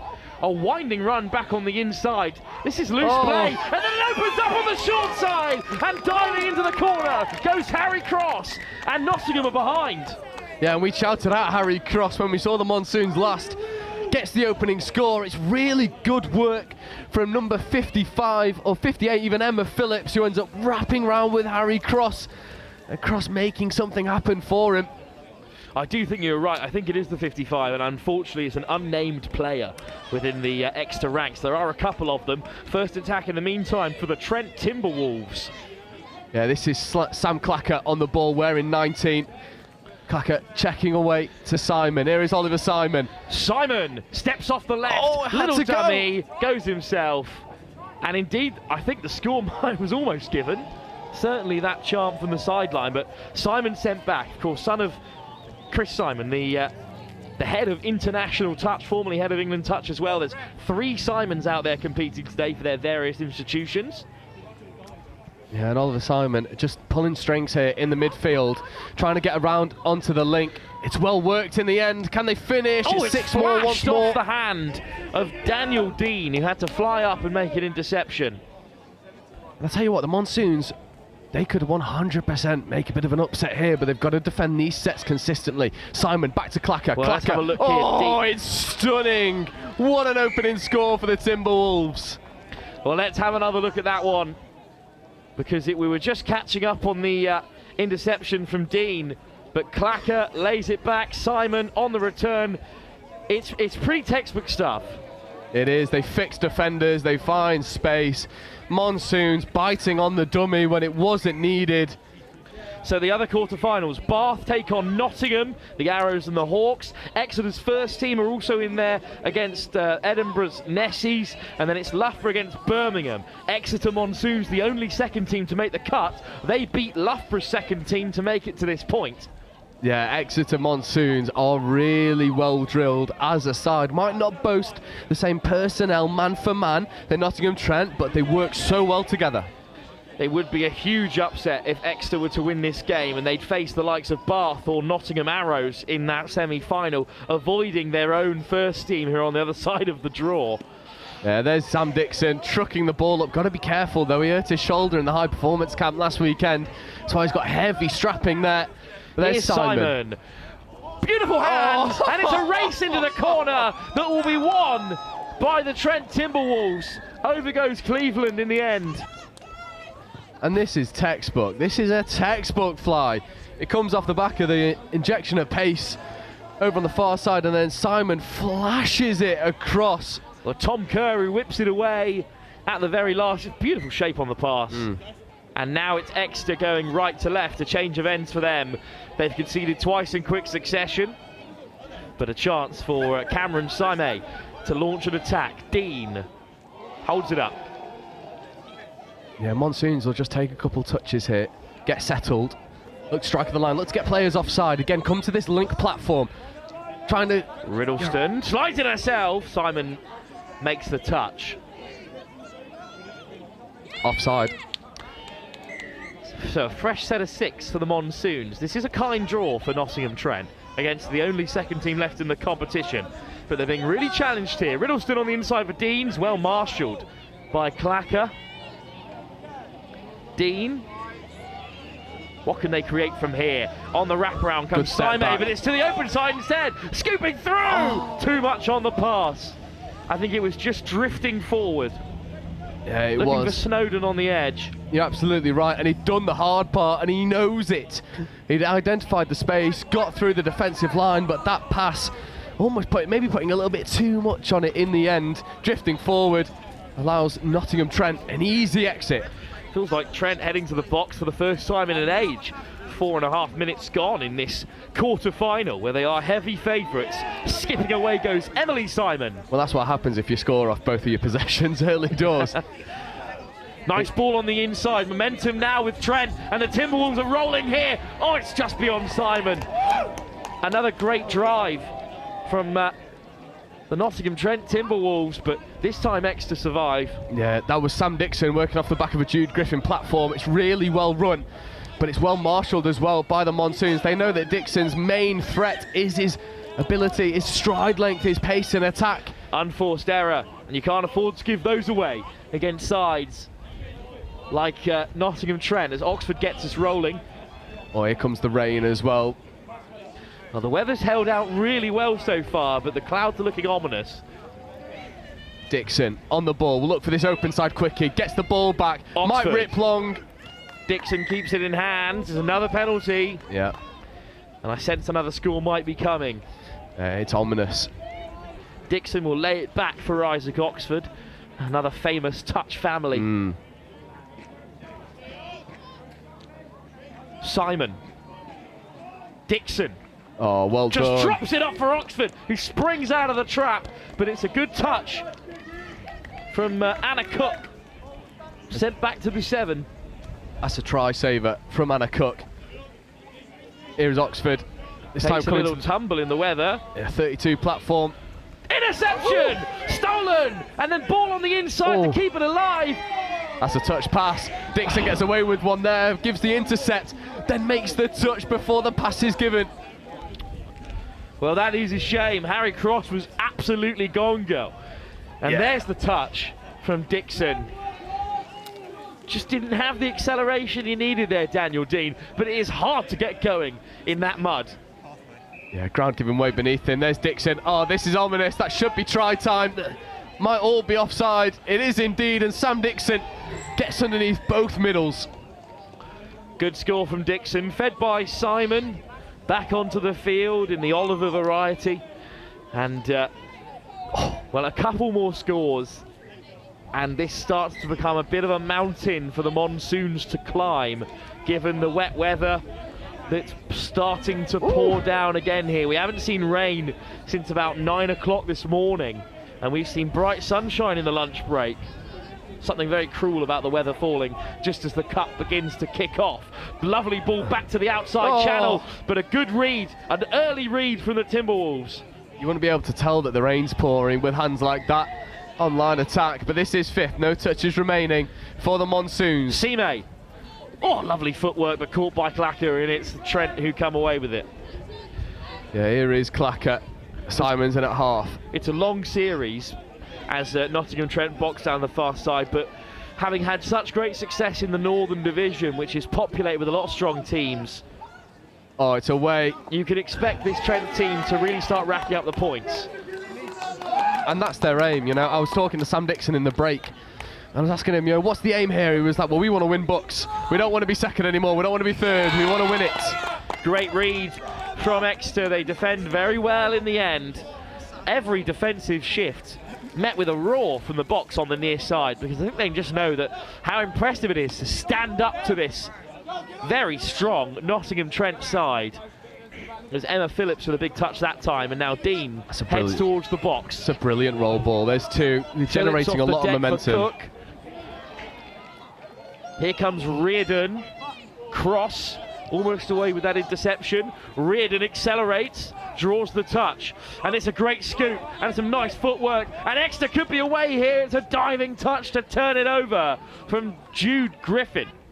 Yeah, Jude Griffin working so hard in the midfield. Monsoon's done really well to generate some momentum, and Sam Dixon just trusts that Griffin has it, dives at the feet, shutting down the play. The guys at Oxford might have caught him on the cover there. As Simon rolls away for Nottingham Trent. Oh, lovely interplay there. There's Clacker flying on. There's Simon. The fly is on once more. Simon throws the dummy and will score Nottingham Trent's fourth. The Timberwolves have another. Again, this interplay when they transition is just wonderful. They play around the shooters, and then Ollie Simons just sticks the hammer down. It's a very strong Nottingham Trent side. There's plenty of youth in there, plenty of international experience as well. Quite a few of these players were part of that very strong under-20 side that headed off to Limerick in the summer and have now stepped up to university touch, which is a level above the club game, you could argue, given some of the talent on show. Yeah, I think you definitely get games that are just so competitive at this university series. As you see, Dixon platform. It's a good drive from Griffin, and over they go. Griffin dots down, but the touch is made. Yeah, it's really good touch. This combination of Griffin and Dixon is causing Exeter all sorts of issues. Lovely dummy, Griffin. Bit too much on that one, yeah, and Sime was not expecting the peel at all. He was ready to head into the box, and that might spell danger for Exeter Monsoons. Their first team, of course, in action on the other side of the draw. Griffin just burning a touch. Now Dixon. Griffin on the inside. Oxford. Slow ball here for Nottingham Trent. Oxford teasing the touch. Griffin. Ooh. Oh, it's just a slight error, and I think you could put that one down to the conditions. Nottingham Trent have been given a hard touch. That feels a little soft. It does feel a bit soft, especially considering some of the touches we've had up until this point. Well, it's gone Trent's way. Not quite on home soil. This is the University of Nottingham's ground at the Riverside, but the touch gods tend to even things out, and Exeter have got possession back again. They're playing well here, Joe, but they're just not as threatening going forward as Trent Timberwolves seem to be. I think that's the big issue, is that Exeter have such good structure when they get going, but they're coming up against some very well-drilled partnerships for Nottingham Trent, and it's that cutting edge that Trent have that are just causing Exeter all sorts of issues. Nice ball on the inside, but haven't seen quite enough of Josh Legreese so far, one of the key players for Exeter Monsoons. And just looking at some of the players walking past us here as the weather begins to turn, a lot of courage to get out there and slide around in this sleeveless vest. I don't think you could pay me to get out in the mud at this current way. The weather is not on the player side here, but still Dixon drives forward, and it's nice work round the corner. And again, look how threatening the Timberwolves look. Yeah, that's given ball down in the end. Could have been given what's more. It's good drive, good latch there from Alice Summers. There's a good touch there again. 7 minutes left to go here. I think Exeter need the next score, but at the moment they've yet to create inside the Nottingham Trent half. That's some nice footwork to try and carve them open. Yeah, and really good momentum, really good yards made. This is fifth coming. Dean. First time this transition's looked this good. Great scoop. Cook on the open side. Simon makes the touch in the end. And it's the half who's caught. So Nottingham Trent Timberwolves back in possession. Yeah, Clacker will set the tone on the transition. Ball's on the floor for a bit too long. Timberwolves won't mind that though. Alice Summons is able to give momentum. Well, the Timberwolves came through a tough group. They had Birmingham and Cardiff, as well as Bath's second team in there. You watched both those sides early on, and they were strong outfits, Joe. They were, and speaking to Sam Dixon as well. Who looks to scoop through and has plenty of options out there. Yeah, lovely. It's a lovely take, and it's another score to add to Eva Cleveland's tally. Sam Dixon last year had the record for the most tries scored in one day, which was 19, and I think he might be going for the most assists made in one day this tournament.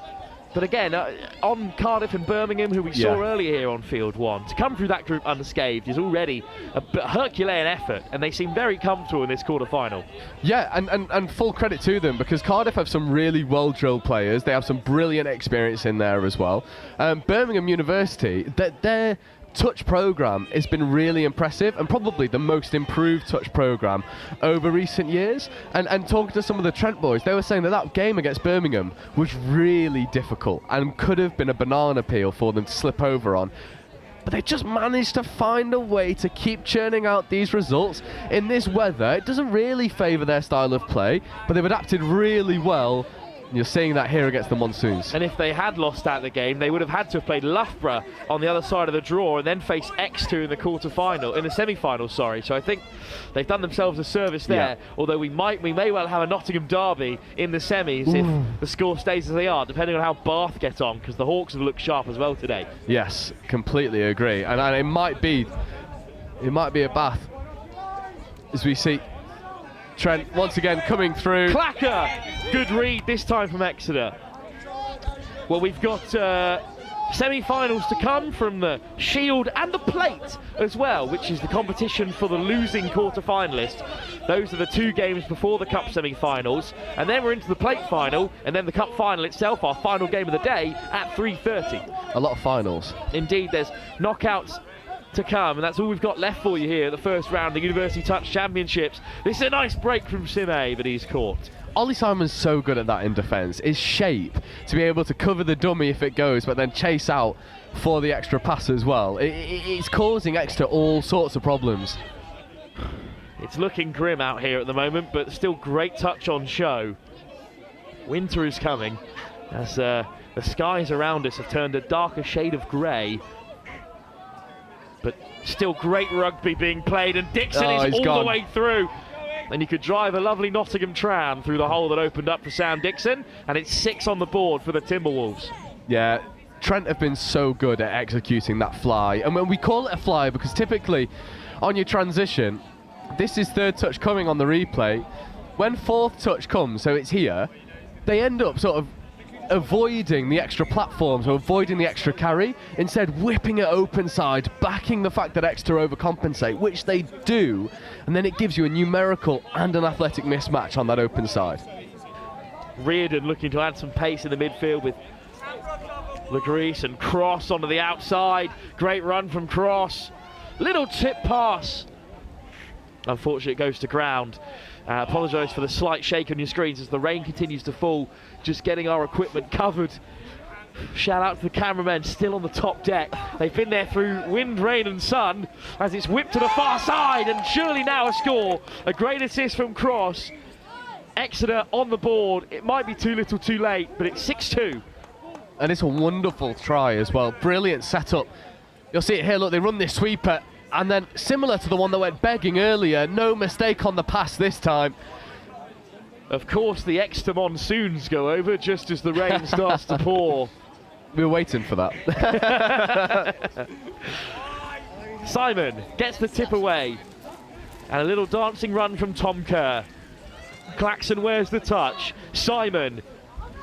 Clacker. Simon at half. Pulls the handbrake. Clacker.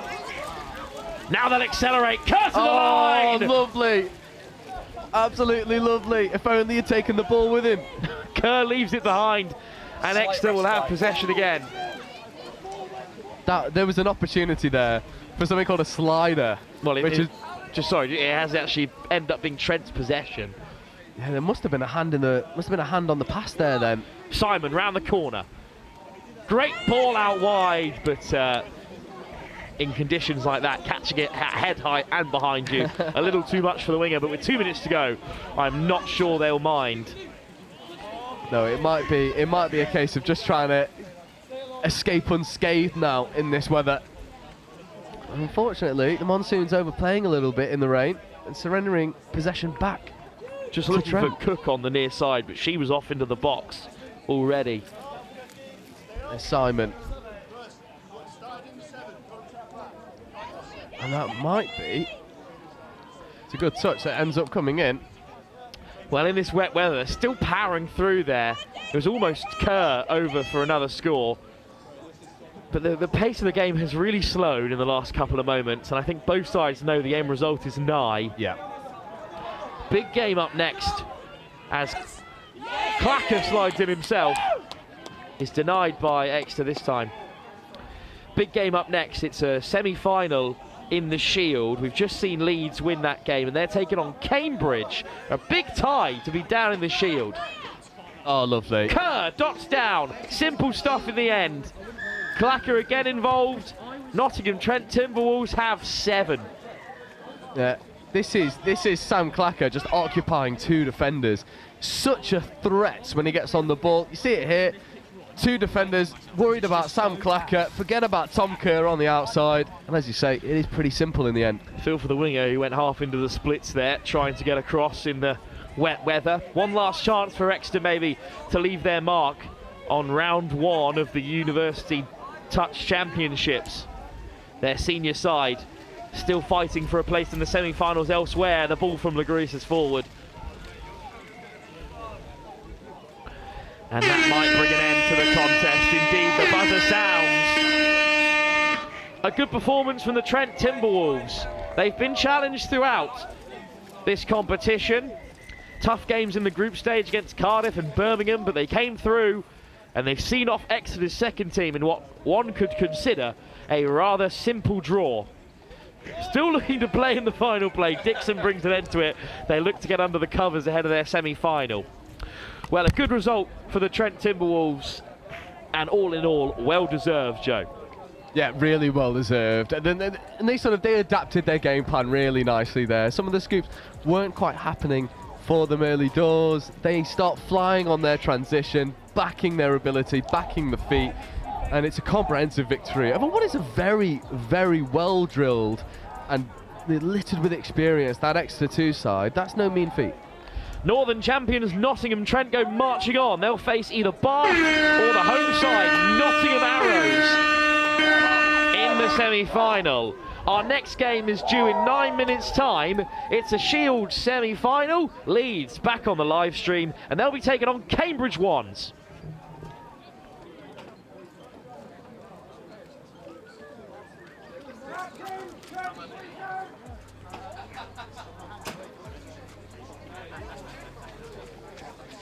So I started on the graduate scheme, and as part of that, you do different placements in different teams, and you look after different sort of traditional roles in accounting and finance. And I did a couple, and I realized very quickly it wasn't really where my strengths were. I could do it, but I think I was more interested in the strategy of finance and in particular in the people of finance and their development. So it's a little bit sort of off track compared to a traditional finance path. I am Diane Roger-Hill, and I've discovered the power of opportunity in SEMA.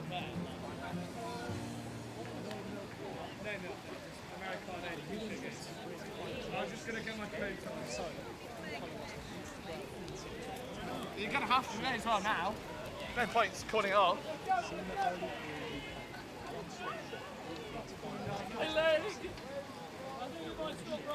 Job on. Success stories from SEMA members, events, competitions, and much, much more.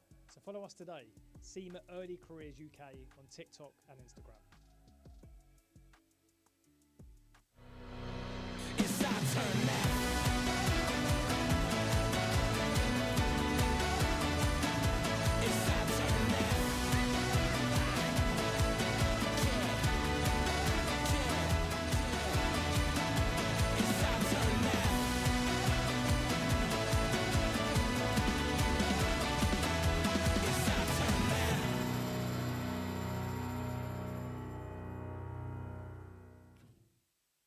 The CGMA designation has a really wide-ranging breadth of subjects, and that's so valuable because it gives you that expertise and that credibility across a variety of different topics, and that means that in any industry that you go into, you'll already have an inkling of what to expect and you'll already know what the climate is like. It also provides you with a mindset for innovation, and that mindset for innovation means that you're ready to take on any challenge and to shape the future and how it will look like.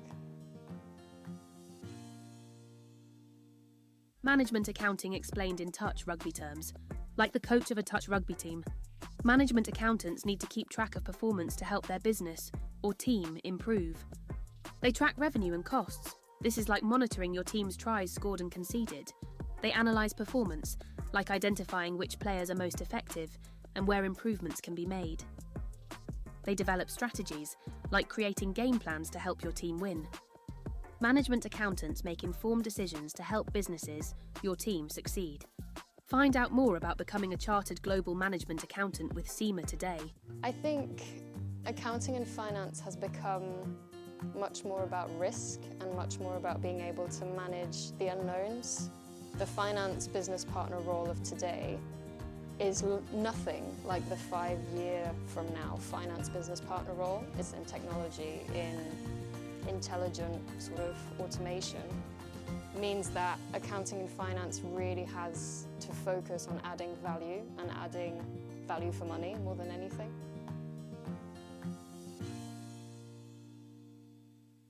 I think what I always liked about the SEMA qualification is it was much more than just tax advice or much more than just sort of corporate finance management. It was always very wide-ranging. So having the SEMA qualification kind of cemented that I knew a little bit about lots of different areas, about project management, about people management, about HR. So it really helped me understand lots of different areas which helped fit into the bigger picture. And for me, that's strategy. It's thinking big. It's kind of thinking, okay, this is all great, but what's the point of it?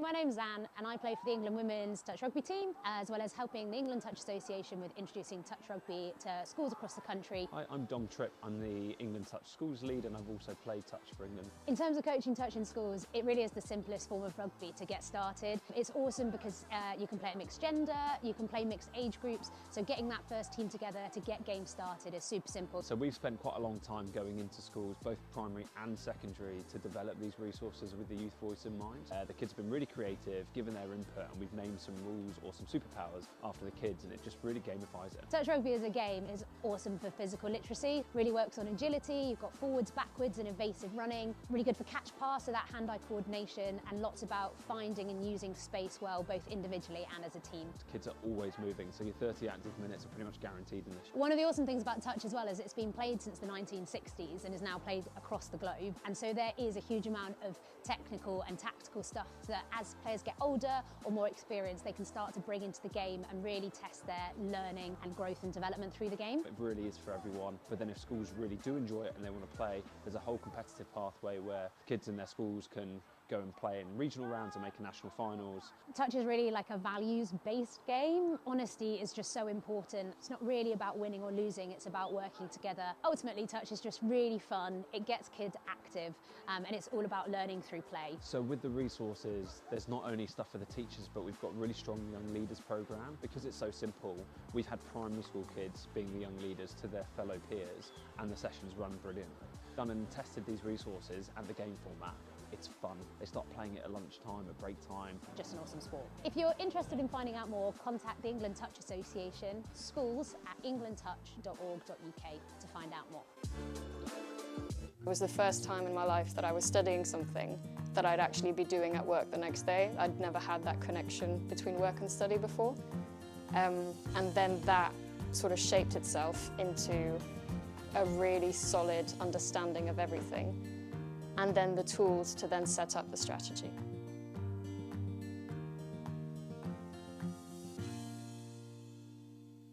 So I started on the graduate scheme, and as part of that, you do different placements in different teams, and you look after different sort of traditional roles in accounting and finance. And I did a couple, and I realized very quickly it wasn't really where my strengths were. I could do it, but I think I was more interested in the strategy of finance and in particular in the people of finance and their development. So it's a little bit sort of off track compared to a traditional finance path. I am Diane Lorgerie, and I've discovered the power of opportunity with SEMA. Are you interested in careers in finance and business? If so, come and follow us on Instagram and TikTok to find out more about SEMA's CGMA qualification. SEMA Early Careers UK is your one-stop shop for all things finance and business with SEMA. We're going to share job opportunities, career insights, employability advice, success stories from SEMA members, events, competitions, and much, much more. So follow us today, SEMA Early Careers UK on TikTok and Instagram. It's our turn now.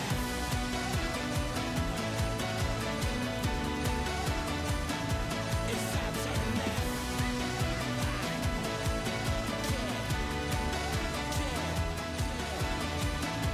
It's our turn now. It's our turn now.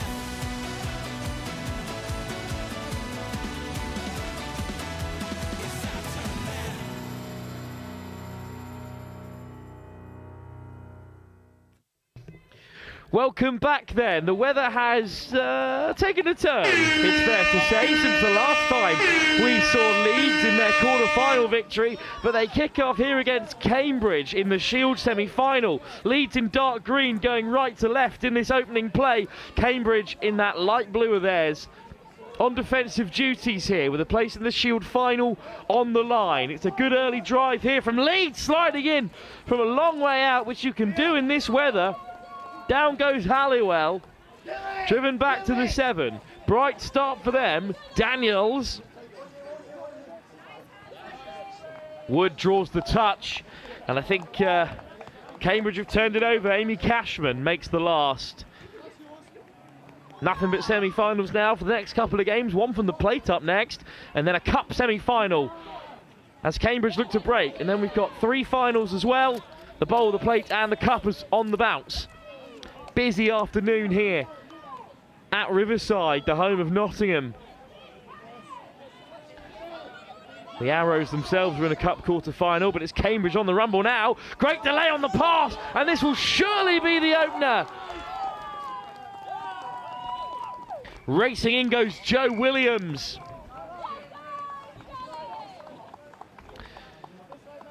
Well, Cambridge, one of the few first teams in Division 2 alongside Leeds, and they've all made the knockouts of this Shield competition. The other semi-final is Bath 3's, the Chickens, taking on Oxford's second side, the Orcas. So we could have an Oxbridge final in the Shield. Now it's up for Leeds to respond. Little stumble there, didn't look very comfortable. Tranter, but he is back to his feet. Jean Munir. Munir, who chucked a beautiful out the back door offload to almost set up an awesome try for Johnson. Here's Munir. Sells the dummy, goes himself. Munir saunters through. Very casual from Jean Munir. But Leeds are level.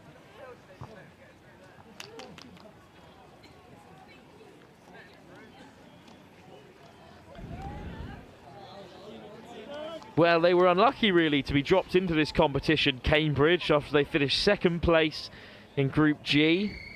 There isn't really anything to split the bowl and Shield. Great drive on the left-hand side from Cambridge in response. And from their first touch, they've made plenty of yards. Leeds, on the other hand, as the rain continues to pour, finished second as well, just behind Exeter Storm in Group J, so they both earned their spot here. Charging onto it again come Cambridge, and Chisholm in the end puts it down. And Dean can drive out for Leeds.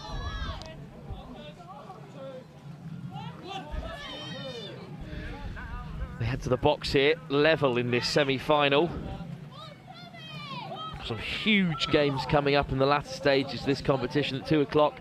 Cardiff take on Durham in the plate semi-final. That's a massive game.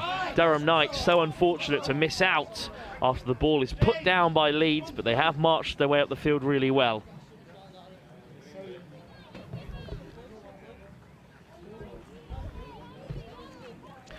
Another chance for a break. Again, quite casual from Cambridge, but Chamberlain does really well.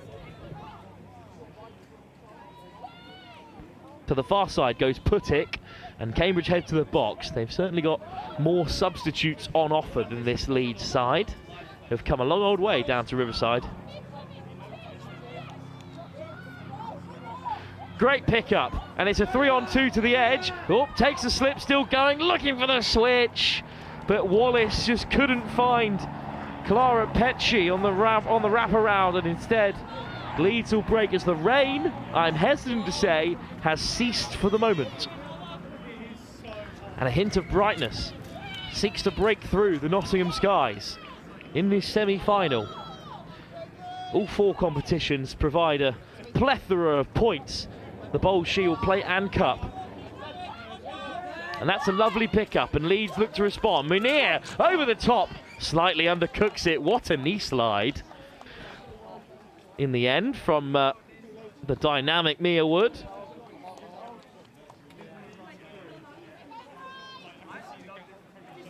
And some soft hands have Cambridge moving forward. Touch taken by Freddie Smith, and they race into the box.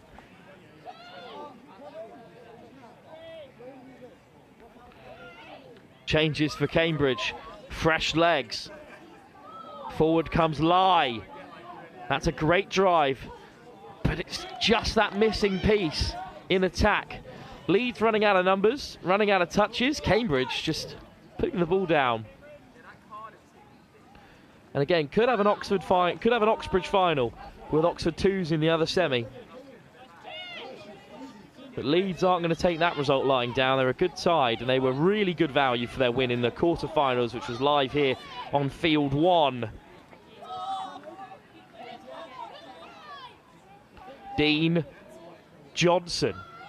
Dean with a quick pick up and go, and he's right through the middle. No touches made, but a hand in there from Cambridge. Joe Williams puts an end to that attack, and there'll be a fresh set of 6 on the line. Well, you can see it's good comms, actually, in defence for Cambridge, calling in the winger. Dean, another good pickup. This time fires it in short. It's a second knockdown for Cambridge and for Joe Williams. But this time the call goes Cambridge's way.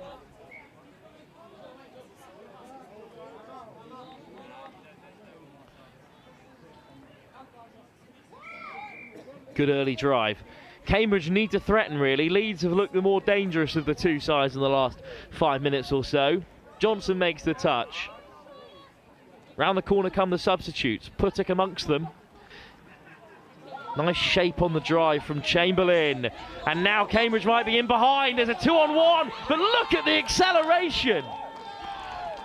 Caleb Harness has added some real gas into the back line, and he sneaks through to score. It's acceleration here that undoes Leeds. He's straight through the middle of the Lincoln wing. First touch in this first half for Harness, and he has a score. Leeds with a chance to respond. Now going left to right. Of course, change of ends after every try. And they will carve out an opportunity to strike here as they head close to the Cambridge line. You can see the real quagmire in and around that 7 metre where most teams have been darting in and around. Ball to the short side. Oh, it's back right onto the toes from Ben Daniels, and unfortunately put down by Halliwell. And out come Cambridge, getting on the outside of Halliwell, and they head towards the box. And we will reset here as we approach the halfway mark in this semi-final. It's been really close. The rain was a factor in those opening few moments, but it's since dried up. Hint of a forward pass from Leeds. Cheering from the bench, great read. It was a 2-on-1 for Mia Wood to deal with. She shut it down, but an offside hands 6 touches back to Cambridge in a promising position here. Ben Rhodes with a tap. Good carry from Chisholm.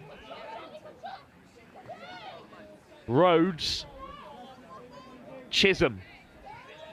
Actually, that time it was Wallace out in the centre. Rhodes and Wallace! And the score is given in the end. Conversation between the referee under the sticks and the one on the sideline as well, so to speak. Rhodes round the corner. This is a good finish from Wallace. The winger drifting off. Cambridge level. Back all square again. Or in fact, Cambridge take the lead by 3-1. Now Leeds look so sharp in attack that you really feel as though it should be them in command here as Munir steps around the first man. Johnson. Good movement from Leeds. This is more like them. Of course, it was Caleb Harness's great pace that got Cambridge's second. And it's an unforced error to hand possession back to the side who currently lead by 3-1. Losing track of things here with the change of ends as well as the flow of the game, which has really been in Leeds' favour. But Cambridge, good value for it with little darting runs like that from Chamberlain.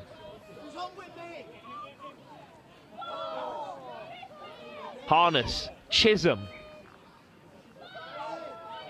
Draws out the touch, the ball goes loose.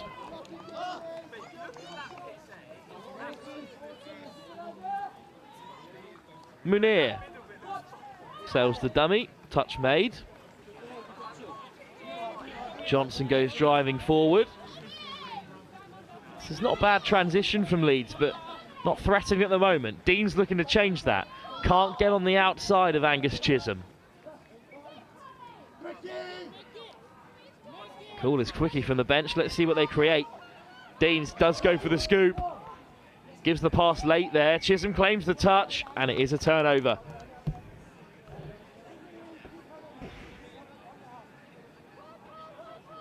That's a very comfortable transition for Cambridge. It's a little bit loose there. Referee's allowed play on, so slow ball for Cambridge to work with. Chamberlain leaves the field. There's 4 touches gone here. It's a good defensive set from Leeds. Deans makes the 5th. Last chance for them to strike. It might have been on there. They use the hands, but Leeds weather the storm and now will head towards the box themselves. Long time left to go in this semi-final, but they've got to be a little bit sharper. Referee says play on. Here's Johnson. Forced into the touch. And Leeds driving forward. Some tired bodies out there. It's a lot more effort to get moving in this mud. Certainly than it was at the start of the day. Johnson. Round the corner comes Hallowell. Ball back on the inside. For Hutchings, who is caught, and it's a turnover. And it's a good position for Cambridge to win possession back in. If they work hard here, they could have a chance to strike. Again, the energy in this game has slowed a touch. But Cambridge looking to re-inject it here. 2 good drives, and now they should have a strike at the line. Another great pickup. Cambridge coming alive here. What a ball! But across comes Mia Wood to make the touch. Very nearly a fantastic score. Joe Williams running onto it, but Leeds keep them out. We're seeing bright sparks of energy in defence and in attack. But this is where we need the pace to stay high. Leeds looking a little lackadaisical. Not much better. And that should get them on the roll. Beautiful footwork from Ben Daniels. Munir. Juggled through the contact. Napier. Here's Munir. Throws the big dummy. Munir's still going. Wood peeling off. but it's going to be a turnover. Forward pass is the call, and Cambridge survive, and they maintain this 2-try lead that at the moment looks pretty stable. Good run again from Wood.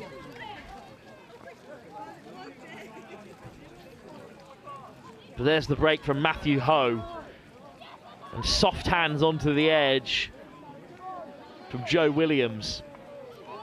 Changes in the offing for Cambridge. Chisholm amongst them and driving the pace there with Joylan Chamberlain. Chamberlain. No touch. Eventually takes it in. Chisholm. Chamberlain. Wood makes another stop. And that will bring the attack to an end. How close were Cambridge to a fourth? And it's good pressure from them in response. Closing in on 5 minutes to go. Next score needs to be Leeds. 3-1 is not a big scoreline at all, but no tries in the last 10 minutes or so. Dean, good pickup. Cambridge offside. That's Johnson on the inside. It was floating forward. The cracks are there, though, if Leeds can find them.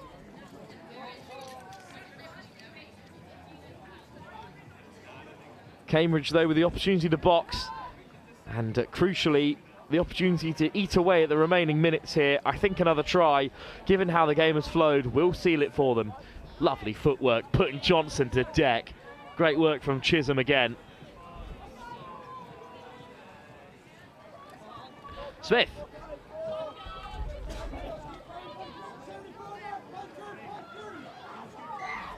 Rolling on here, Cambridge. Good work from Rhodes. And a penalty in a crucial area. They've been few and far between, in all fairness. But Wallace. Petchy takes on Dean. Wallace gets it on the return, slides in himself, down goes Johnson and Dean, looking for the offside, but they're not going to get it, so Wallace will lay it back for Petchy.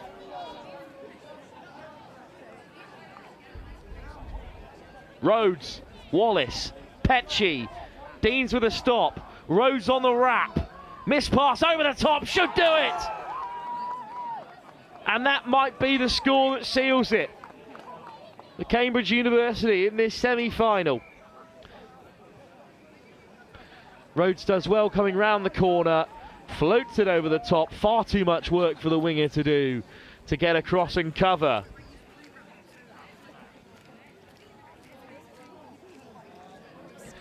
Cambridge up by 4-1 with just 4 minutes to go.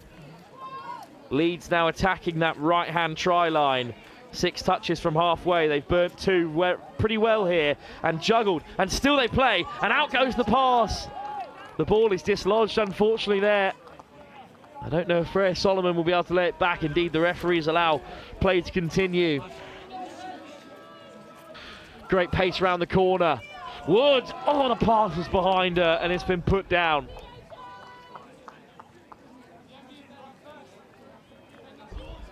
And this plate semi-final, sorry, the Shield semi-final with the plate semi-final to come is just unravelling a touch here for Leeds, but that's a lifeline. 3 minutes to go. A score here and the game might be back on again.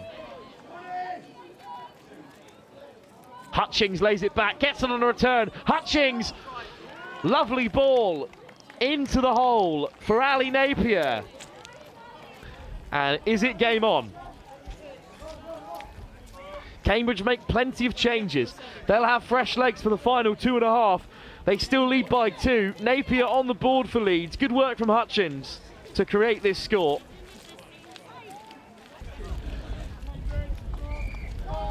Cambridge with a chance to respond, 6 from halfway.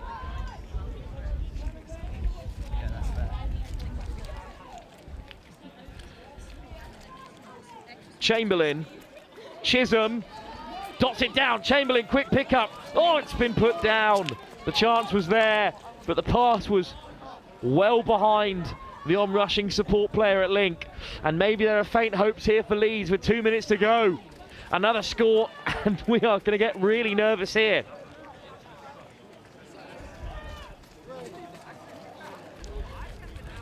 Johnson.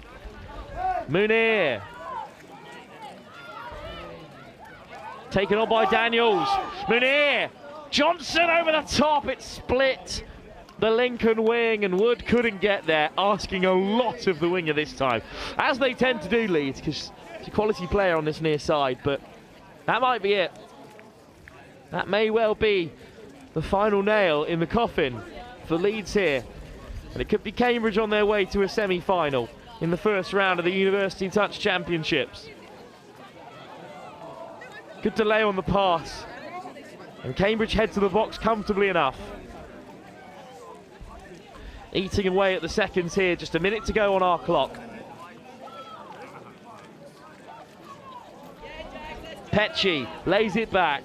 Should be quick ball here again for Cambridge. They put the hammer down, looking for Petchy on the inside. Ambitious ball, but you can afford to be ambitious when you're 2 tries up with 45 seconds to go. It looks like Cambridge are heading into a final to potentially play Oxford's second team. Good line speed from Rhodes to catch Wood.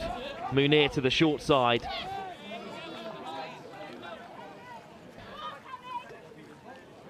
Nice work over the top for Deans. He takes a proper tumble.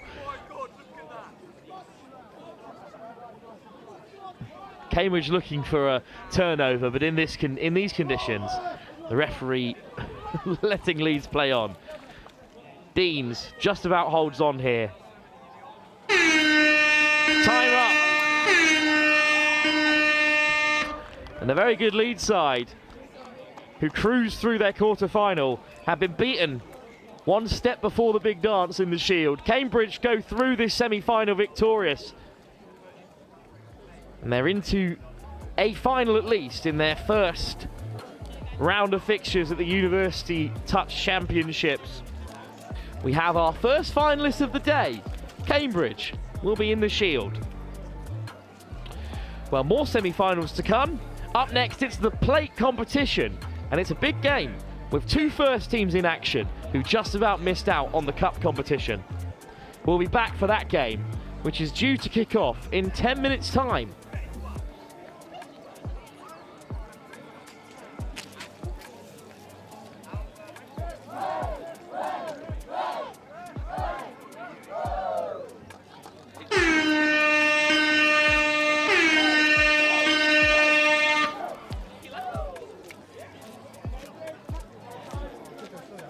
So I started on the graduate scheme, and as part of that, you do different placements in different teams, and you look after different sort of traditional roles in accounting and finance.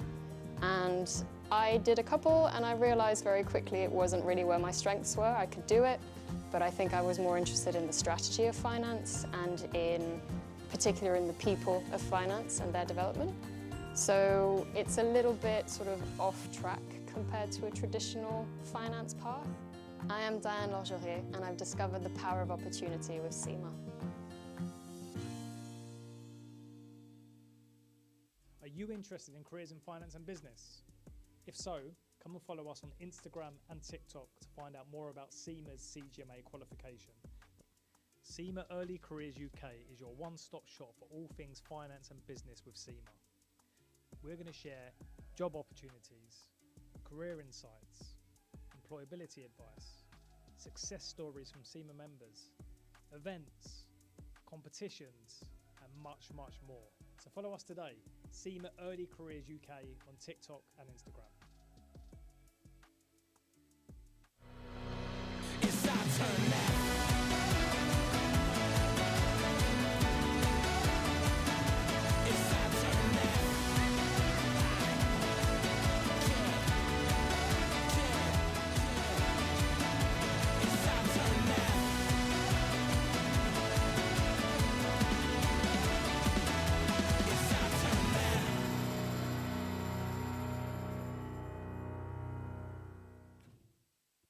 The CGMA designation has a really wide-ranging breadth of subjects, and that's so valuable because it gives you that expertise and that credibility across a variety of different topics, and that means that in any industry that you go into, you'll already have an inkling of what to expect and you'll already know what the climate is like. It also provides you with a mindset for innovation. And that mindset for innovation means that you're ready to take on any challenge and to shape the future and how it will look like. Management accounting explained in touch rugby terms.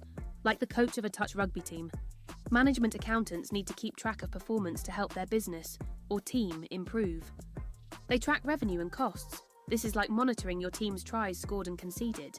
They analyse performance, like identifying which players are most effective and where improvements can be made. They develop strategies, like creating game plans to help your team win. Management accountants make informed decisions to help businesses, your team, succeed. Find out more about becoming a chartered global management accountant with SEMA today. I think accounting and finance has become much more about risk and much more about being able to manage the unknowns. The finance business partner role of today is nothing like the 5-year from now finance business partner role. It's in technology, in intelligent sort of automation. Means that accounting and finance really has to focus on adding value and adding value for money more than anything.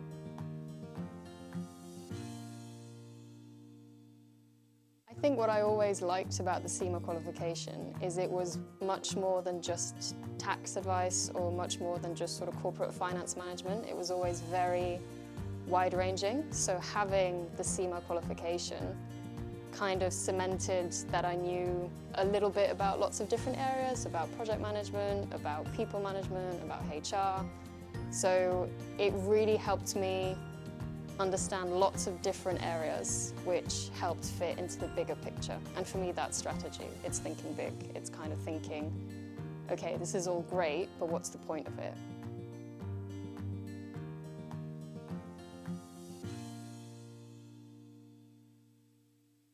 My name's Anne and I play for the England Women's Touch Rugby team, as well as helping the England Touch Association with introducing touch rugby to schools across the country. Hi, I'm Dom Tripp. I'm the England Touch Schools lead and I've also played touch for England. In terms of coaching touch in schools, it really is the simplest form of rugby to get started. It's awesome because you can play at mixed gender, you can play mixed age groups, so getting that first team together to get games started is super simple. So we've spent quite a long time going into schools, both primary and secondary, to develop these resources with the youth voice in mind. The kids have been really creative, given their input, and we've named some rules or some superpowers after the kids, and it just really gamifies it. Touch rugby as a game is awesome for physical literacy, really works on agility, you've got forwards, backwards and evasive running, really good for catch pass, so that hand-eye coordination, and lots about finding and using space well, both individually and as a team. Kids are always moving, so your 30 active minutes are pretty much guaranteed in this. One of the awesome things about touch as well is it's been played since the 1960s and is now played across the globe, and so there is a huge amount of technical and tactical stuff that as players get older or more experienced, they can start to bring into the game and really test their learning and growth and development through the game. It really is for everyone, but then if schools really do enjoy it and they want to play, there's a whole competitive pathway where kids in their schools can go and play in regional rounds and make a national finals. Touch is really like a values-based game. Honesty is just so important. It's not really about winning or losing, it's about working together. Ultimately, touch is just really fun. It gets kids active, and it's all about learning through play. So with the resources, there's not only stuff for the teachers, but we've got a really strong young leaders program. Because it's so simple, we've had primary school kids being the young leaders to their fellow peers, and the sessions run brilliantly. Done and tested these resources and the game format. It's fun. They start playing it at lunchtime, at break time. Just an awesome sport. If you're interested in finding out more, contact the England Touch Association, schools@englandtouch.org.uk to find out more. It was the first time in my life that I was studying something that I'd actually be doing at work the next day. I'd never had that connection between work and study before. And then that sort of shaped itself into a really solid understanding of everything, and then the tools to then set up the strategy.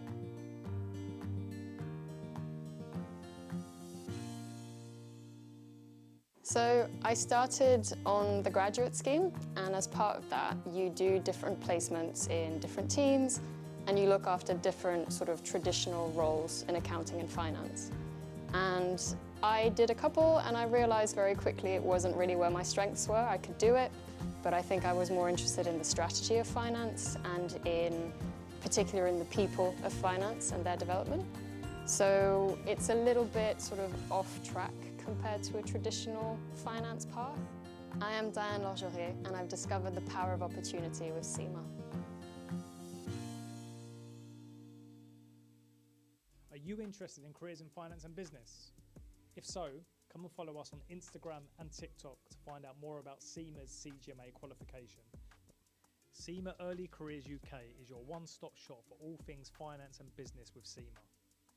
We're going to share job opportunities, career insights, employability advice, success stories from SEMA members, events, competitions, and much, much more. So follow us today, SEMA Early Careers UK on TikTok and Instagram. It's our turn now.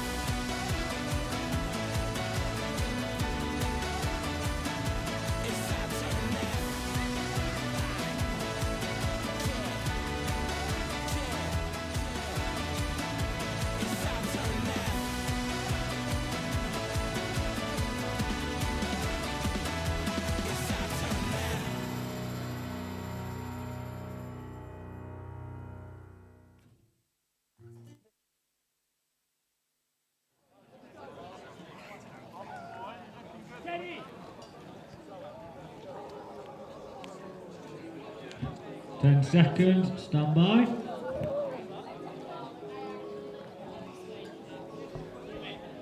And so welcome back to our plate semi-final. It is Cardiff versus Durham Knights. Cardiff with the tap, attacking from left to right. There's Ella Trays, making brilliant meters on first touch. Checking away to Tabatabai. There is Tabatabai. And we've seen Cardiff earlier in a bit of a grudge match against Nottingham 2s, the Uni of Nottingham 2s. There's Tabatabai in at half. That's an error in the roll ball, unfortunately, from Jack Palmer. It gives first possession to Durham Knights.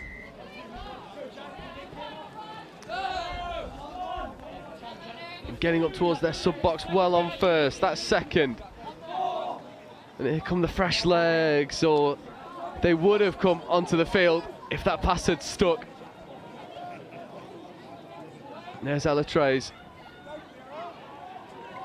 working their way over towards Kira May.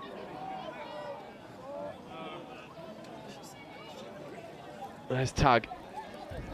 Tag sending the dummy, but having to take back. Working with Sindel. Tag. Back to Tag, 2-on-1. Can they execute? Yes, they can. And Kira May gets over for the opener in this semi-final. And it's well worked from Cardiff and the likes of Morgan, Tag and Sindel. There's Tag. Gets the ball back off Chloe Hill. Who drops a nice pass to Kira May. And now Durham with the opening tap. Taking a bit of a stumble. There's Hall. Looking with Driscoll. There's Hall. And well gathered in the end and well evaded. Long ball to the wing might be on, or they could just score. But Tabatabai gets over to make the touch.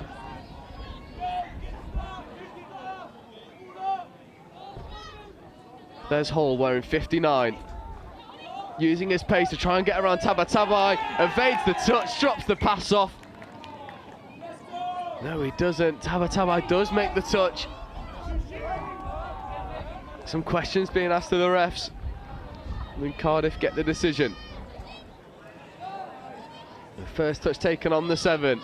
There's Ella Trays playing away to Tabatabai.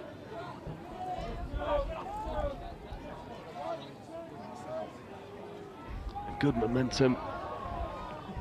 This time from Ewan Smith. There's Tag. Tag in at half. 5th coming. Losing a lot of momentum going into 5th. There is 5th. Dropping the ball off to Tag, trying to escape a couple players. But easily done in the end for Durham. Cardiff just losing a lot of their momentum going into that 5th touch setup. And Durham with a good opportunity to drive and get fresh legs onto the field.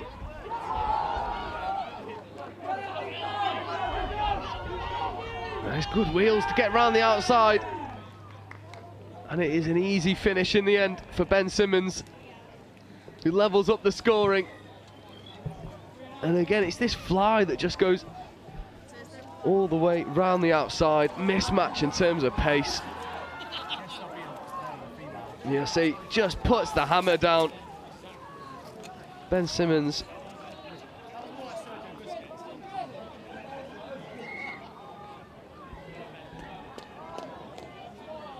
And we're in for a little bit of a shootout. That's good work initially before the tumble by Jack Palmer.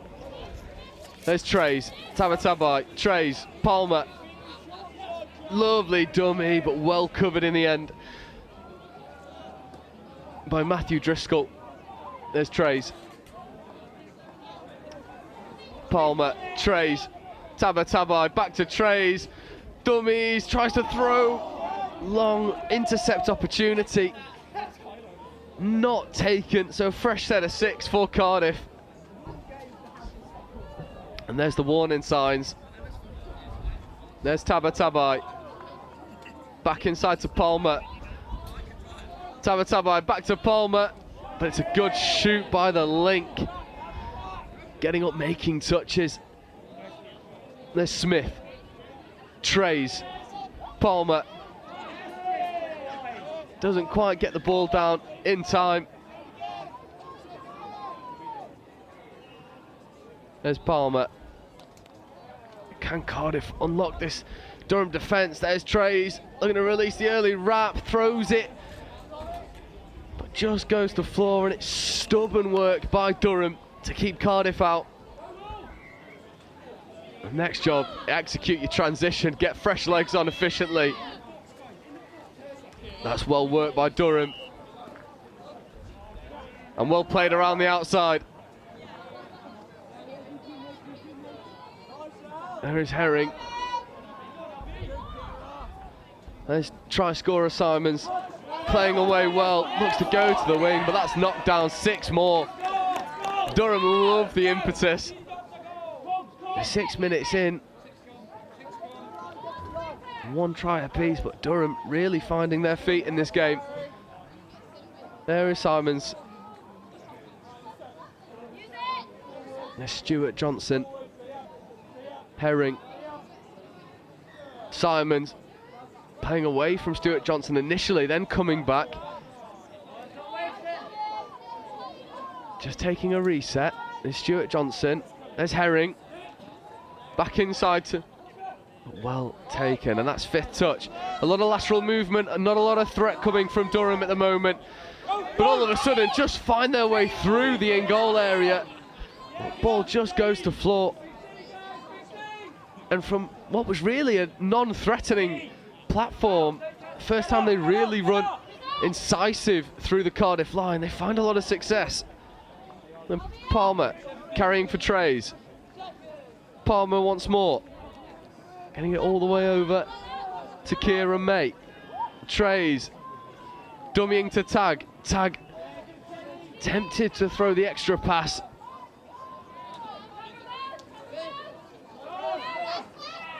And there is Morgan Tag. There's not... I don't think there was much in that from a hard touch perspective. Just a loss of control in the roll ball. And Durham look to get their fresh legs on. Good initial line speed though. Oh, great footwork on a couple of occasions from try scorer Ben Simons. Well checked away from Durham, and now there's a bit of a foot race around the outside. It's good hands and it's good gas to go all the way. Does she get the ball down? It looks like a loss of control. I said earlier, it won't be for the last time that someone tries to score on the 7. And you see it here, unfortunately, for Anise Walker. She goes all the way, realises her error, tries to get the ball down in time, can't quite. It was well recovered initially from Anise Walker, but she won't want to see that one again. Ella Trays checking away. Is Palmer. Tabatabai. Trays. Just surrendering the touch, and that was a bit unceremonious in the end for Cardiff. Lost a lot of momentum, couldn't find any real threatening option. Durham have really grown into this game.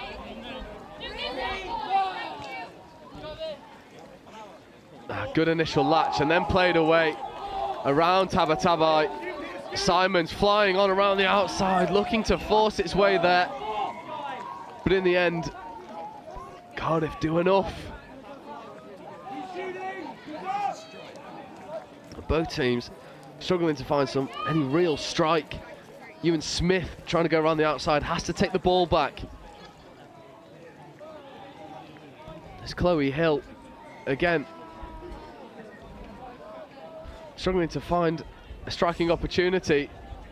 Chloe Hill's not waiting around after the penalty. There's Morgan Tagg. Here is Hill. Tagg back to Hill. Hill back to Tagg. Durham's claiming for something. Play on is given by the referees. Tagg to Hill. Back to Tagg. Is that try time? It is indeed, and that combination of Chloe Hill and Morgan Tagg unlocking the Durham defence. Maybe fortunate to get away with a forward pass, but you've got to ride your luck when it's given to you. And Chloe Hill and Morgan Tagg do exactly that. And it is 2-1 to Cardiff.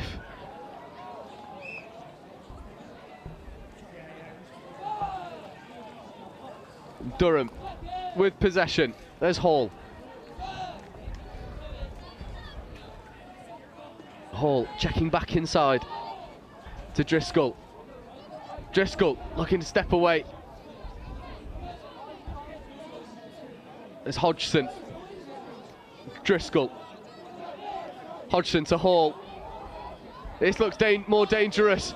Ball goes to the wing. It's taken well, but a wonderful covering touch from Mia Weiss. And Durham, for all their expansive play, stumped at the last by Mia Weiss. There's Tabatabai, reeled in by Hall.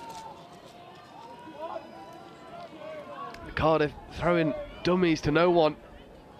Durham not buying. Hall makes another good touch, this time on Hill. His Tagg, try scorer Tagg. There's Tagg again, looking at platform for Sindel. Sindel picking up, looking towards Chloe Hill, coming back towards Morgan Tagg, and they've got 6 more. It feels like the next try will be crucial in this game. Can Cardiff give themselves a 2-try buffer? There's Tagg. Tagg stepping, trying to get around the outside. Durham unable to make the touch. And Morgan Tagg is able to step around the diving feet of Matthew Driscoll. And you see here, Tagg gets the ball lateral, is able to go straight. Stepping, getting on the inside of Driscoll. And Cardiff do go 2 to the good.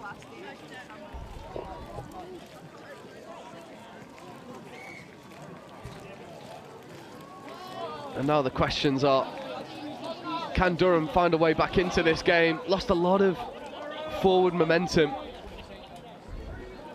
Sweeping round now is the try scorer Simons. Here is Simons. Herring playing away. It's really good cover by Tabatabai.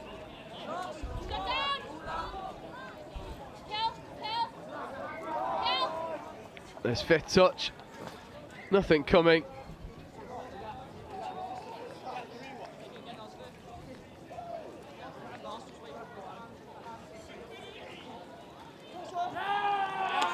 And that'll be 6 more. So Durham, with no touches remaining, manufacture themselves a fresh set. Can they make something happen? There's a nice setup there for the try scorer. Ben Simons dusting himself off full of dirt as he gets up off the floor. He might be regretting that one if he's travelling back up to Durham once this tournament is done. Good pick up against the grain. It's a nice ball into the link, and that has to be try time. Come on, give that rest, come on. It is indeed, and it is a wonderful execution. I believe that's Alana Brown getting over for the Durham try, and you'll see here Herring just picks up against the grain, and it is Alana Brown just gets that ball down, running a lovely line. And Durham bring this back to a one-score game. There's Tag taking a tumble. Oh, Cardiff do so well.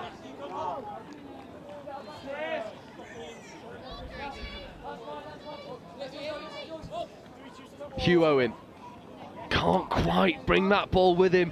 Look to give it back to the dangerous Morgan Tag.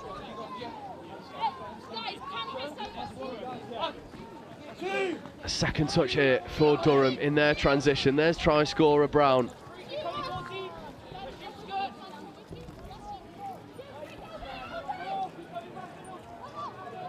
There's the other try scorer, Ben Simons, but that pass not taken cleanly.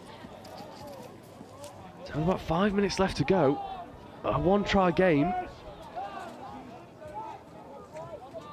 Durham are well and truly in this, but they've got to get this ball back. There's Palmer. Tabatabai. Palmer looking to come over back into Tabatabai's channel. Fifth coming. Can they create something? There's Trays to Palmer.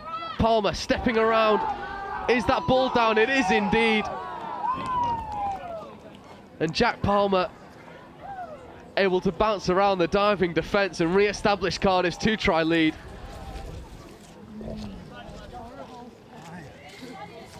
And Cardiff do such a good job at recycling this play. And get both middles up and isolated, and Palmer just diving around. Ben Simons can't quite make the touch in time. And that feels like bad news for Durham. So there's Hall. Driscoll looking to get the ball to the wing. Is that ball down? It is indeed. And defences are taking a day off because the past two possessions have both finished in scores. This time it was Driscoll to Hodgson. You see here is Hall to Driscoll. There's Hodgson. Gets the ball down. Does Anise Walker rectifying her error earlier on that let her try go begging, but Anise Walker, no mistake there. 3 minutes left to go, one try in it. Cardiff possession. Durham need to see this defensive set out. Referees are happy with the defensive pressure. Bit of a stutter from the defence, really good shoot, and that could just be ball down. There's an offside for dropping early.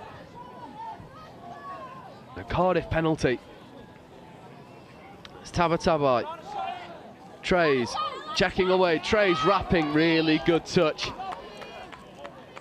Nothing doing for Ewan Smith on this occasion.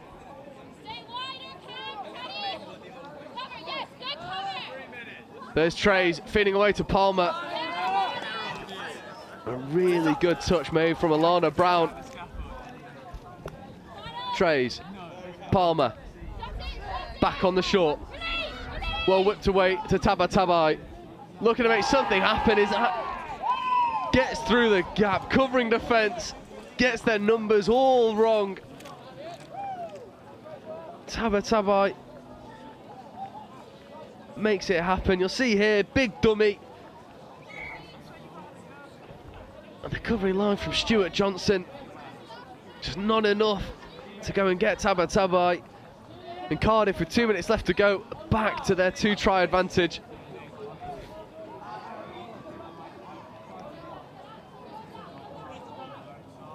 There's Hall, picking up, coming against the grain, coming back to that link. That's not quite wide enough. It was Rin Burford-Taylor. Hall, nice footwork to Burford-Taylor. Ball goes to ground. And 90 seconds remain. That might be all she wrote in this semi-final.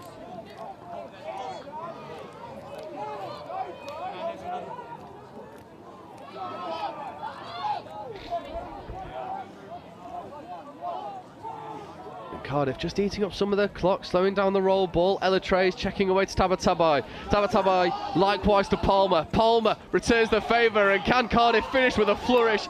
Yes, they can. Tabatabai finishes off what is a spectacular score. It all comes from this little check. Ella Trays just holding, giving at the last moment. Tabatabai, quick hands to Palmer. You can see Tabatabai's pointing where he wants it. He gets it. And then no one's catching him, and a finish with a flourish. That will all but seal Cardiff's place in the plate final. 30 seconds left to go. And Durham at least want to finish with a score. Nice open side quickie. Trying to get around Morgan. Tagu was scrambling on the floor to make the touch.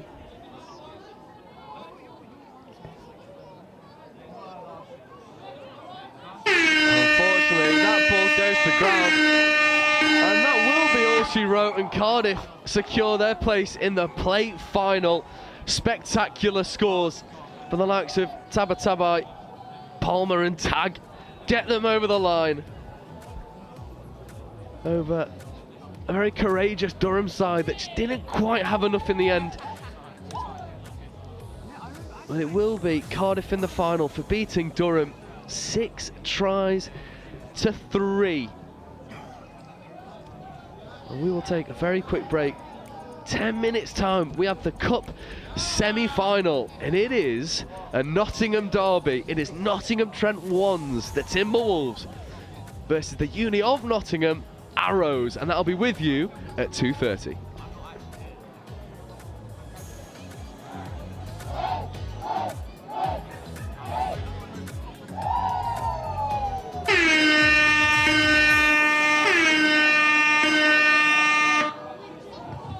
That is drop off, referee, self time.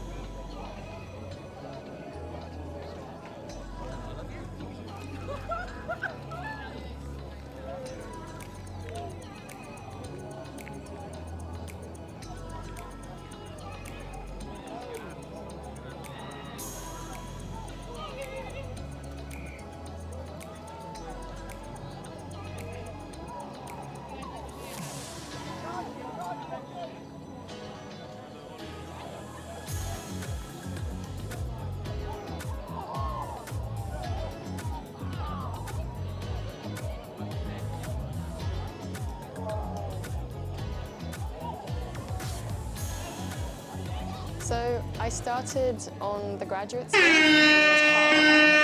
do different placements in different teams, and you look after different sort of traditional roles in accounting and finance. And I did a couple and I realised very quickly it wasn't really where my strengths were. I could do it, but I think I was more interested in the strategy of finance and in particular in the people of finance and their development. So it's a little bit sort of off track compared to a traditional finance path. I am Diane Largerier and I've discovered the power of opportunity with SEMA. Are you interested in careers in finance and business? If so, come and follow us on Instagram and TikTok to find out more about SEMA's CGMA qualification. SEMA Early Careers UK is your one-stop shop for all things finance and business with SEMA.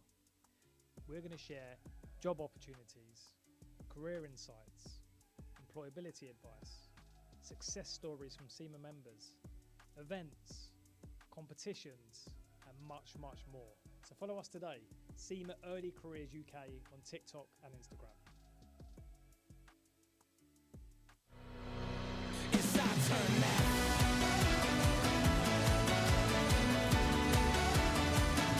It's our turn now.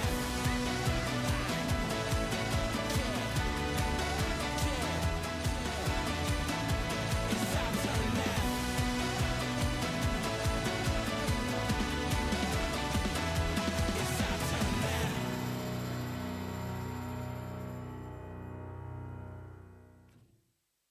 The CGMA designation has a really wide-ranging breadth of subjects, and that's so valuable because it gives you that expertise and that credibility across a variety of different topics, and that means that in any industry that you go into, you'll already have an inkling of what to expect and you'll already know what the climate is like. It also provides you with a mindset for innovation. And that mindset for innovation means that you're ready to take on any challenge and to shape the future and how it will look like. Management accounting explained in touch rugby terms. Like the coach of a touch rugby team, management accountants need to keep track of performance to help their business or team improve. They track revenue and costs. This is like monitoring your team's tries scored and conceded. They analyse performance, like identifying which players are most effective and where improvements can be made. They develop strategies, like creating game plans to help your team win. Management accountants make informed decisions to help businesses, your team, succeed. Find out more about becoming a chartered global management accountant with SEMA today. I think accounting and finance has become much more about risk and much more about being able to manage the unknowns. The finance business partner role of today is nothing like the 5-year from now finance business partner role. It's in technology, in intelligent sort of automation. Means that accounting and finance really has to focus on adding value and adding value for money more than anything.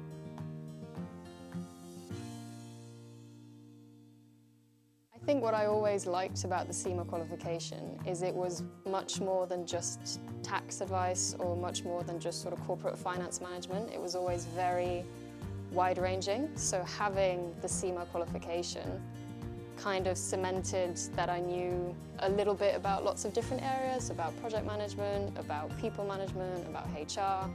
So it really helped me understand lots of different areas which helped fit into the bigger picture. And for me, that's strategy. It's thinking big. It's kind of thinking, okay, this is all great, but what's the point of it?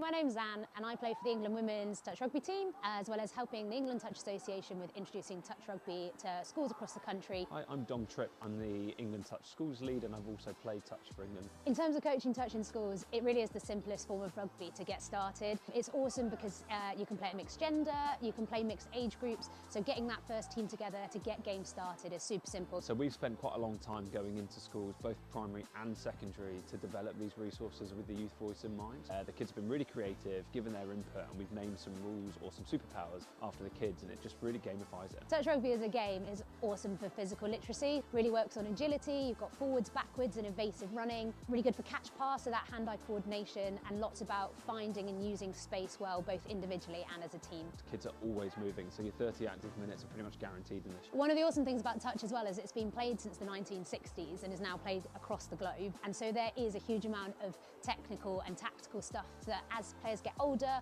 or more experienced, they can start to bring into the game and really test their learning and growth and development through the game. It really is for everyone, but then if schools really do enjoy it and they want to play, there's a whole competitive pathway where kids in their schools can go and play in regional rounds and make a national finals. Touch is really like a values-based game. Honesty is just so important. It's not really about winning or losing, it's about working together. Ultimately, touch is just really fun. It gets kids active, and it's all about learning through play. So with the resources, there's not only stuff for the teachers, but we've got really strong young leaders program. Because it's so simple, we've had primary school kids being the young leaders to their fellow peers, and the sessions run brilliantly. Done and tested these resources and the game format.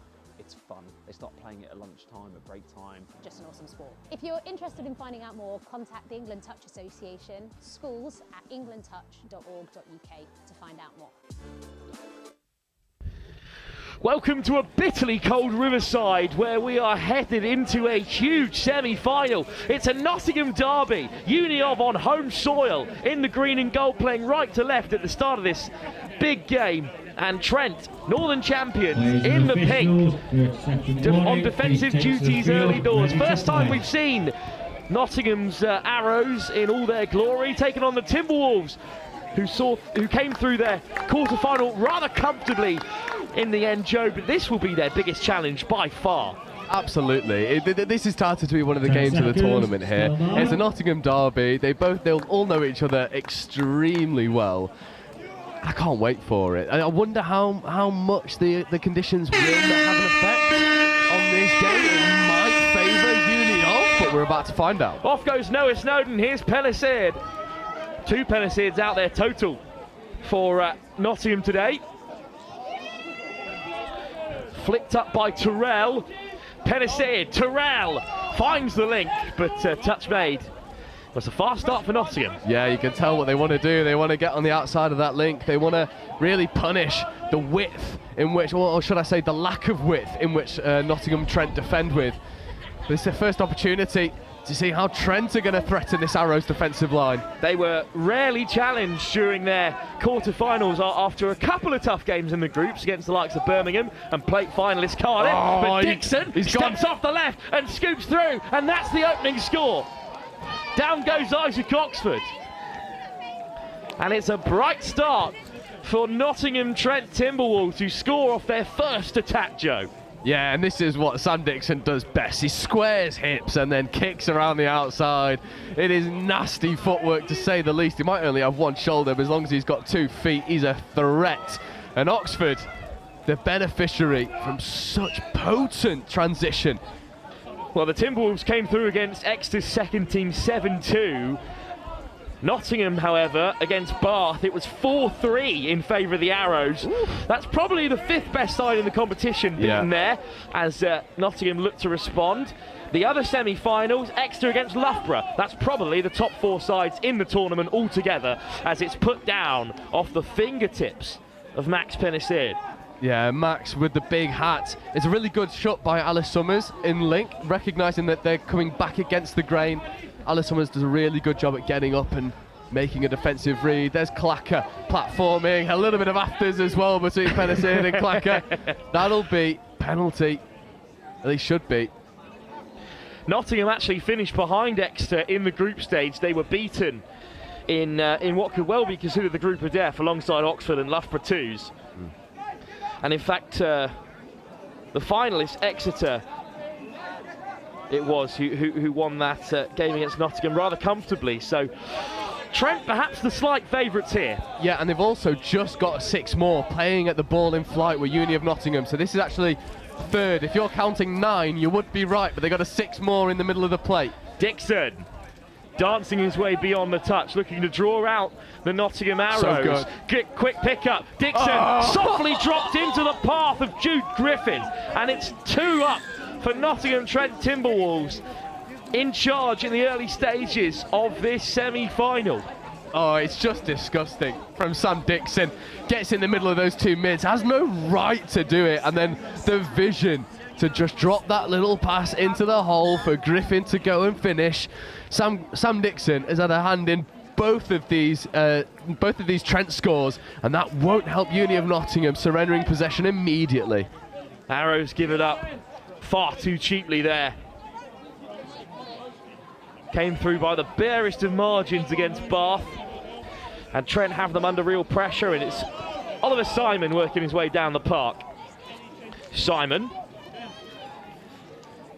Clacker's lost the cap, so Simon's still going here. Oh, it's fired across, intercepted!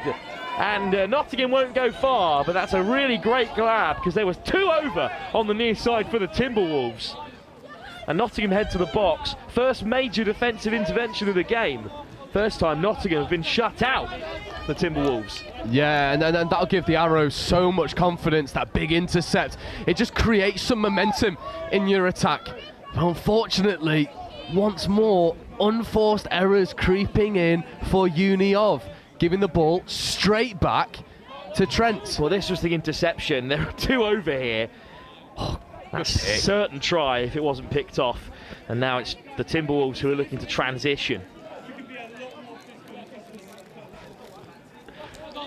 Yeah, there's Sam Kurt to Sam Dixon. The Sams in tandem. Working hard here, Dixon with another pickup, takes the tumble, still gets the ball away. You can see the other semi-final going on in the background when Exeter take on Loughborough. There is Dixon. Dixon here dancing at the 7. Throwing the dummy, and then Dixon drops it off. But it's just not on target this time. 6 more. Played at again. Uni of Nottingham need to cut these errors out. You're giving one of the most clinical attacking players that England Touch has to offer 3 sets at your line. It's not the recipe for success. Here he is, Sam Dixon. Dixon looking to draw out the arrows, gets it on the return, looks to go himself, back onto the inside from Oxford. But the touch is just about made. Still plenty in the chamber here for the Timberwolves. Should have just gone himself. Maybe being a bit too unselfish. The opportunity was there to just dive at the line. Isaac Oxford, Dixon, this time might go himself and does. Throws the dummy, down goes Reece Neal-Davis, but unable to keep him out. And Sam Dixon has a score. What a semi-final he's having. Yeah, he's the man to watch. Big left foot step, there's the dummy, just fixes that defender. Gets underneath, I said before, the opportunity for him was there. He goes and executes, 5.5 minutes in, it's all Sam Dixon. 3-0 down, the Nottingham Arrows look to respond, driving towards the try line they just conceded from. Penniseard. Hunter makes good yards, and then it's dropped off to Tom Penniseard. Both out there at the moment, Max and Tom. Penniseard again, goes himself. Player down there very early for Nottingham, but Clacker makes the stop. Almost just guarding the try line, lying down on it, saying go over. Well, you know it's getting serious when he loses the cap. It's going to be another reset for the Arrows at the 7. Penniseard, both of them out in the middle, Max and Tom. Penniseard, one to the other. Might open up here. Oh, it's been dropped. They might take touch first there. Yeah, they will indeed. In fact, it's another penalty, so that's 2 in the possession. 1 more, and a Timberwolf will be going to the bin. Shona White in the link with Sophia Rance outside on the right-hand touchline. Penniseard gets it on the return, takes a tumble. Oh, hope that's not an injury. I think just planted the mud there. Straight back to his feet, back amongst the attacking play. Tom Penniseard, and Penniseard has a man outside but slides in himself. Touch made. Nottingham have to come away with something here. They do, but Ollie Simon is having something to say about that. He is defending like a man possessed. Drawing out the Timberwolves. Should be quick ball for them here. There's a winger free. What a grab! And I think the score has been given. Well, they took some time there because it was a excellent effort to get across and try and make the touch from the Timberwolves winger. But in the end, Saunders has been beaten. Wonderful finish. Yeah, it's a shame because Alice Summers gets up, makes a really good touch, and then just loses her feet as she's trying to exit. It means that Pennicid could just go on the outside, execute a nice 2-on-1. Relatively simple in the end, but my word, did they have to work hard for it. Well, that was needed, but they've got to shut out the Timberwolves here. It's Dixon back amongst it with Oxford in tandem. Here's Oxford. So good. Dixon. It's much easier to tease out the defenders in this sort of mud. Oh, Dixon it's so throws good. the dummy, puts a man to deck, Oh, it's and slides in. Oh, it's maybe a bit unfortunate not to get the score there. Penalty though, they'll have to settle for it. It is getting really muddy. In fact, it's much muddier down that end than it is on this near side. Just how the cookies crumble today. Dixon reaches out. What a touch that is. Reece Neal-Davis with a big stop.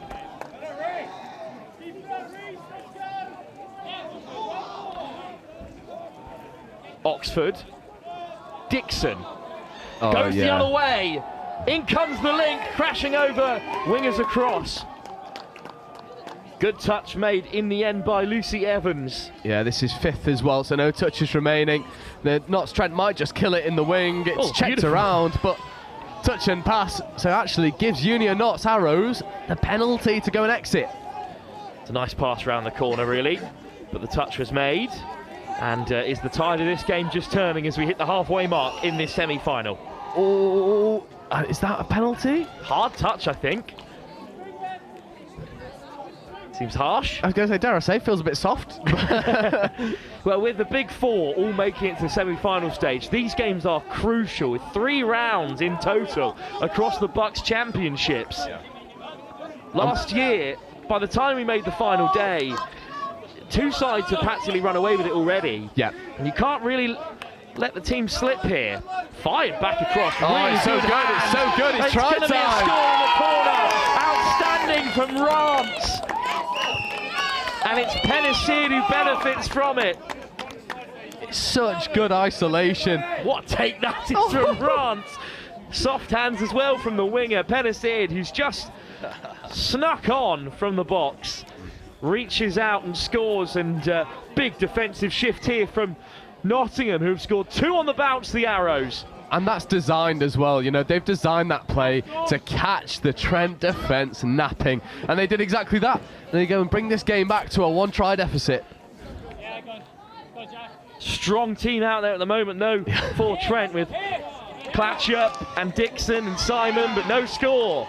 Good shot out from Nottingham Arrows. Yeah, they get Ollie Simon's hips not square. That's not a call you might see all that often. There's Ollie Simon flying up to make a touch. Sam Clacker makes a diving touch to bring it all the way back. Snowden wrapping round the corner with his team out in the middle for this play, Jared Hunter. Oh, Pennicid puts it down. There's a collector's item. Well, a couple of rare errors, and this is a huge opportunity for the Timberwolves to re-establish some order and some momentum in this semi-final. And as you said, this is the firepower. Alice Summers, Ollie Simon, Sam Clacker, Sam Dixon. There is Alice Summers trying to escape a touch, has to come back. Simon, Clacker. Simon at the half, opens it up for Dixon here. Simon racing through, Dixon on the edge. Floats away from the link and dots down to score his second. And the Timberwolves have 4.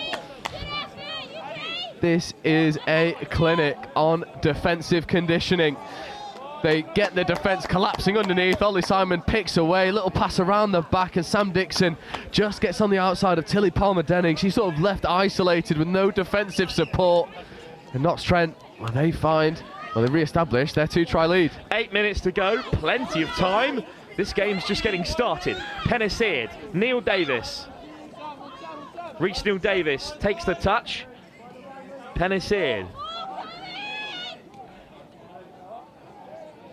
Forthcoming is the call, so they've got to create something here. Pennicid. It's well checked away. They're doing really well at recycling. Can they use it, though? White. Reece Davis slides in. Touch made. Good defence. This is 5th coming now. They've Time got to gamble then. Wheeling onto the outside goes Padley. Penniseed. Rhys Davis. It's a great touch. Sam Kerr, take a bow. Rhys Neil Davis denied. And he couldn't really be muddier at this stage. The number 15. Clacker away to the left-hand side. Simon races towards the box. Well, what a semi-final it is, but another score here will be devastating for Nottingham Arrows, who've worked so hard to get back into this game. But as you said, loss of control. Penniseed. Rhys Neil Davis, great pressure on him. Penniseed round the corner. That's just fired a little bit too intensely.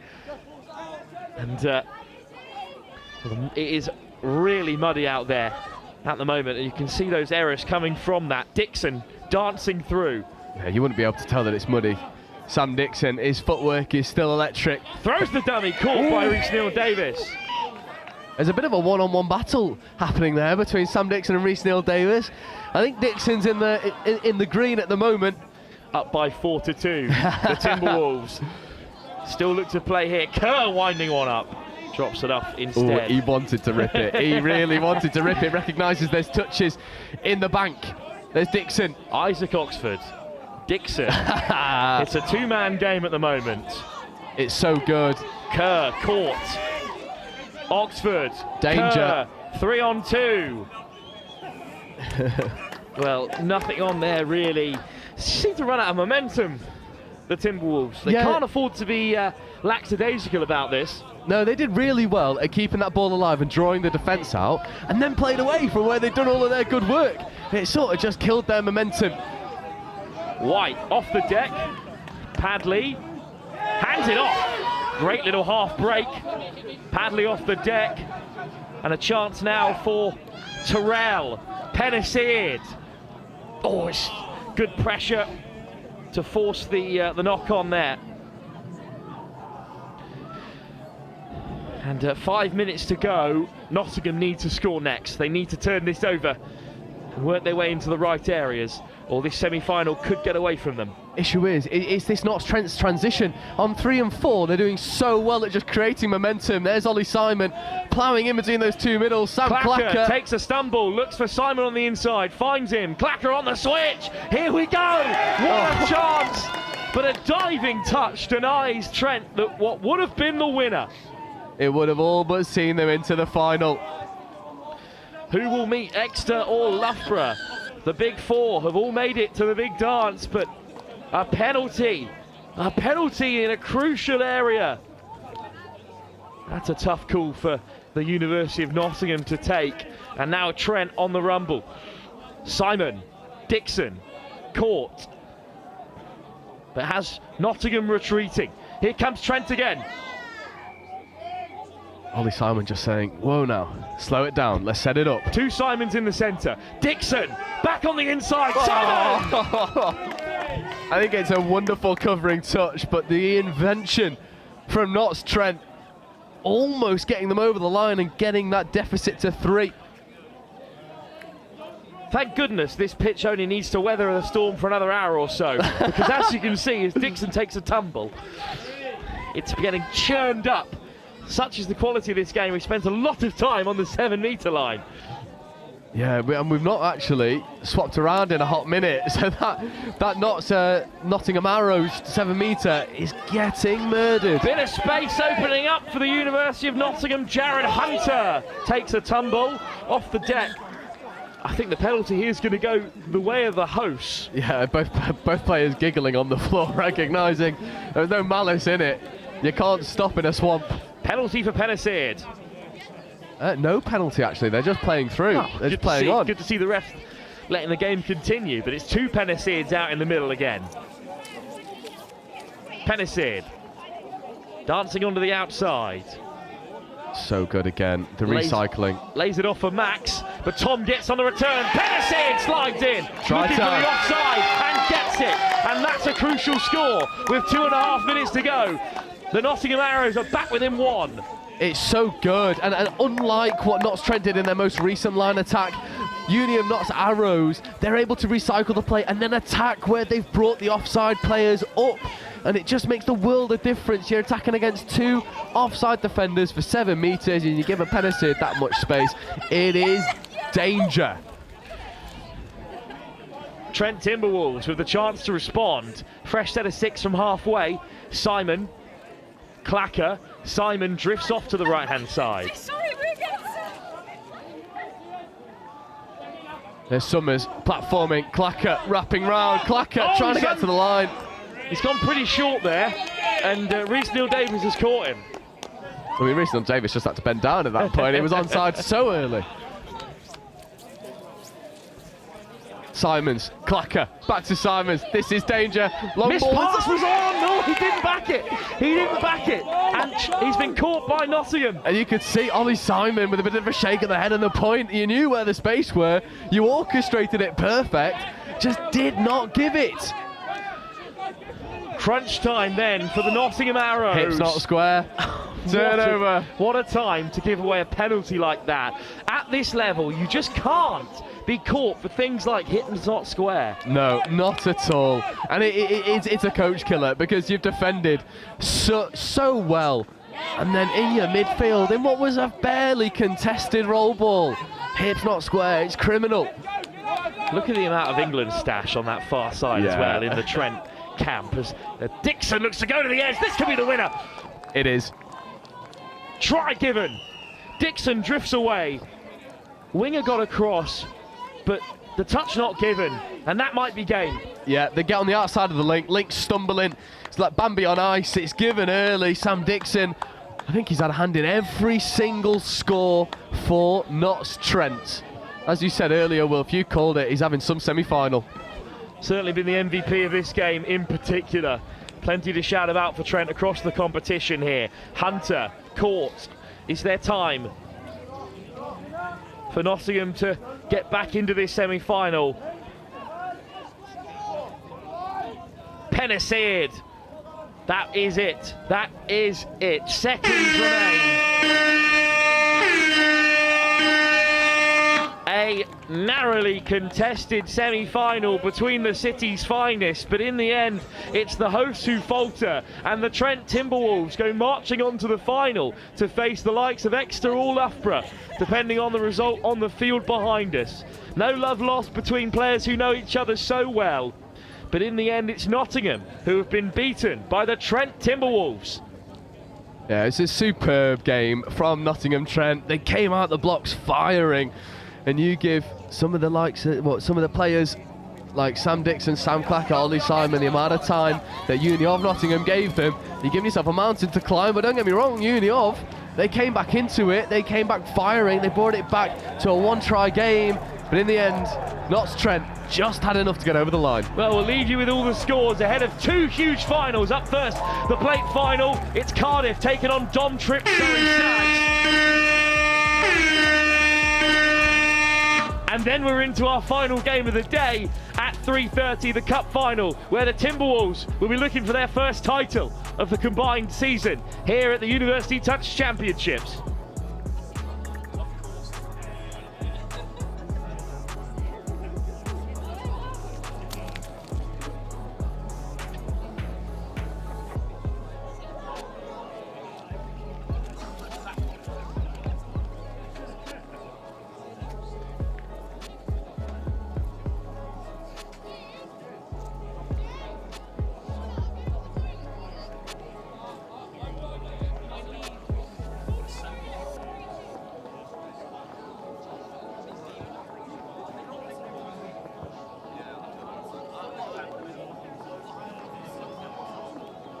So I started on the graduate scheme, and as part of that, you do different placements in different teams, and you look after different sort of traditional roles in accounting and finance.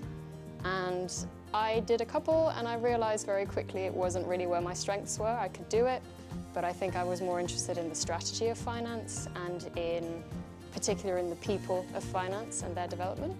So it's a little bit sort of off track compared to a traditional finance path. I am Diane Laugerier, and I've discovered the power of opportunity with SEMA.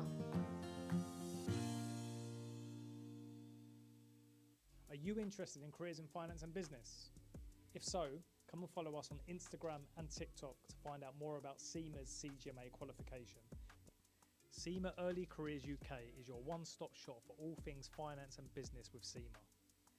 We're going to share job opportunities, career insights, employability advice, success stories from SEMA members, events, competitions, and much, much more. So follow us today, SEMA Early Careers UK on TikTok and Instagram. It's our turn now.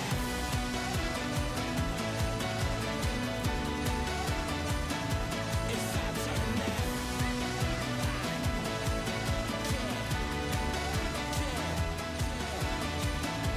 It's our turn now.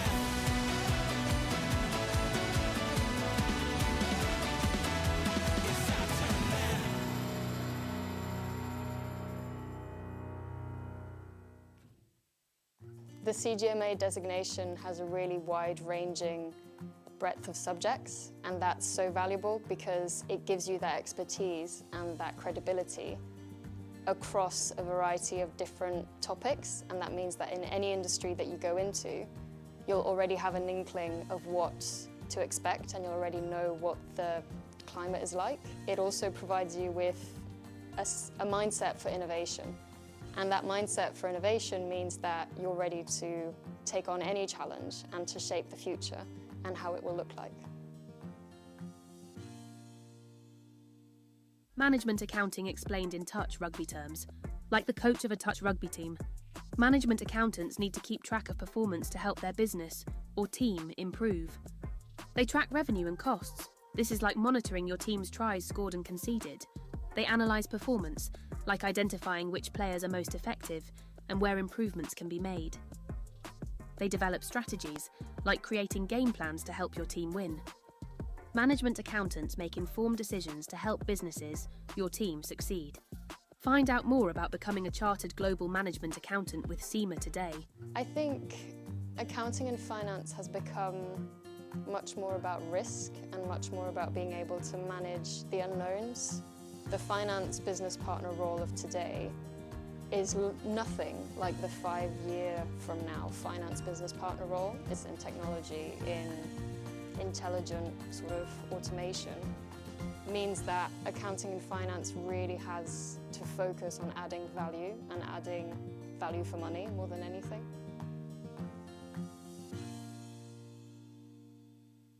I think what I always liked about the SEMA qualification is it was much more than just tax advice or much more than just sort of corporate finance management. It was always very wide-ranging. So having the SEMA qualification kind of cemented that I knew a little bit about lots of different areas, about project management, about people management, about HR. So it really helped me understand lots of different areas which helped fit into the bigger picture. And for me, that's strategy. It's thinking big. It's kind of thinking, okay, this is all great, but what's the point of it?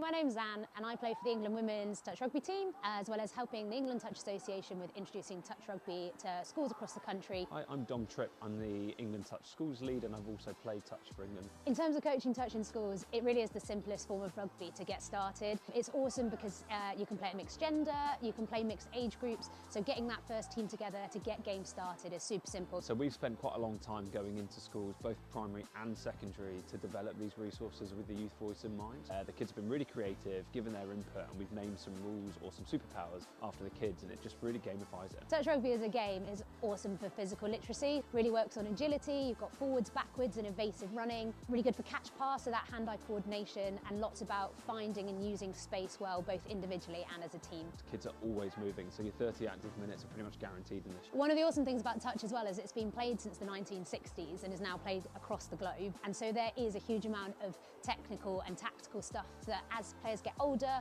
or more experienced, they can start to bring into the game and really test their learning and growth and development through the game. It really is for everyone, but then if schools really do enjoy it and they want to play, there's a whole competitive pathway where kids in their schools can go and play in regional rounds and make national finals. Touch is really like a values-based game. Honesty is just so important. It's not really about winning or losing, it's about working together. Ultimately, touch is just really fun. It gets kids active, and it's all about learning through play. So with the resources, there's not only stuff for the teachers, but we've got a really strong young leaders program. Because it's so simple, we've had primary school kids being the young leaders to their fellow peers, and the sessions run brilliant. Done and tested these resources and the game format. It's fun. They start playing it at lunchtime, at break time. Just an awesome sport. If you're interested in finding out more, contact the England Touch Association, schools@englandtouch.org.uk to find out more. It was the first time in my life that I was studying something that I'd actually be doing at work the next day. I'd never had that connection between work and study before. And then that sort of shaped itself into a really solid understanding of everything, and then the tools to then set up the strategy.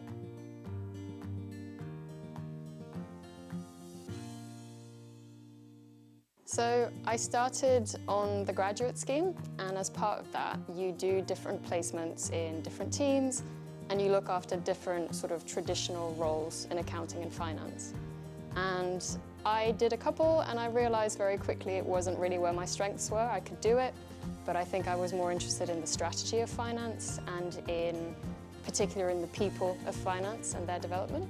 So it's a little bit sort of off track compared to a traditional finance path. I am Diane Lorgerie and I've discovered the power of opportunity with SEMA. Are you interested in careers in finance and business? If so, come and follow us on Instagram and TikTok to find out more about SEMA's CGMA qualification. SEMA Early Careers UK is your one-stop shop for all things finance and business with SEMA. We're going to share job opportunities, career insights, employability advice, success stories from SEMA members. Welcome back then to our penultimate game in round one of the University Touch Championship. We've reached the plate final. Sides that were knocked out in the group stages but given a second chance to shine. Beaten in the quarter-final stages, but now amongst us here in the plate. And in this quarter-final, it's Cardiff who are taking on the Surrey Stags. Joe alongside me. So we've seen a lot of this Cardiff side today, and the Surrey Stags a little bit short-handed in terms of personnel. We're leaning in favour of the Welshmen. Yes, we are. They played so well in that semi-final over against Durham Knights.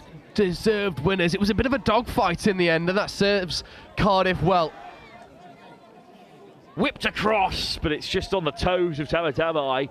So we'll come back instead for our first bit of action from the Surrey Stags, who have got Dom Tripp in charge, of course, the former England captain and a very experienced coach as well at all levels. Yeah, potentially the most decorated touch player England have ever produced. And that's no mean feat. So I'm eager to see how his influence is going to drip through this Surrey Stags team. Well, an early error, unfortunately, has handed it back for Mia Weiss, who lifts off the deck and, well, return the favour. Aaron Tabatabai puts it down. I think it's just being kind. He just said, you didn't deserve to lose that, you have it back. The state of this pitch, I'm sure you can see on our cameras, there is very little grass remaining as the bodies go tumbling, but forward come the Stags. It's Mawa. Yeah, this is Ed Day. Ed Day had a wonderful series last year with Nottingham for the club team. But it's just gone loose there, so Day there at the half, big scoop, Mawa, Day back on the inside, racing out to make the touch. Comes Ewan Smith.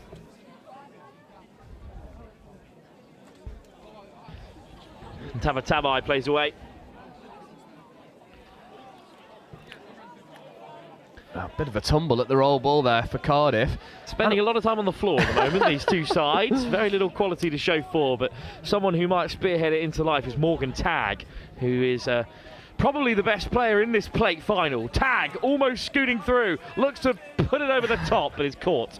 Yeah, his playing relationship with Chloe Hill was influential in their semi-final. Chloe Hill platforming for Morgan Tagg, allowing him to do what he does best, which is attack offside defenders and use a bit of footwork. And they try to replicate that against the Surrey Stags, but they stay pretty alive to it. It is no longer wet, but it is windy, and it is bitterly cold in this final 2 games. The sun starting to set on the fields behind us in Nottingham, and I've been told that there is still sun somewhere behind the clouds. Not here. Goodness. In fact, I don't think the sun ever rose in Nottingham today. It was here, very briefly. It was just during the break, which was not really the time for it, as Tagg is still holding on to possession here. He's got so good. Sindel outside him, but he goes to the open side. There's Hill. Tagg with a snipe, looks for Hill, over the top instead. Great line from the winger. What a touch. But what a covering diving touch from the Surrey Stags keeps Cardiff out. No, I think it's been given. Well, that took some talking, but in the end, it has been given as a score. Let's have another look at this here. Again, it's Chloe Hill who gets the ball down. Tagg carries. Oh, there isn't a touch there on the edge.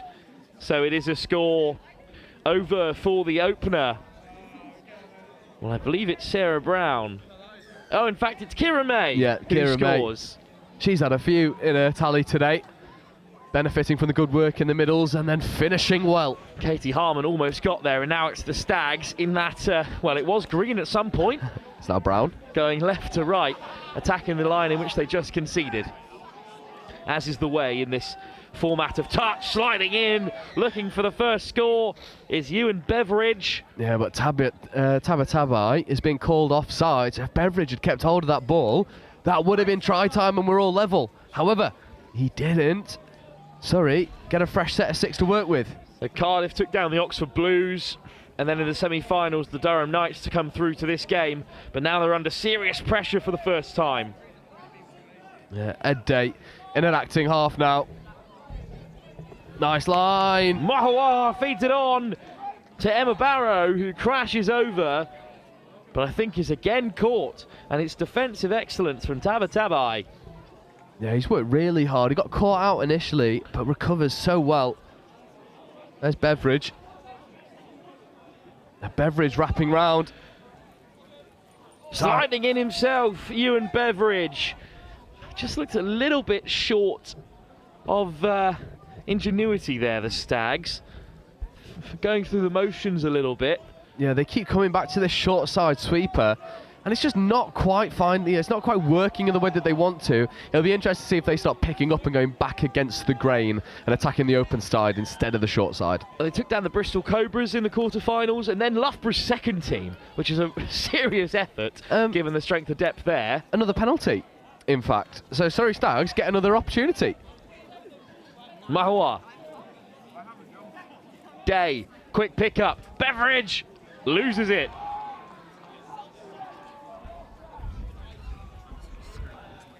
And it can be driven out instead by Cardiff. Jack Palmer.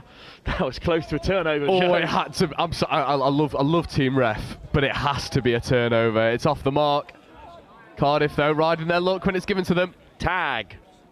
The good drive draws the touch out of Beveridge. Hill, remarkably still rather clean at this stage in the competition.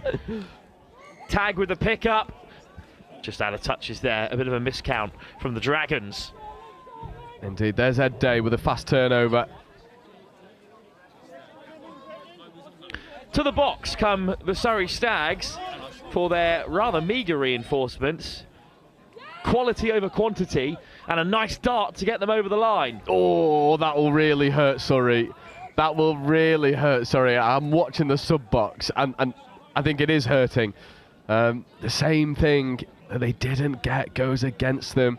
They need to manage those little errors there that are creeping in. Stay in the fight. Focus on the things you can control. Ewan Beveridge looks a little bit uncomfortable on the sideline for Surrey. That would be a big loss, not just because they've got hardly any subs, but also because the quality player as Tagg comes forward for Cardiff. The wind just picking up a couple of degrees in the closing stages, and a dive for the line. Denied, and a turnover. It's still a very narrow plate final here. Yeah, this really is anyone's plate final. Surrey, Joe, just need to find a little bit more momentum. They're running too laterally, that's better, but still off the mark again. This time they are punished. Feels as though the refs were trying to give them the benefit of the doubt, perhaps, given the conditions, but that's one too many errors. And now it's going to be Hugh Owen who leaves it instead for Jack Palmer. Tabatabai. This pod is potent. Tabatabai to Palmer to Trays. Here's Trays, a famous touch name. Tabatabai could have given it there. The winger was free. Oh, it has to go. But instead the touch is made. Mia Weiss denied. I love that Dom Trip coaching from the sidelines. The player's going, is that mine? No. Wonderful. Trees off the deck. Tabatabai! Oh. Great finish. And the score is given. Aaron Tabatabai has another. It's so good. It's set up by Ella Trays here. Ella Trays orchestrating the sweeper, and that covering middles, they just overcompensate too much. Big gaps in the defence, and Cardiff double their lead. Surrey head back to what remains of the halfway line, and off we go. 6 fresh touches that they've got to use, and it's an excellent early drive. What a start for Beveridge, and they've got to move from here. Beveridge on the wraparound, sliding in from a mile out. Clatters into tag. Just come back to the 7. That's got to hurt. Day. Mahua. Mahua gets it again. Big dummy from Day, caught by tag. Yeah, I think Ed Day is asking the question, and he gets his reward for doing so. Cardiff are offside. They're not hitting that line, but Surrey Stags aren't threatening the line to get the call. Ed Day does, finally gets his penalty. Still dancing away, Day, eventually caught. Mahua, Day on the return, dives in himself, springboards on the inside, tag gets down. I think tag's offside, so they might give, and they do give the offside penalty first, which is interesting, because I'm not sure if anyone else made the touch, but it gives Ed Day another opportunity. Barrow, Day, it's Beveridge wrapping round. Tag after the touch and pass, but not given. More touches at the line for the Surrey Stags. They have to take something from here. Can't come away empty-handed after so much pressure. Barrow, Day, whistle goes, another penalty. That's the 3rd as well, so someone's got to go for time here. In fact, he gets 4 subbed. He doesn't get for time. Off goes Sindel. And racing through goes Ed Day, who opens up the scoring for the Surrey Stags, and they cut the deficit to a single score. I tell you what, it's a clinic in patience from Ed Day. He wasn't getting his reward. He was asking the question, and then eventually ends up just stepping both Chloe Hill and Morgan Tagg in a phone booth, gets his 5v6, executes superbly, doesn't waste any energy, gets it done on 1, gives the ball back to Cardiff, 2-1, Cardiff favour. Tag caught offside, racing onto it, come Cardiff, Palmer. Trees, Tabatabai. Palmer. With that red, white and green bucket hat of his. Tabatabai. Trees, good pick up to the open side. Soft hands, but great defence in the end to deny Cardiff. Ewan Smith just caught. Rushing up to make the touch, though, was Nora Davis. Really good work from the winger. Quick tap for the Surrey Stags, and they head towards the box. Plenty of time for them to get back into this game. Yet to have a drop-off here in our first round of the University Championships. It'll be great to see one in a plate final. Yeah, and also, we've not really seen a lot of that line attack threat from Cardiff. Day with a great pickup. Barrow in support. That's 5th, but it's just been left behind by Day. He's half caught. He's half. So it should be turnover, but there was a bit of lapse of communication. It's got honesty from Ed Day. Took some time for the referees to wake up for that one. Palmer, Tabatabai. Oh, that's an unforced error. And this is a huge chance for the Surrey Stags to level it up here. Yeah, they need to execute. They've been given an opportunity. You got 8 minutes left on the clock. There's Day. Beveridge. Oh, he's dropped it. The ball was buried, in fairness. It's not the try line you want to be attacking whilst you're a try down. It doesn't normally play any effect in the game at all. But one end of the pitch is a bath at this point of mud, and the other end still has some structure to it, and that's the end that Cardiff are attacking as they look to extend their lead. It's not cow corner. It's half a half. Half a half indeed. You don't want to end up down there. Tag. Morgan Tag back in possession again. You can't miss him. Tag with a good scoop, but he has to use the ball here. Good. Day in pursuit. Over the top it goes. What a Surely score. Cardiff have another. Mia Weiss with she's her dropped third. it. She's dropped it. Dropped in the mud. It's the right end to attack. What a missed opportunity. Morgan Tag, what a play that is. No touch. You can see he pulls out of it. Well, let's first have a look at this drop. Oh, it's so unfortunate from Tag. I mean, look at the ball. It has so much mud on it. It's like she grounds it on her knee in the end. Tag goes reaching out, but he is caught. Plenty of touches for Cardiff here to re-establish the 2-try advantage, which is a huge deficit given how this game has gone. Yeah. Tag winding one up. Oh, spinning around in the touch. Penalty for Cardiff Dragons. I've got to say, Morgan Tag, you'll see. You might see it here. I think this is the hard touch that's just come in, just in at the side, spinning him round. Sliding in go Cardiff again. Touch made. Still a chance here. Stanley Sindel back amongst it. Off the deck from Owen. Tag. To the edge they go. Touch taken by Chloe Hill. Tag. Hill! Oh, it's touch made. How much closer can you get? And in the end, the Surrey Stags survive. Still pressure on here from Cardiff. Tag, Hill. Takes the touch. Tag to the short side. Late release. What a line by the winger. Has it been held? Yeah. It's forward. Oh, it's good. They've given it. Oh, They've goodness given me. it in the end. Got to have another look at This that. sideline ref was saying forward. The on-field ref doesn't have a look. Morgan Tag. I was just thinking in my brain there, he's got to get his reward, and he does. Well, I saw both referees wave the hand, but in the end they were saying all clear. Yeah. It is a score for Cardiff, dotted down by Kira May, who has her second in the plate final. I've got to say as well, credit where credit's due. It all comes from Morgan Tag, this side of the pitch, pulling out of a touch and getting a no-touch call after he throws the ball away. On second touch, he goes and makes a wonderful skill play, gets the ball back, executes in the far corner. If Cardiff end up winning this final, well, Morgan Tag will have his name in it. Surrey Stags attacking the slightly kinder of the two ends here with the reversal of playing direction, right to left now. The men and women in green. Good pickup from Mahua. Day looks to loosen it, but the touch is made. Great defence by Mia Weiss. Yeah, it's just a lapse of communication there for Surrey Stags. Players getting in each other's way, not really finding any success in their line attack. And Cardiff just drive up the guts. That second touch right on halfway. 4 minutes to go. The next score must be Surrey's. They've got to shut out Cardiff here, who are on a real rumble.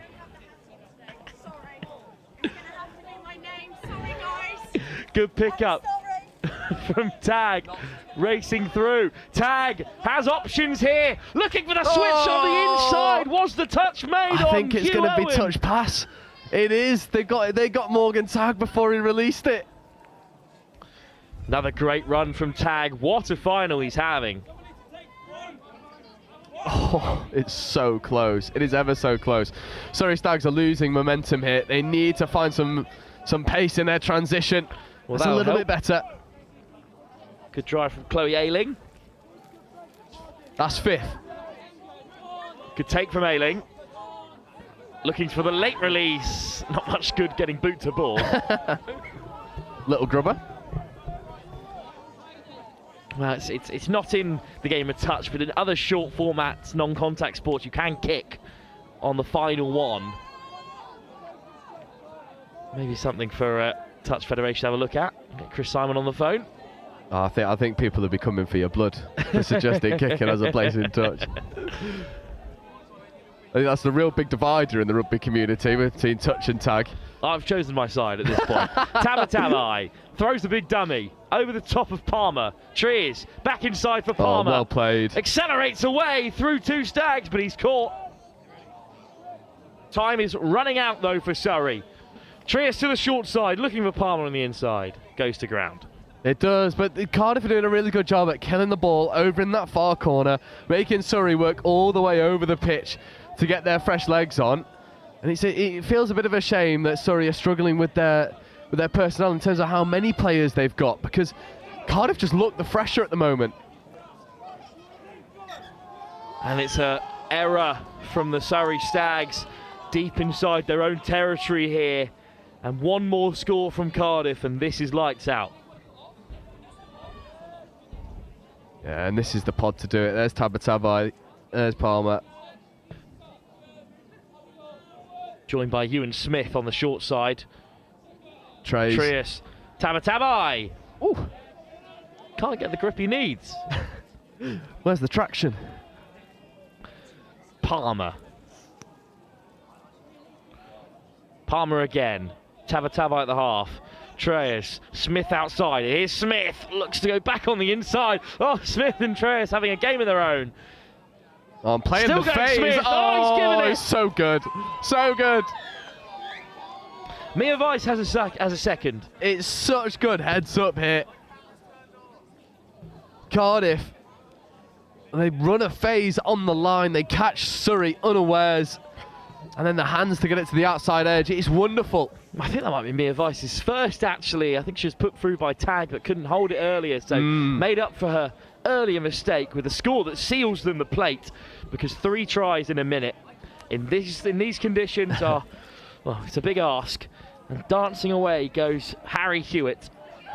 And Surrey may be a victim of their own success here. Getting all the way into the final with so few players is so commendable, but you come up against, you know, the premier team in this division in Cardiff, and they just seem to have found that extra gear when they need to. It was a strong plate competition, but I think Surrey beating the likes of Loughborough 2's a very strong team already, Amazing sort of knocking results. them out, opening the door for Cardiff, who've had to see off some really strong sides to reach this stage. But again, it's very similar from the semi-final we saw with Cardiff. They sort of lull people into a dogfight in the first 15 minutes, and then the final 5, they just turn it on. Smith, 2-on-1, throws the dummy, and they'll have 5 on the buzzer. Ewan Smith has the final say. Cardiff win the plate. A delightful end to their first of 3 tournaments, of course, in this University Touch Championship, but well deserved. And they've beaten the Surrey Stags by 5-1. It is extremely well deserved, and again, they execute when they need to. They just found the momentum, they found the platform, and more importantly, they found the connections to get over that Surrey line. Surrey found them, just not as consistently as Cardiff, sorry. Cardiff fully deserved that victory. The plate goes to Cardiff, points on the board ahead of the next round. But our next game, which is in 10 minutes' time, is a game as old as touch rugby in this country itself. A huge rivalry. It's Nottingham Trent taking on Exeter. Final game of the first round of the University Touch Championships. Live from Riverside. We'll be back in 10.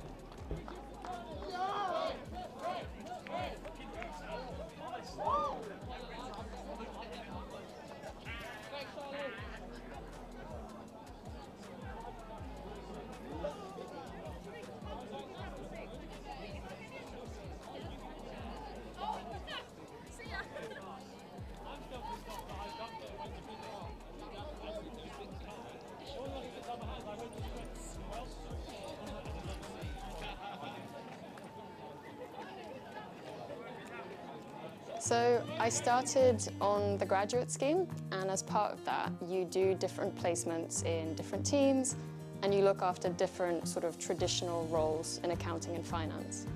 And I did a couple, and I realized very quickly it wasn't really where my strengths were. I could do it, but I think I was more interested in the strategy of finance and in particular in the people of finance and their development. So it's a little bit sort of off track compared to a traditional finance path. I am Diane Loughborough and I've discovered the power of opportunity with SEMA. Are you interested in careers in finance and business? If so, come and follow us on Instagram and TikTok to find out more about SEMA's CGMA qualification. SEMA Early Careers UK is your one-stop shop for all things finance and business with SEMA. We're going to share job opportunities, career insights, employability advice, success stories from SEMA members, events, competitions, and much, much more. So follow us today, SEMA Early Careers UK on TikTok and Instagram. It's our turn now.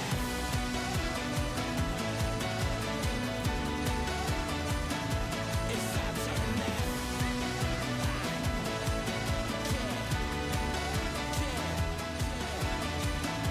It's our turn now. It's our turn now.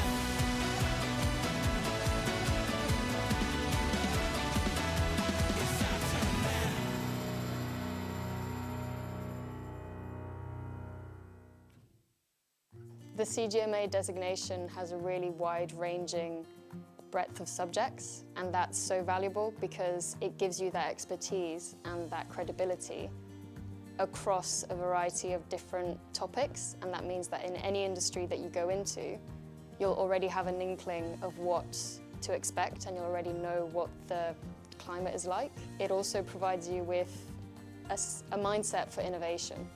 And that mindset for innovation means that you're ready to take on any challenge and to shape the future and how it will look like. Management accounting explained in touch rugby terms, like the coach of a touch rugby team. Management accountants need to keep track of performance to help their business or team improve. They track revenue and costs. This is like monitoring your team's tries scored and conceded. They analyse performance, like identifying which players are most effective and where improvements can be made. They develop strategies, like creating game plans to help your team win. Management accountants make informed decisions to help businesses, your team, succeed. Find out more about becoming a chartered global management accountant with SEMA today. I think accounting and finance has become much more about risk and much more about being able to manage the unknowns. The finance business partner role of today is nothing like the 5-year from now finance business partner role. It's in technology, in intelligent sort of automation. Means that accounting and finance really has to focus on adding value and adding value for money more than anything.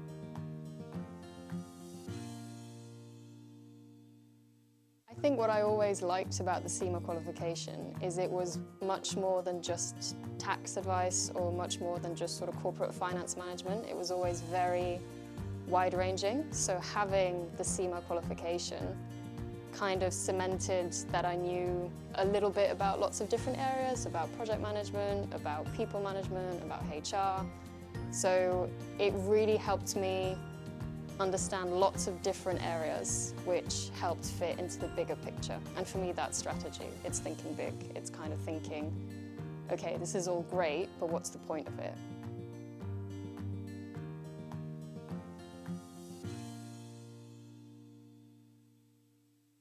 My name's Anne and I play for the England Women's Touch Rugby team, as well as helping the England Touch Association with introducing touch rugby to schools across the country. Hi, I'm Dom Tripp. I'm the England Touch Schools lead and I've also played touch for England. In terms of coaching touch in schools, it really is the simplest form of rugby to get started. It's awesome because you can play at mixed gender, you can play mixed age groups, so getting that first team together to get games started is super simple. So we've spent quite a long time going into schools, both primary and secondary, to develop these resources with the youth voice in mind. The kids have been really creative, creative, given their input, and we've named some rules or some superpowers after the kids, and it just really gamifies it. Touch rugby as a game is awesome for physical literacy, really works on agility, you've got forwards, backwards and evasive running, really good for catch pass, so that hand-eye coordination, and lots about finding and using space well, both individually and as a team. Kids are always moving, so your 30 active minutes are pretty much guaranteed in this. One of the awesome things about touch as well is it's been played since the 1960s and is now played across the globe, and so there is a huge amount of technical and tactical stuff that as players get older or more experienced, they can start to bring into the game and really test their learning and growth and development through the game. It really is for everyone, but then if schools really do enjoy it and they want to play, there's a whole competitive pathway where kids in their schools can go and play in regional rounds and make a national finals. Touch is really like a values-based game. Honesty is just so important. It's not really about winning or losing, it's about working together. Ultimately, touch is just really fun. It gets kids active, and it's all about learning through play. So with the resources, there's not only stuff for the teachers, but we've got a really strong young leaders program. Because it's so simple, we've had primary school kids being the young leaders to their fellow peers, and the sessions run brilliantly. Done and tested these resources and the game format. It's fun. They start playing it at lunchtime, at break time. Just an awesome sport. If you're interested in finding out more, contact the England Touch Association, schools@englandtouch.org.uk to find out more. It was the first time in my life that I was studying something that I'd actually be doing at work the next day. I'd never had that connection between work and study before. And then that sort of shaped itself into a really solid understanding of everything, and then the tools to then set up the strategy.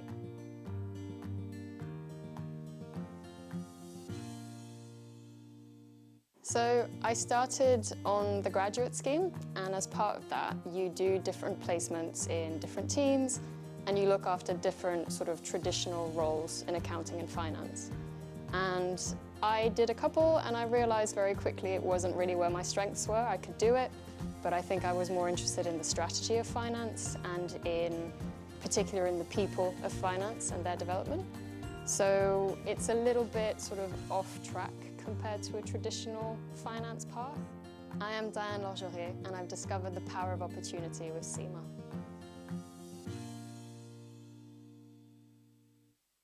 Welcome back then to the final game of the University Touch Championship. The opening round has had its fair share of slips and spills. The field in front of us has taken a battering, but it's got just 20 more minutes of touch to withstand, and it's the grandest game of all. It's Exeter who'll be tapping us off, playing left to right in the green and grey. They're taking on Nottingham Trent Timberwolves, who have so far sauntered their way through to this final. Will they finally be challenged, Joe Wright, by this talented Exeter team? They have to be. This Exeter team are the favourites for this division. Not only the division, but the tournament in general. It'll be interesting to see how Nottingham Timberwolves can shape up, because they've got to shut out the Premier Player of last year, Archie Devlin. Off we go then. It's the final game of the first round, and it's been whipped up by Baldock, who's wearing 999 today. Woo. Baldock at the half. Options inside and out. There is Devlin. Cole Graham. What a start this could be. Graham! Devlin! Options on the inside. I think it's just come off a pink shirt there, but it's no action involved, so chance for Nottingham Trent Timberwolves to break out here. They came through a Nottingham derby on the way through. Exeter beat Loughborough 4-0. Yeah. Convincing, very convincing. I would argue that Timberwolves have had the more challenging route to this final, so will that set them in good stead? There's Sam Dixon trying to get through. That might have been played out. Referee saying no. Both sides were claiming for something rather, but instead it's going to be run out by Archie Devlin. Devlin to the open side, and here come the first changes for Exeter. The Hurricanes. Aptly named for the weather we've had so far today. Cleanly forward. Yeah, the referee spotted it. Well, that's a shame, because it was an excellent snipe as well from Harrison Cross. You won't be too happy about that. Yeah, Harrison Cross is now making high performance camps on a regular basis. He's one to watch out for in this absolutely stacked Exeter side. I think there's a World Cup placing mixed open side out there at the moment for England. Round the corner comes Simon. Ball on the inside for Clacker, who's kept the cap off after fine performances so far. Simon, good scoop. Clacker pulls on the handbrake for now, and then Simon accelerates off target with the long ball, looking for Freya Betts. Ollie Simon's just mouthed, "I can't grip it," to the touchline with the shape of the ball in his hands. Well, look, as soon as that was caught by the Exeter midfielder, it was immediately dusted down. So a smattering of rain in the final, apt for the conditions we've experienced so far. Better line speed there from Notts. Trent getting up, and then it's been spilt. Unfortunately, an unforced error from 53, Bibby Pulls, who's not wearing the cowboy hat.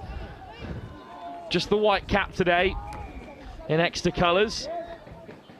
Oh, it's an absolutely stacked side though, isn't it? Yeah. Ben Lenori's just come on as well in midfield. Simon. Dixon, Simons, this is dangerous. This might be the pod to unlock the Exeter defence. Trying to get on the outside of Ben Lenori. Great pickup. Dixon slides in. Oh, Sam Dixon. Opening score for the Nottingham Trent Timberwolves, and they drew first blood in this final just as they did in the semis as well. Yeah, you'll see it here. Ollie Simon and Sam Dixon, they do get Ben Lenori up and out, and they bounce through the middle. Sam Dixon, I mean, he's 6'6", dives over, long and strong. As you say, first blood to the Timberwolves.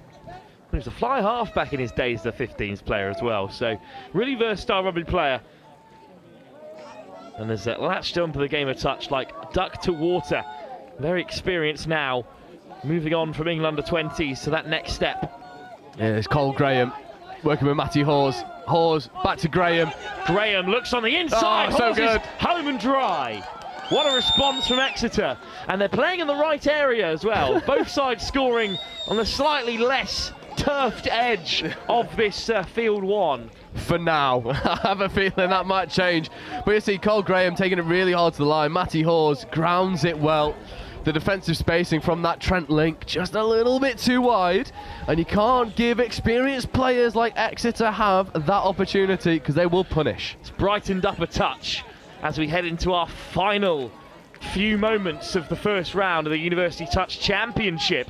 Ball on the inside for Clacker. Here's Simon, and they're marching down the field here, the Timberwolves. Simon dancing on the outside. Yeah, they want to get Ben Lenori up and isolated. You can see it. It's Harrison Cross and Ben Lenori in defence for Exeter, but here's Ollie Simon and Sam Clacker. To the open side, over the top. Oh. It's through the fingers of the winger, and you can't really blame her. Cleveland, it would have been a fantastic take, but in these conditions... You're seeing a very familiar pattern for the Timberwolves. They are working so hard at getting both middles up and engaged in their attack. They're not happy with just getting one. It's where they got their first score from. I think the Exeter Hurricanes, they need to problem solve that. How can you stop them finding success in that mid-mid? Hawes. Ball back on the inside. Devlin bouncing about. Here's Matthew Hawes. Devlin. Good pickup. Hint of an overlap on the short side, but Devlin pulls the handbrake for now. And now Exeter accelerate. Beautiful footwork. Hawes, soft hands. Pullis in the corner. Outstanding from Exeter. And they nudge themselves in front. Oh, Archie Devlin, stop it. Nothing was on. It was defended so well by the Timberwolves, and you'll see here Devlin, square one, square two, beats Ollie Simon. That's not easy. And then the slick hands from number 12, Matty Hawes. It's superb. Try and assist for Hawes. Pullis always putting that away. Very dependable out wide. Yeah, not Dixon. to mention the finish, you're right. The finish is wonderful. Dixon looking to respond for the Timberwolves. Simon's still out there in the middle, working with two different mid-partners so far. Simon, Dixon, charging in. Yeah, Simon not happy. We need a better platform. But they're in the right area here. Dixon, Simon, snipes straight through, dummies, caught. Ben Lenori. Great defence by Lenori. You said they've targeted him out in the middle there, but Well, he's still a fantastic defender, and Lenori wins it back for Exeter.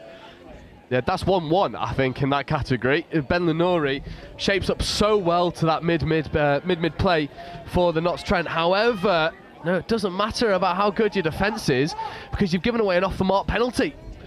I just think you're tempting fate wearing the number 9,999, I should say, in those kind of areas. Yeah, the Timberwolves. You won't catch me doing it, that's for certain. Gotta have a certain aura about you, I think. Simon, Dixon, darting forward, quickly off the deck by the Simons, working in tandem on the spin. Down go the Timberwolves, but denied this time. Tom Kerr. Emily Simon also out there now for Nottingham Trent. Simon. Dixon to Simon the second. Oh, nice Good pick up. And the two Simons might go the length here. Instead, it's skipped out to the winger.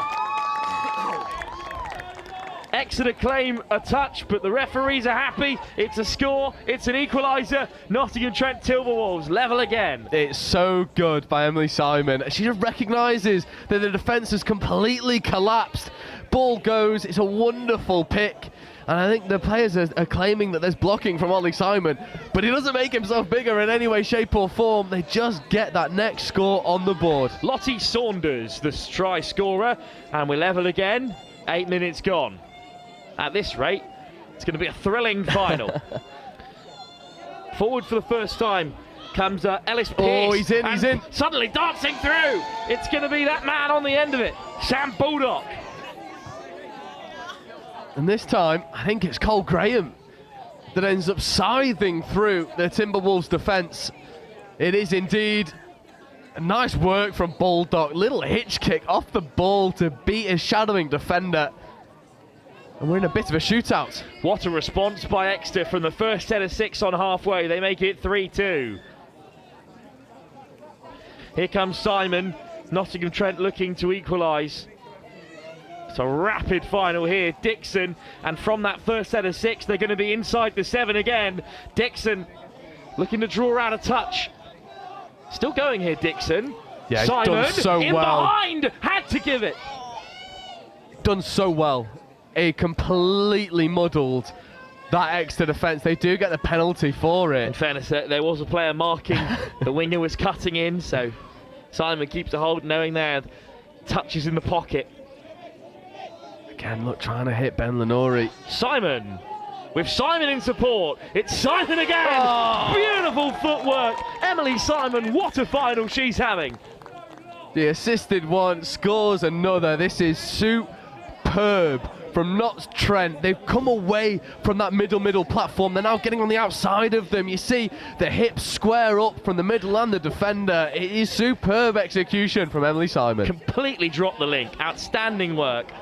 Both Simons having a part to play in this final so far, as you'd expect. Devlin looking to respond. Exeter level again. We're halfway through the gold medal match. Baldock. Devlin. Graham. Winding one up. Drops it off for Devlin instead, who wants on the return. Graham back inside. Devlin caught. Good read in the end from Isaac Oxford.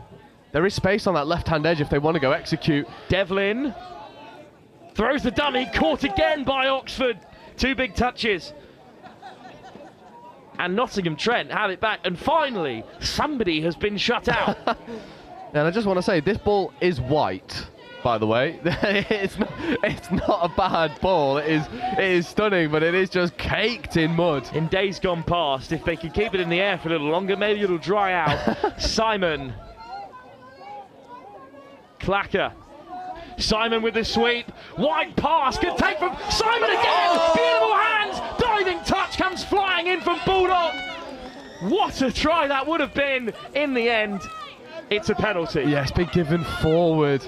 But you're so right, Wilf. What a try that would have been. You see it here. It I think flashes. Baldock gets across though. That inside pass might have been on. But it goes forward off of Ollie Simon initially. Lottie Saunders denied her second. And a response incoming from Exeter. Devlin lifts it off the deck. That's good. That's a good roll ball. Ollie Simon trying to buy the no touch, not given. There's Harrison Cross, striking hard, feeding away. Oh, it's just beyond the on-rushing. I think this time in support was Emma Wade.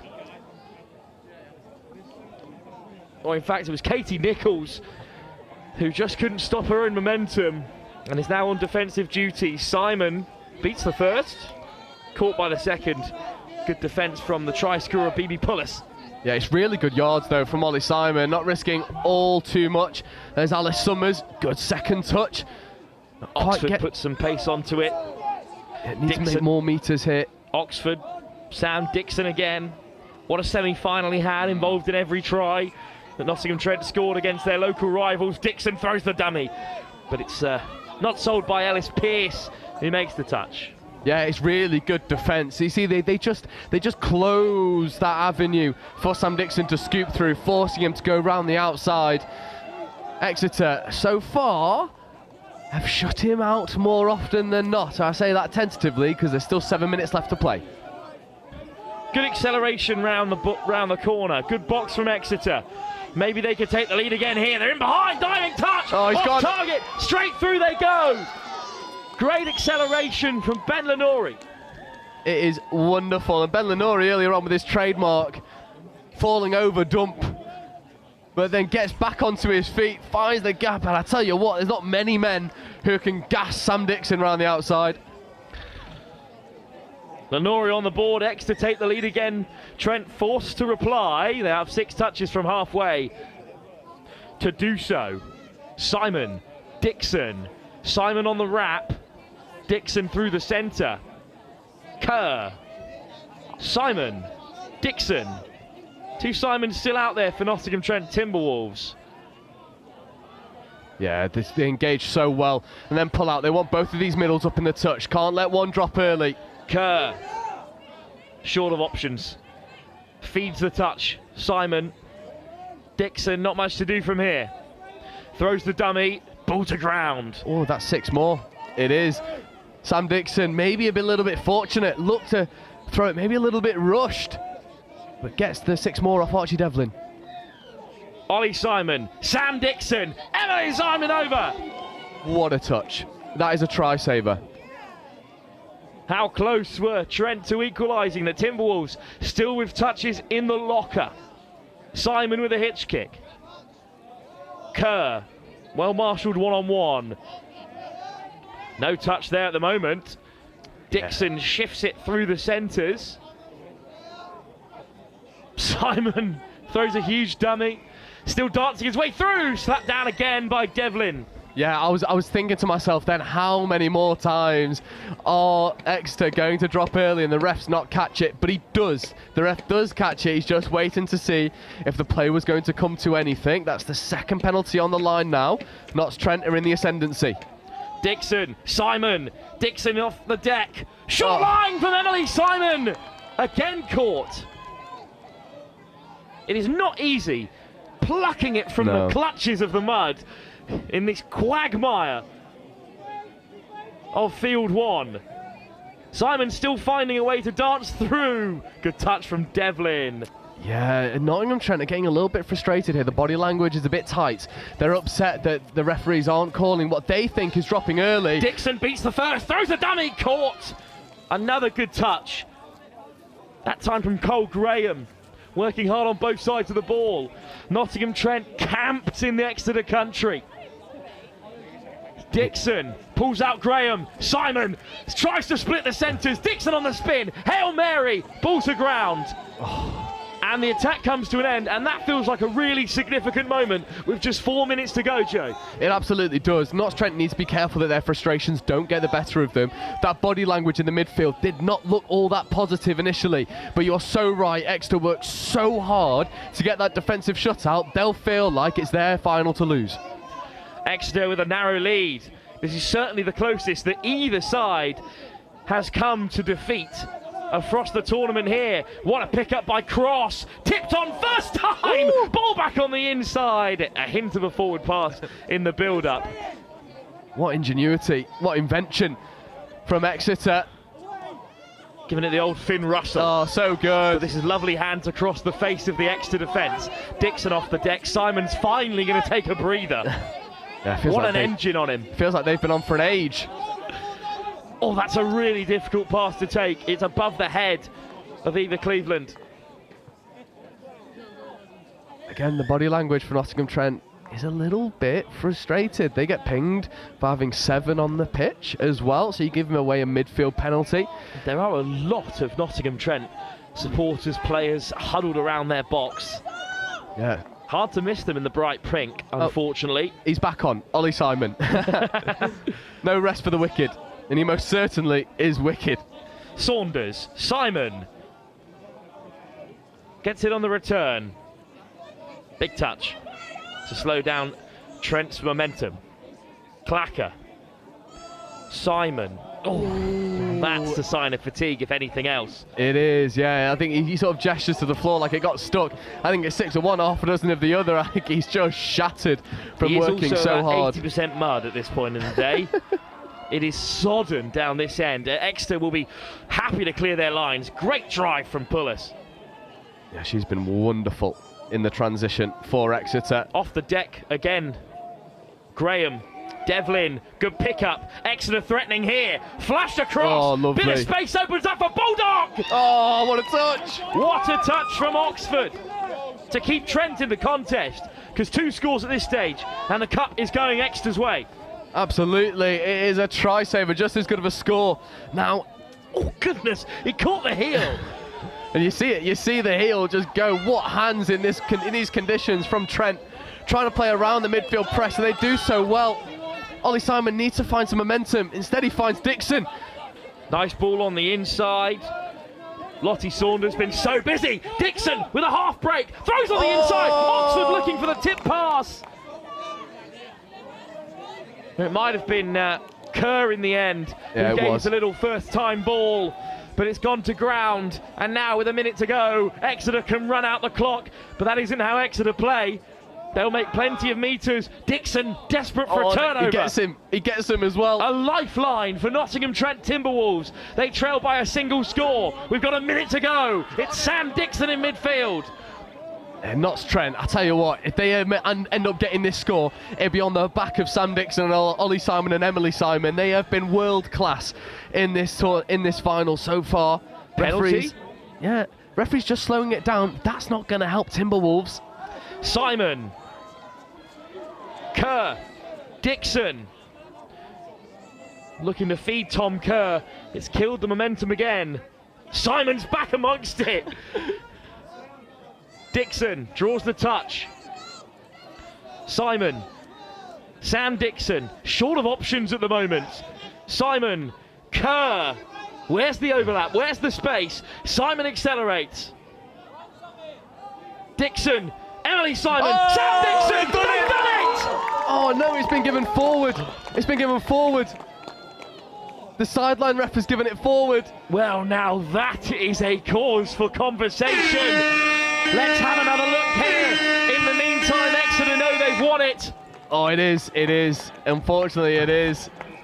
Sam Dixon has to reach so far forward to get that ball back in. Well, that's not the pass I thought they called, but it's a great spot off the deck, and it's the penultimate pass that has undone the Timberwolves. Exeter survive a classic of a final. The sodden turf of the Riverside field here has borne witness to an excellent game. But in the end, it's Exeter who come out on top. It's only the first leg of 3. Both these sides will take nigh on maximum points from these efforts. But this is a statement win for Exeter. The first time either of these sides were truly challenged today. And it's Exeter who come out on top. Yeah, Exeter fully deserved that victory. The likes of Bibi Pools, Archie Devlin, Cole Graham, they had such an influence into that game. It's a big shout out to Notts Trent. Emily Simon had a final to remember. Wonderful influence in that. But it was the team effort from Exeter that just saw them over the lines. It'll be interesting to see if next round we get the same final and if things play out the same or slightly different. Just look at that Exeter team, the depth on show. You start with Graham and Devlin, and when they come off, Lenori and Baldock go on. You've got Pullis, who starts out on the wing, and when she went off, they pulled in a number of top players like Katie Nichols as well, standing out in the link. A great performance from Exeter. This is the first time we've seen them on field one. They are full of international stars, and they have managed to see off Nottingham Trent, who were perhaps the home favourites here in their own city. Well, that will also bring us to an end in terms of our coverage of the first round of the University Touch Championships. Well, what a beautiful ending to today, as the sun just starts to break through here at the Riverside, just in time for the rugby to come to a close, Joe. Yeah, it's always the way at the University Series. It feels like a rite of passage. You turn up to Nottingham Riverside for a university competition and you are greeted with apocalyptic conditions. It didn't quite get there, but my word, was it close. But what a day of rugby, and Wolf, I can't wait for the next 2 rounds. Well, thank you so much for joining us live on the England Touch YouTube channel or here on Next Gen Live. It's been a real pleasure to bring you the first round of the University Touch Challenge. 2 more rounds to come, scheduled in for next week. We'll wait and see what the pitch conditions have to say. But there is so much touch to come. We've got the regional championships, the club championships, the junior regional championships, and of course, in Warwick, deep into the summertime when the conditions will be perfect, we have the Youth Atlantic Cup on home soil for the first time. Beautiful weather here at the Riverside just as we sign off. I've been Wolf Kemsley with Joe Wright, bringing you through all the action so far today. Join us next time for more Touch Rugby, live from Riverside.